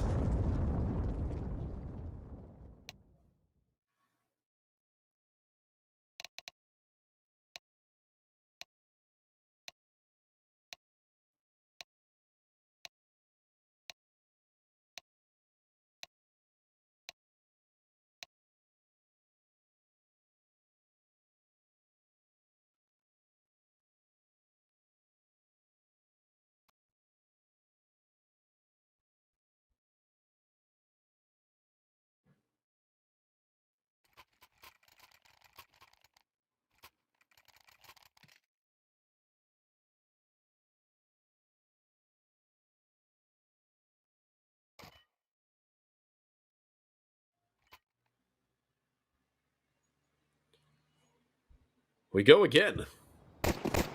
And now we're, well, all tied up. Xanto really needs to activate 12 and 23 from Xanto. Not really expected. Would like to see him do more. Spoken like a true HR department. We feel like your work is not enough. I feel like you should step it up. Yeah. Let Xanto play. There he goes. Motivate the man just a little bit. Quick trade there onto Smek.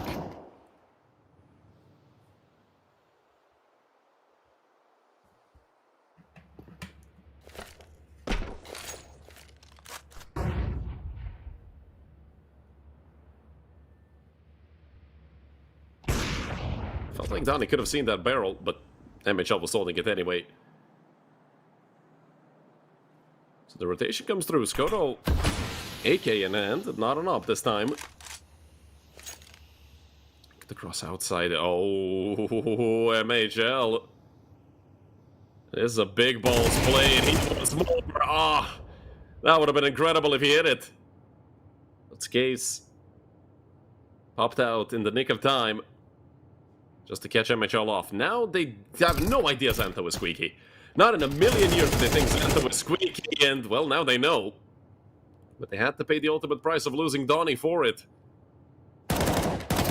Looking to be aggressive. Just barely a miss. A mountain of missed shots by the side of Wildcard Academy. With a Molotov there. Sen, all he can do is get one. 16 on the board for WOPA. This is their first lead. All game long, I believe. I don't think they were in the lead previously on Nuke. I think this has been a pretty one-sided affair.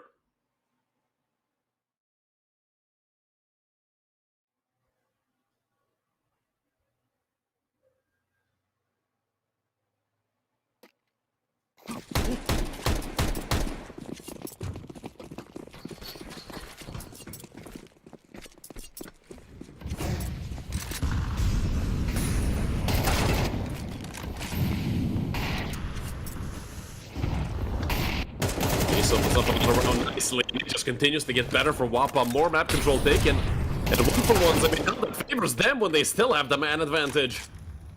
Lean and NHL. Now just Lean. He has been quiet for quite a few rounds. He is already down on the lower bomb site, but they're just going the other way. Lean. It's going to be a long way to a retake.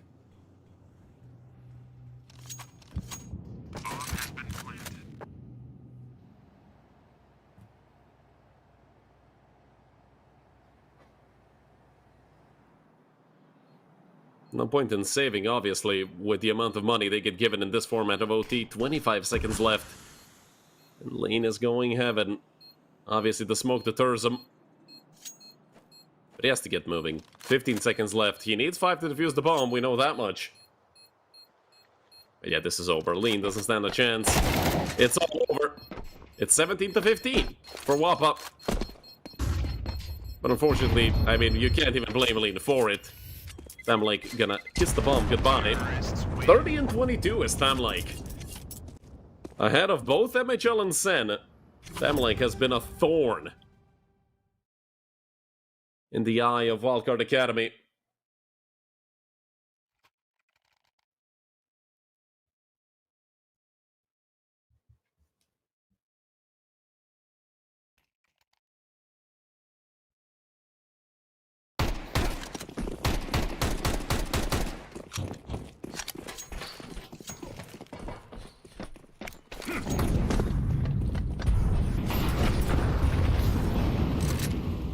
Chance for WOPA to get a 3-0 clean sweep in the first half of the second OT.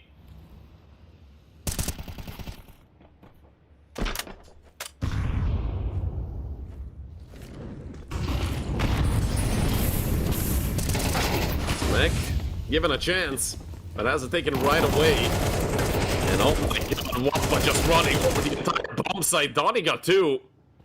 He gave Sen a somewhat doable round. This is going to be another clutch today. No.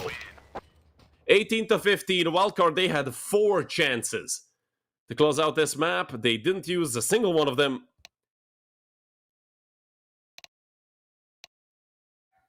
Now WOPA are going to look to punish.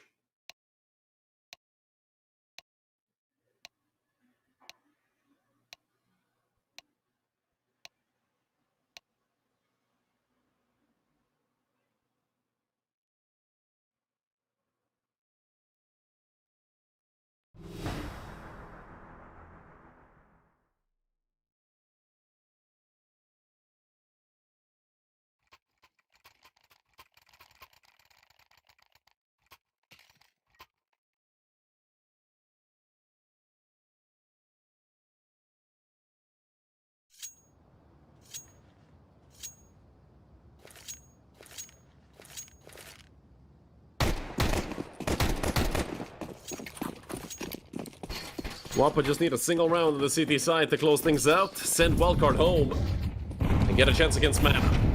Wildcard had so many of their own, and, well, we're here for a reason. They had those 2 incredible rounds in the first OT and in regulation that really saved them, and I have no idea where Don is going. Yes, he is the aggressive player every time, and Zento has an auto shot. The XM1014. Oh no, they're all form and only one in the end.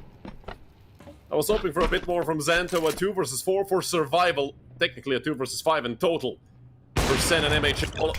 Now just MHL left. If somebody can, it's certainly Polish Terminator, but what do you do here? He has to go for a wallbang. It's not going to connect. He has to kill Skoto any way he can. 4 more bullets left, 4 more players left.